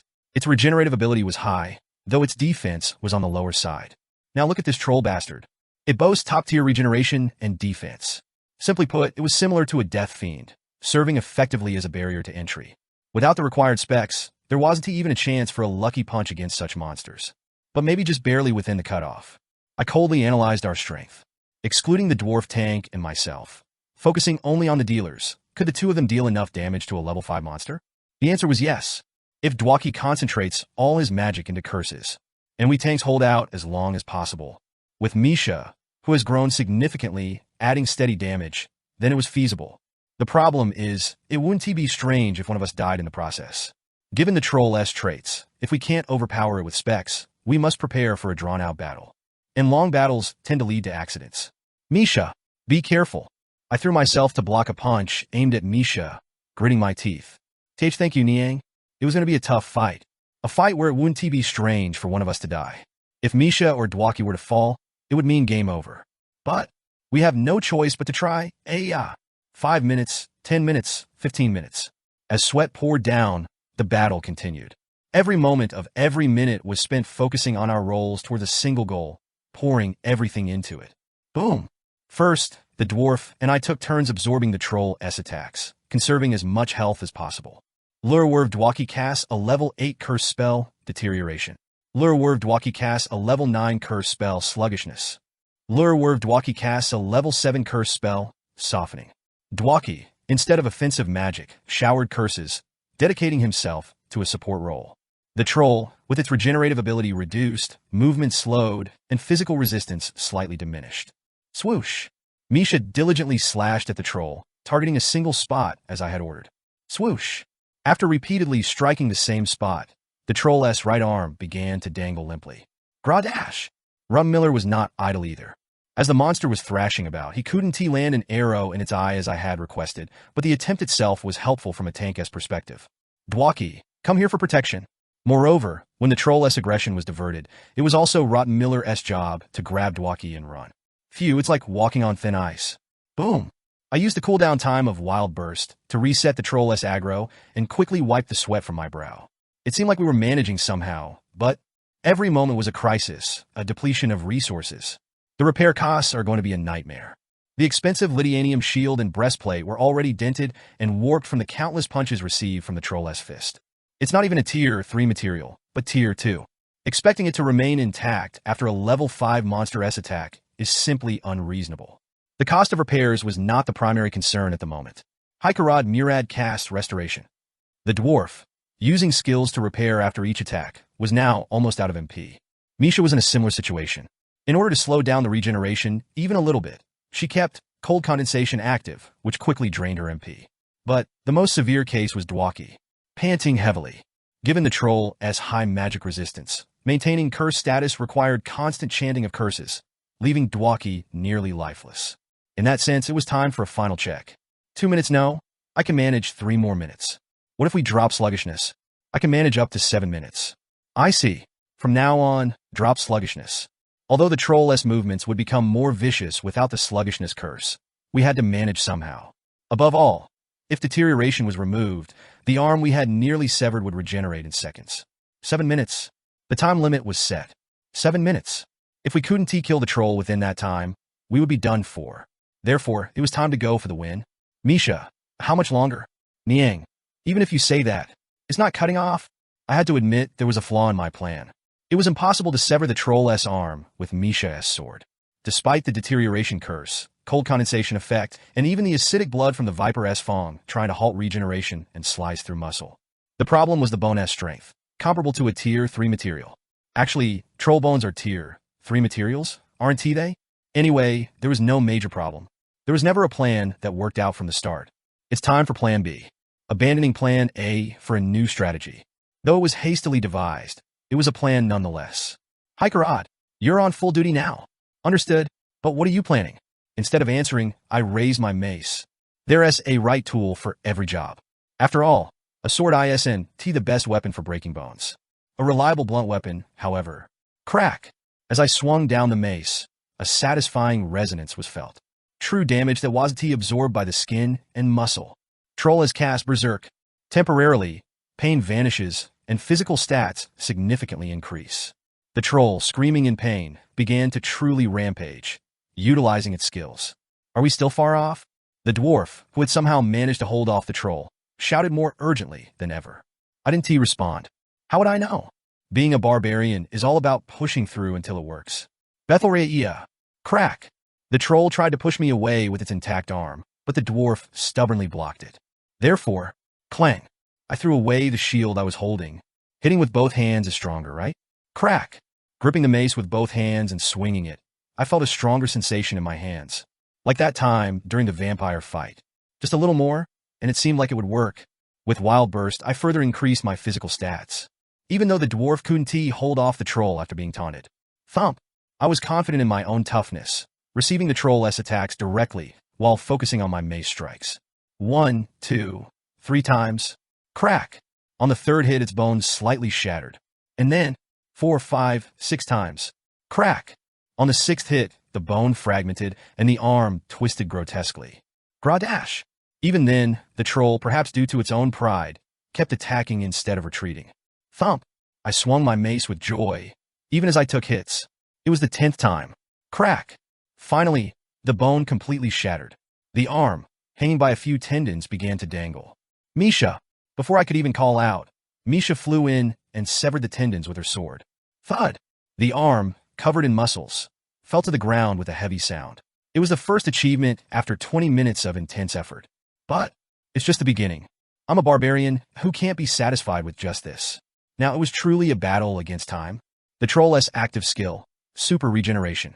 A skill used when there is a significant loss of body parts or when the brain is injured and life is at risk. Fuck, just as you'd expect from a troll. As the skill activated, bone began to grow from the severed area, and flesh and muscle started to fill in. Despite the curse spell, deterioration, and the skill cold condensation, it regenerated to that extent. An utterly absurd healing ability, but it'll take at least 2 minutes to fully regenerate. For at least 2 minutes, the troll can't use super regeneration again.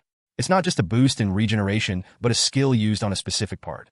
Meaning, even if its brain or heart is destroyed, it can't be healed until that arm is fully regenerated. Therefore, clank! I threw off my armor and helmet. The dwarf looked at me as if I had gone mad.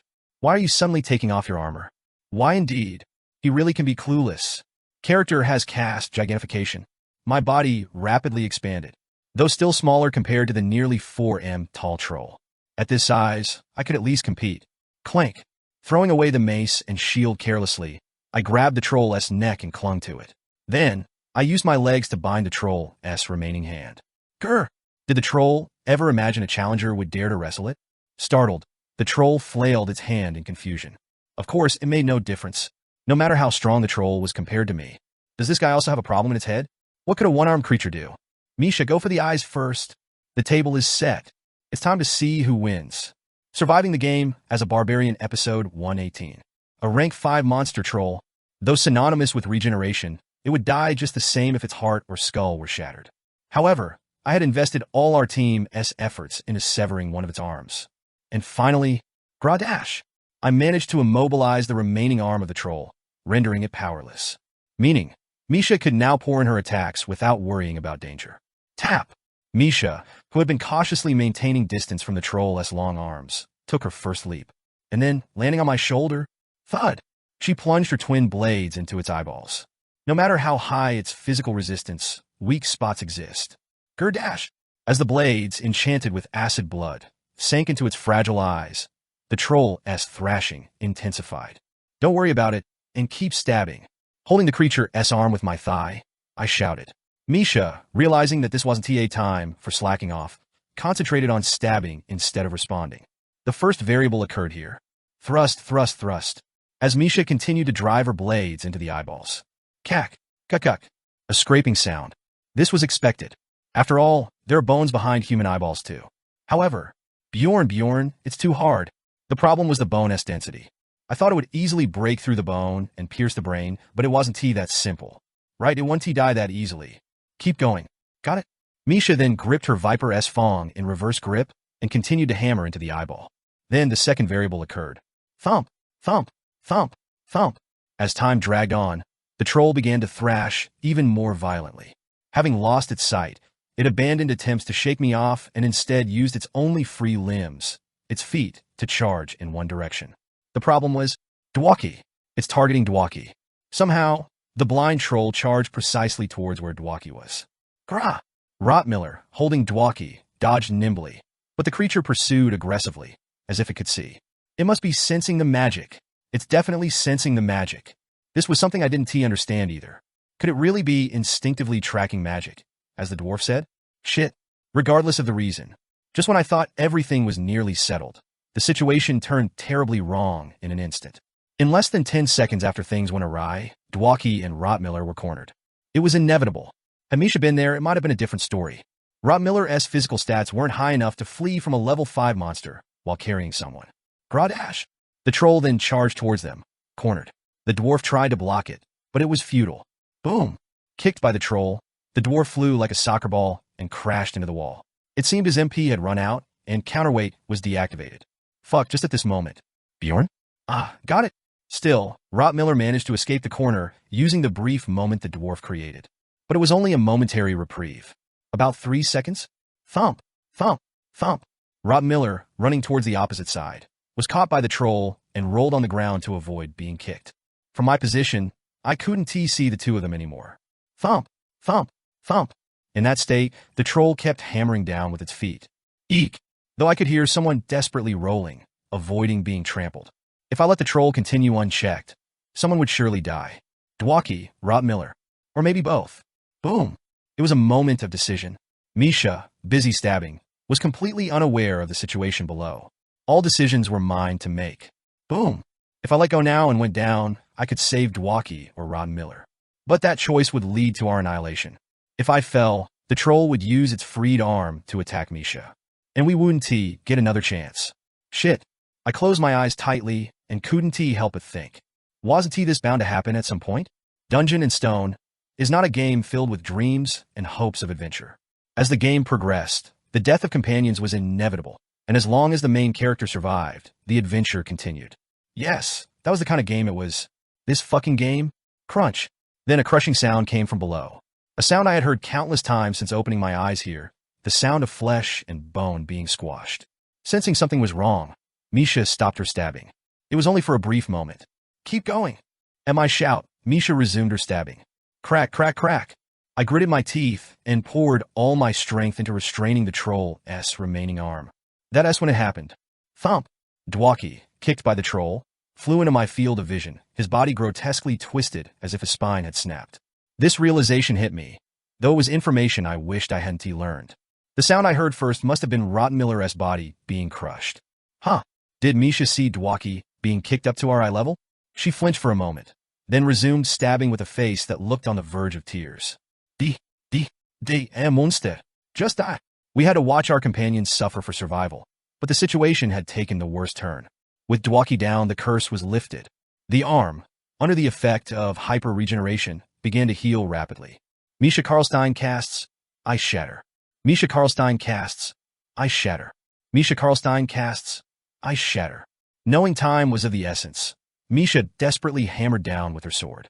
It felt like an eternity compressed into each second. Crack, crack, crack, crunch, simultaneously with a somewhat refreshing crash sound. The troll's body, which I had been holding onto with all my might, disappeared. The troll has been defeated.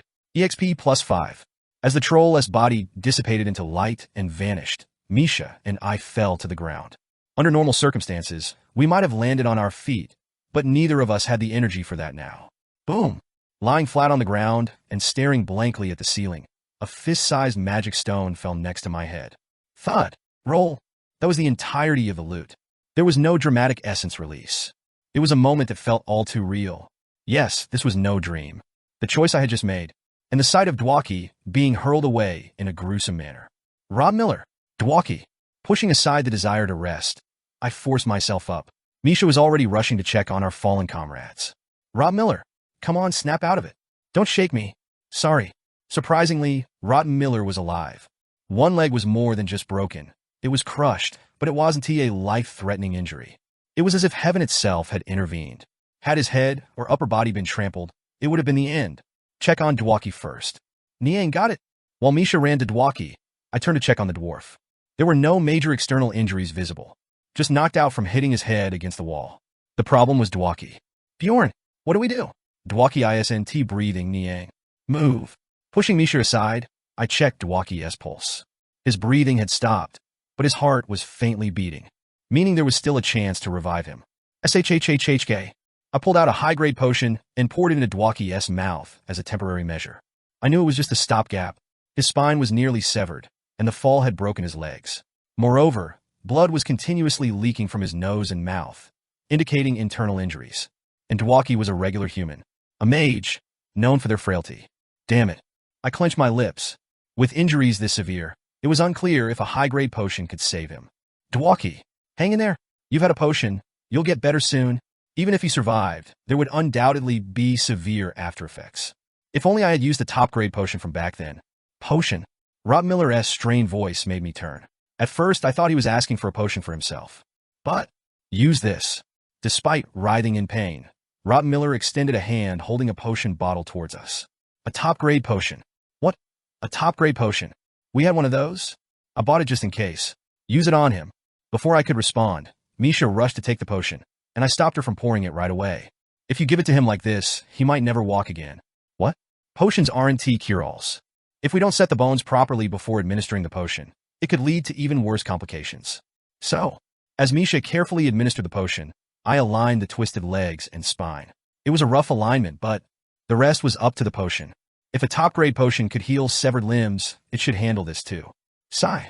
Watching Dwaki with heavy tension, I finally let out a long-held breath.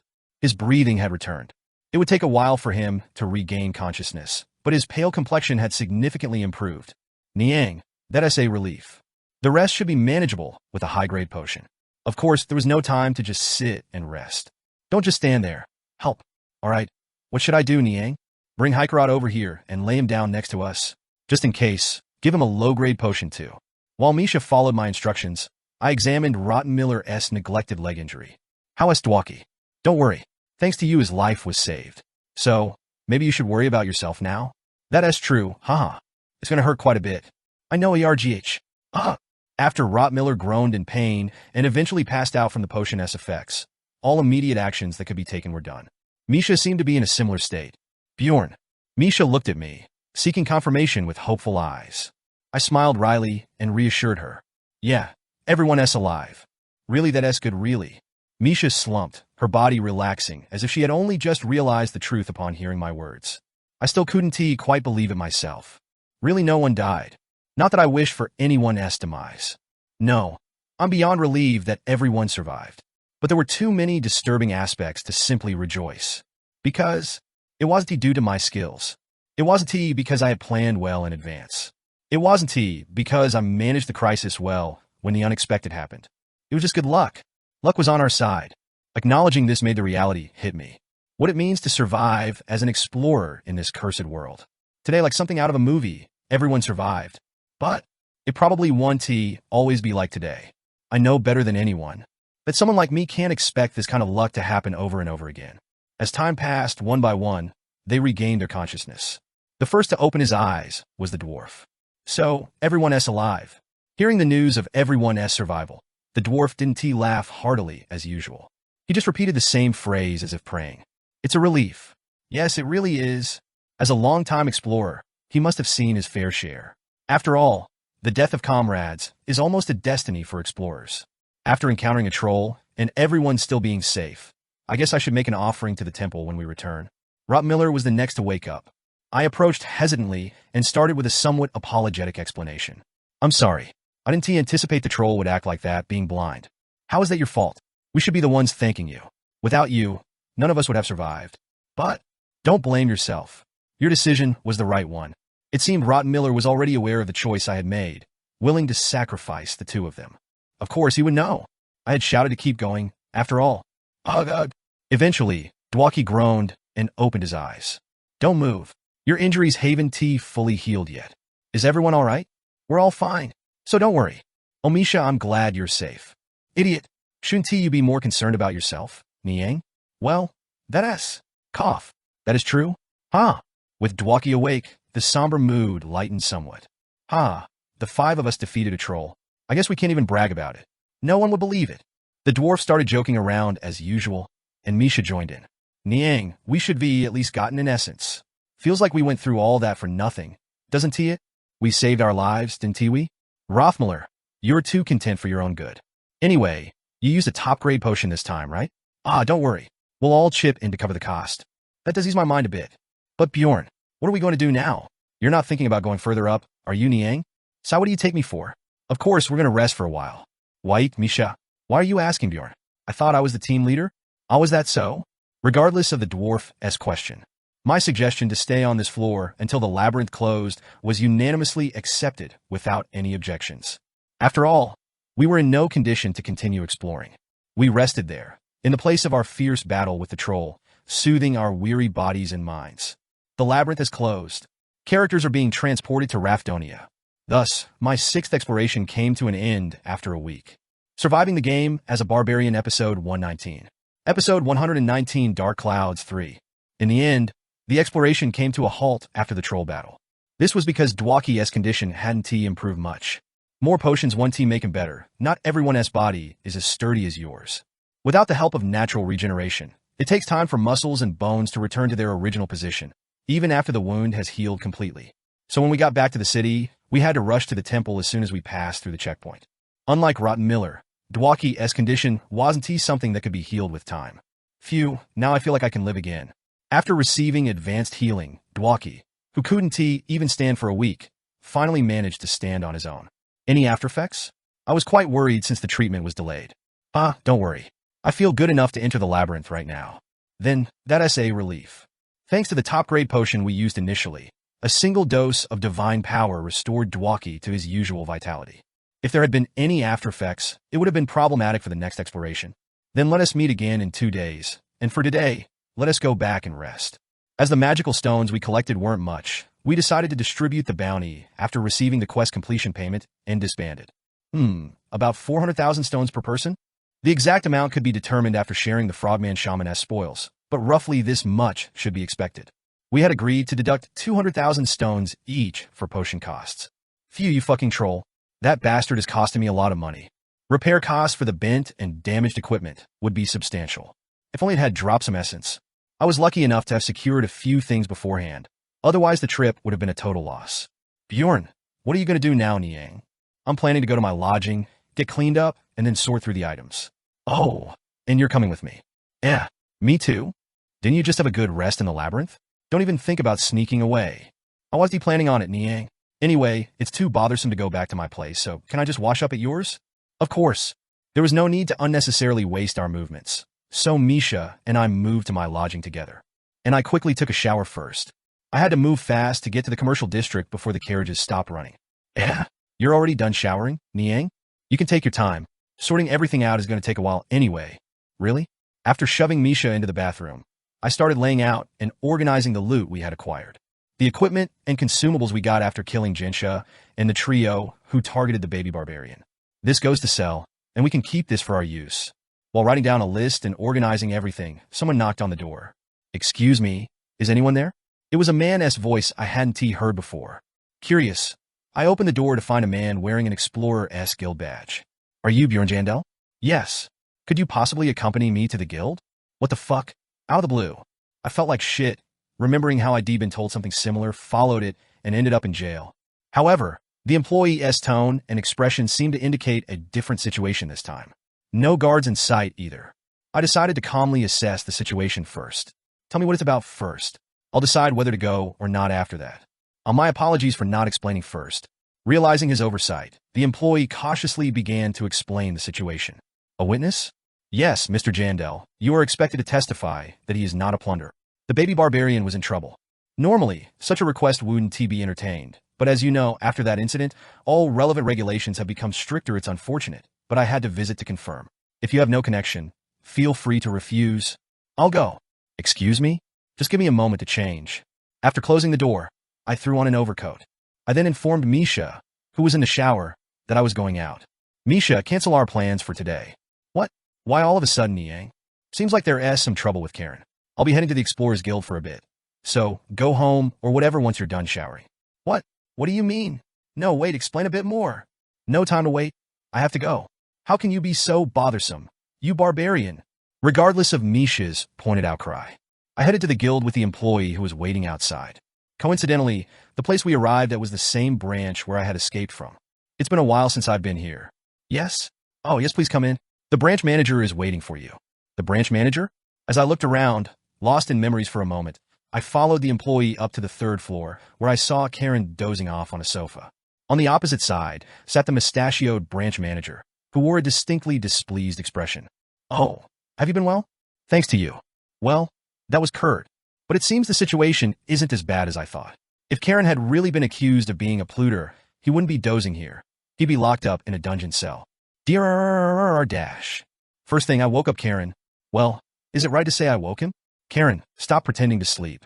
There's no need for that here. At my words, both the branch manager and the employee looked puzzled, and then Karen slowly opened his eyes. How did you know? How could I not know? After disappearing with such meaningful words last time, I just had a feeling you would. Is that an acknowledgement of me as a warrior? Yes, something like that. Karen smiled genuinely, happy with my response, and gave me a pat on the shoulder. Thanks for coming. Bjorn, son of Jandel. It's the least I could do. Have they treated you badly? No need to worry about that. If he had, do you think he would be here? Said the manager. That makes sense. But I didn't ask you. Karen, answer me. There was no mistreatment. Good to know. I nodded and smiled wryly. This is why setting a precedent is important. If I hadn't made such a fuss before, would they have treated me this well? Thud. With that in mind, I comfortably took a seat on the sofa without asking for permission, just in case the branch manager had forgotten who I am. Then I said, I'll have a rum. Are you discriminating against me because I'm a barbarian? The branch manager let out a long sigh. So we don't have alcohol. I could offer tea. Ice water. With ice cubes. All right then. Perhaps humans really do learn from experience? The branch manager, instead of pointing out my blunt mannerisms or actions, simply complied with my request. It seems he has fully grasped how to deal with a no-nonsense barbarian. Barbarians really are OP. Huh. Encouraged, I put my dust-covered boots on the expensive-looking tabletop, and Karen looked at me with a gleam in his eye. You truly are an incredible warrior. It seemed quite impressive to him that I acted so brazenly in front of someone as important as the branch manager of the Explorer Guild. It seemed the branch manager felt the same, judging by the way he was twitching his mustache as if trying to contain his frustration. You people really got something to say? No. The branch manager quickly backed off, as if worried he'd provoke criticism over any minor complaint. I smirked internally, having anticipated this reaction. A lot has changed since the last time. I was no longer the lowly rank 9 barbarian with nothing to his name. You've become quite the talk of the town, the so-called Little Balkan. In just a few months, I had risen to a rank 6 explorer. Not only that, I had acquired a nickname and was a well-known explorer with a promising future. I was known to have connections with Baron Martoin, and rumors were circulating that a count was keeping a close eye on me. If they had been observing me, they would also know about my weekly visits to the Mage Tower for Raven-S research. But the crucial point was something else. Here's your ice water. I had become stronger. Strong enough to turn the branch manager's head into a burst tomato in just a second. Well, we were in the middle of a city where law precedes violence. But who cares? At least the branch manager must think I'm not the type to worry about such things. Cut the crap and get to the point. What are you planning to do with Karen now? As I pushed aside the ice water I had ordered and asked, the branch manager shrugged. Nothing. If you wish, he can leave now. It's been confirmed through a mage that it was self-defense. What? I was momentarily stunned by his unexpectedly cool response. They already confirmed it with a mage? It made sense. Karen didn't have high anti-magic resistance like me. Without needing me, a single spell could have determined whether Karen's story was true or false. What that meant. Their interest was in me, not Karen. I quickly pieced it together. Yeah, this is typical of the Explorers Guild. Now things are starting to get interesting. Karen, you can leave now. Is that all right? I am quite hungry. You 1T grow taller if you skip meals. Go now. Okay. See you later, Bjorn, son of Jandel. I sent Karen off first. Whatever it was, the branch manager seemed to prefer fewer ears around. Adrian, thank you. You may leave us now. Yes, branch manager. After the employee who had escorted me and even brought the ice water left, only the two of us remained in the office. Neither of us spoke, allowing the silence to stretch naturally. I waited patiently for him to break the silence first. What is the reason? Lady Urbane wishes to meet with you. Lady Urbane? Who is that? I looked at him expectantly for a detailed explanation, and the branch manager replied, as if he couldn't believe what he was hearing. Are you serious? You really don't remember the person you took hostage? Ah, the daughter of the district manager. Shit, could be started with that. So, she hasn't completely slipped my mind? Anyway, why does she want to see me? Well, you'll naturally find out if you meet her. What else with the teaser? Then I refuse. What? I'm starving every day. Where do I have time to waste? As I stood up to leave, signaling the end of the conversation, the branch manager quickly continued. I can't go into details, but it's definitely not something harmful to you. On the contrary, it could be beneficial. Seeing his insistence, it seemed unlikely he'd divulge more. The woman I took hostage wants to meet me. It wasn't a difficult decision. Tell her I refuse. I'm already swamped with enough to do. I don't need more hassle. In the middle of the day, on a crowded street. Pant, pant, pant. Erwin was running through the crowd. Her freshly washed body and the skirt she wore for the first time in a while were already damp with sweat, but I hope I don't smell? Well, it should be fine. They had seen each other at their worst, and they? Meeting him was far more important to her than anything else. He was alive after all. The joy of this realization was tinged with a sense of self-reproach. Bjorn, son of Jandel. The first companion she had made, and the barbarian who had rescued her when she was lost in the labyrinth. The man she had thought dead, who had disappeared from her life before she could even return the favor. She felt foolish for having holed up in her room under that misconception. I never imagined he would become so famous. There was no need to search for him. Just asking a few people in the city upon her return, most knew of his name. One even knew the location of his lodging. Wait, then why didn't my sister tell me anything? The thought crossed her mind, but Erwin didn't dwell on it. It must have been an oversight. It wasn't like her sister to intentionally hide something. That wasn't the immediate concern. What do I say when I meet him? After all, I disappeared all of a sudden. Her heart raced with anticipation. It was a pleasantly exciting feeling she hadn't felt in a long time. Despite hating to see the sun rise and set, and living with the curtains drawn, the sunlight felt particularly warm and comforting today. I should start with an apology. Surely, he must have looked for me. Maybe he couldn't find our place, because he didn't remember where it was. Arriving at her destination, Erwin gathered her thoughts in preparation for the meeting. She straightened her disheveled clothes, and then knocked on the door.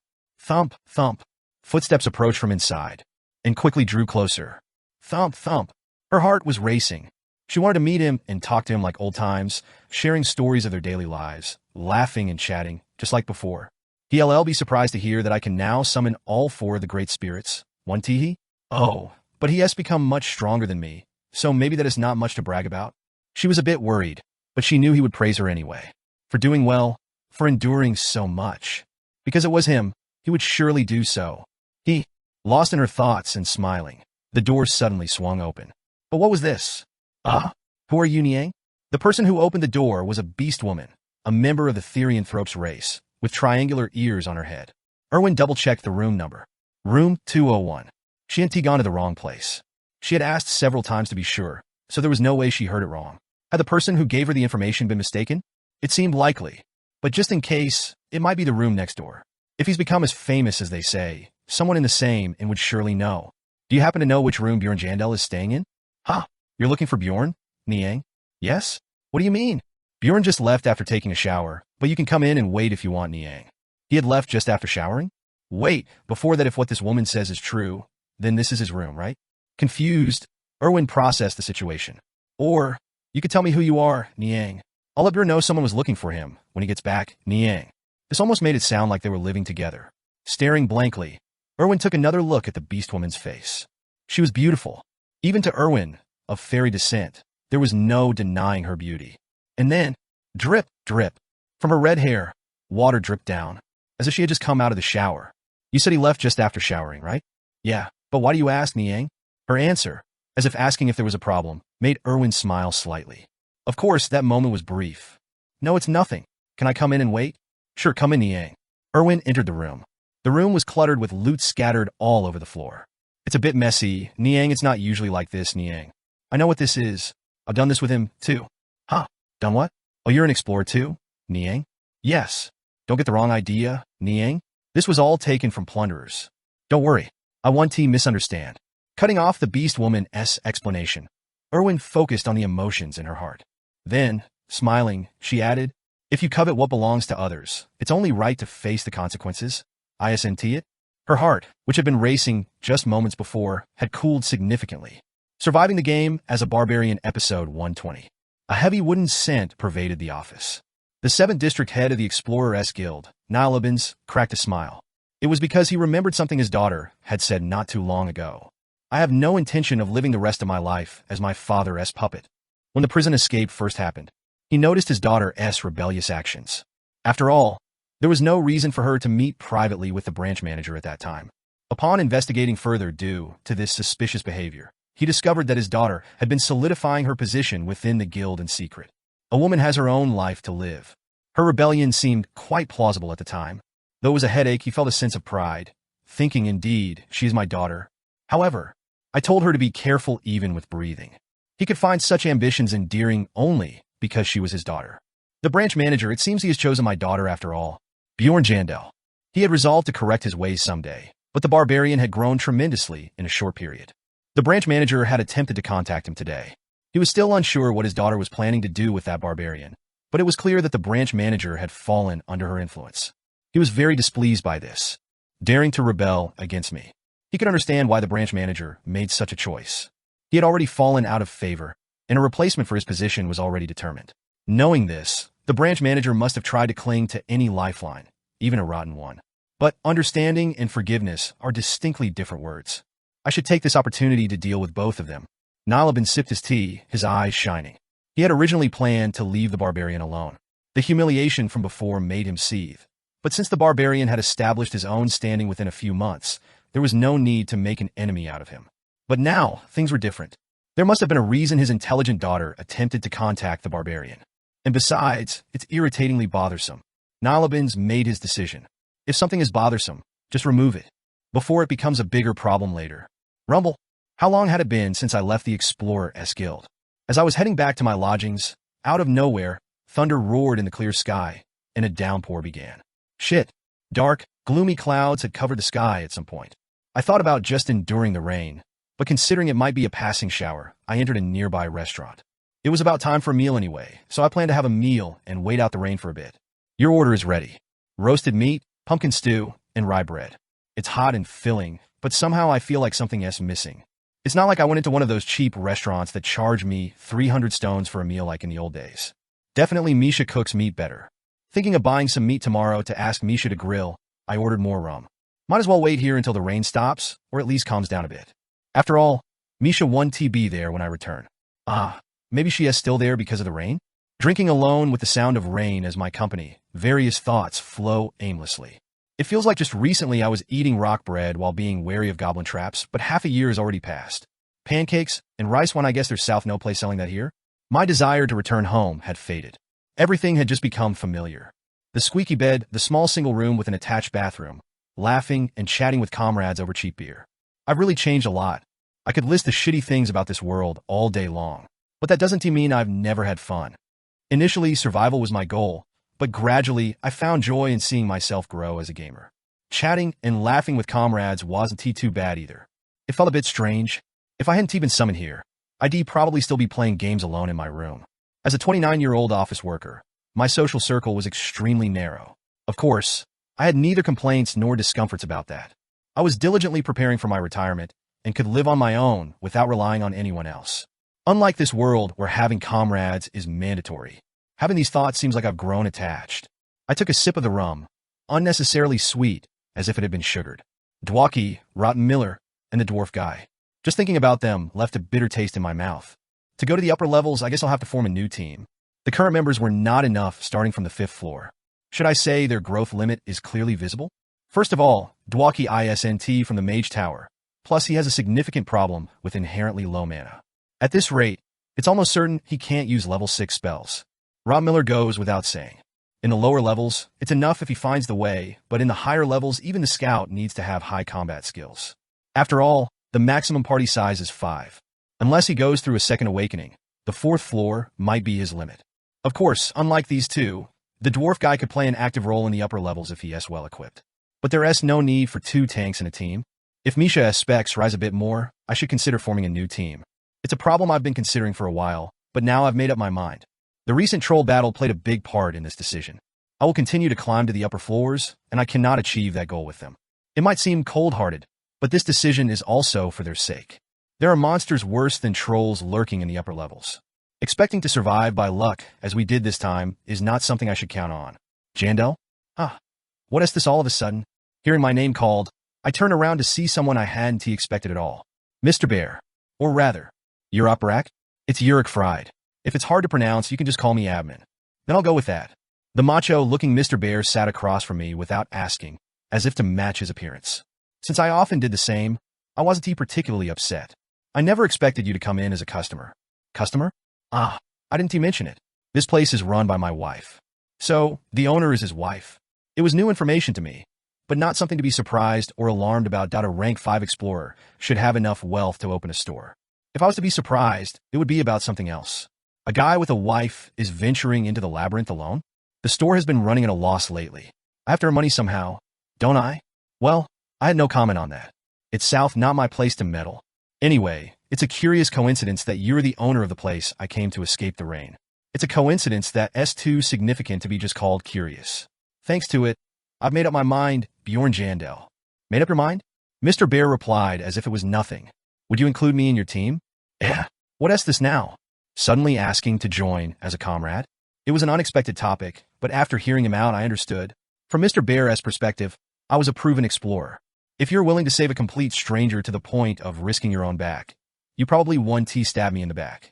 He had demanded 5 million stones, but it seems he took it well that I used top-grade potions in a rift to save him. So it's come to this. A tank support summon and powerful long-range physical damage. Someone like Mr. Bear would surely be able to hold his own even above the 5th floor.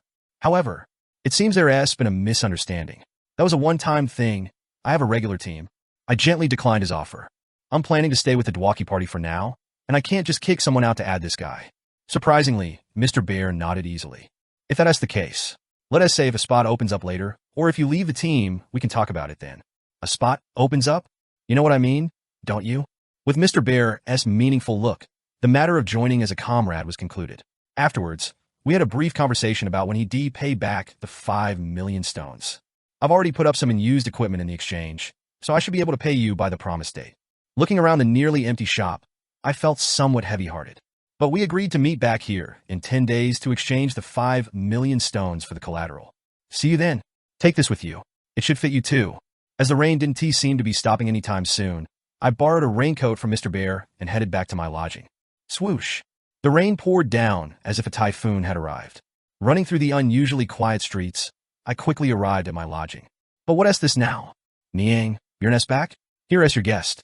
You are, mister? Like a rain shower on a sunny day, an unexpected encounter was waiting for me. 10 years after that incident, Erwin had lived a life of restraint. She thought she was good at enduring. At least until today. Erwin, without realizing it, let her true feelings slip out, momentarily causing herself to tense up. Huh? You were tougher than I thought, Niang? Fortunately, the person she was speaking to hadn't grasped the true intent behind her words. What did I just say? Strictly speaking, it wasn't something taken from her. Mr. Isn't an object, after all. Moreover, it was her own choice to leave Mr. S' side and be with her sister. Crunch. An unusual hostility bubbles up within her. Could she win if they fought? Without realizing, she found herself sizing up the other with these thoughts. Now that I think about it, we don't even know each other's names. I'm Misha Karlstein, Niang. Erwin Fornaxide de Tertia. Wow, that is a pretty name. Erwin, nice to meet you. Yes. Despite her reluctance, Erwin shook hands. And they sat down to talk. She had no desire to become friends with this woman, but there was something she wanted to ask. Ms. Karlstein, are you dating someone? Dating someone? Don't say weird things, Niang. Bjorn and I are just colleagues. I see. For some reason, her anger subsided. She had only asked if she was seeing someone, yet she immediately mentioned Mr. S' name. Erwin didn't understand why, but it seems I need to investigate further. I'm sorry. I misunderstood because I heard you showered together earlier. Showered together? What are you talking about, Niang? I just borrowed the bathroom for a moment. Borrowing the bathroom from a man's room. Your lodging must be quite far from here? Well, not particularly far, but you're not? Erwin's eyebrows arched at that. Maybe Mr. Isnt, but this woman clearly has some cunning thoughts. To the extent of using such vulgar tactics. Ahem. So, how do you know Bjorn, Niang? Did she want to divert the topic from herself? This time, the question came from the other side. Erwin answered honestly. I was a comrade of Mr. Mr.? Bjorn is only 20 years old, though. It's like a pet name between Mr. and me, so you don't need to worry about it. A pet name, Niang? Yes. Is there a problem? As Erwin tilted her head innocently, the beast woman smiled awkwardly. No problem? Why would there be, Niang? Naya. Her mouth was smiling, but her tail was flicking against the bed covers as if she were in a bad mood. Erwin felt a strange sense of victory at this sight, until an unexpected counterattack followed. Mr. and I have a somewhat special relationship. For starters, he was my first comrade, and we also shared our first return toast. Oh? But isn't that kind of thing only meaningful to you, Niang? What? Well, I've been with Bjorn for months now, and I've never once heard him mention you. Naya. The beast woman plunged a dagger into her heart with a cheerfully innocent smile. Erwin couldn't hide her astonishment at the sudden change in attitude. But instinctively, she knew one thing. Erwin, was it? The way you act, it's not like I can't find it cute. But when you show this much hostility and treat people like idiots, it annoys me too, Niang. Misha Karlstein. It was natural to feel hostility towards this woman from the moment she saw her. Still, I'm thankful for one thing. Thanks to you, I think I won't be confused anymore. Confused about what, Niang? Who knows? Maybe you already know what I mean. This woman is an enemy. Someone who intends to take away what is precious to her.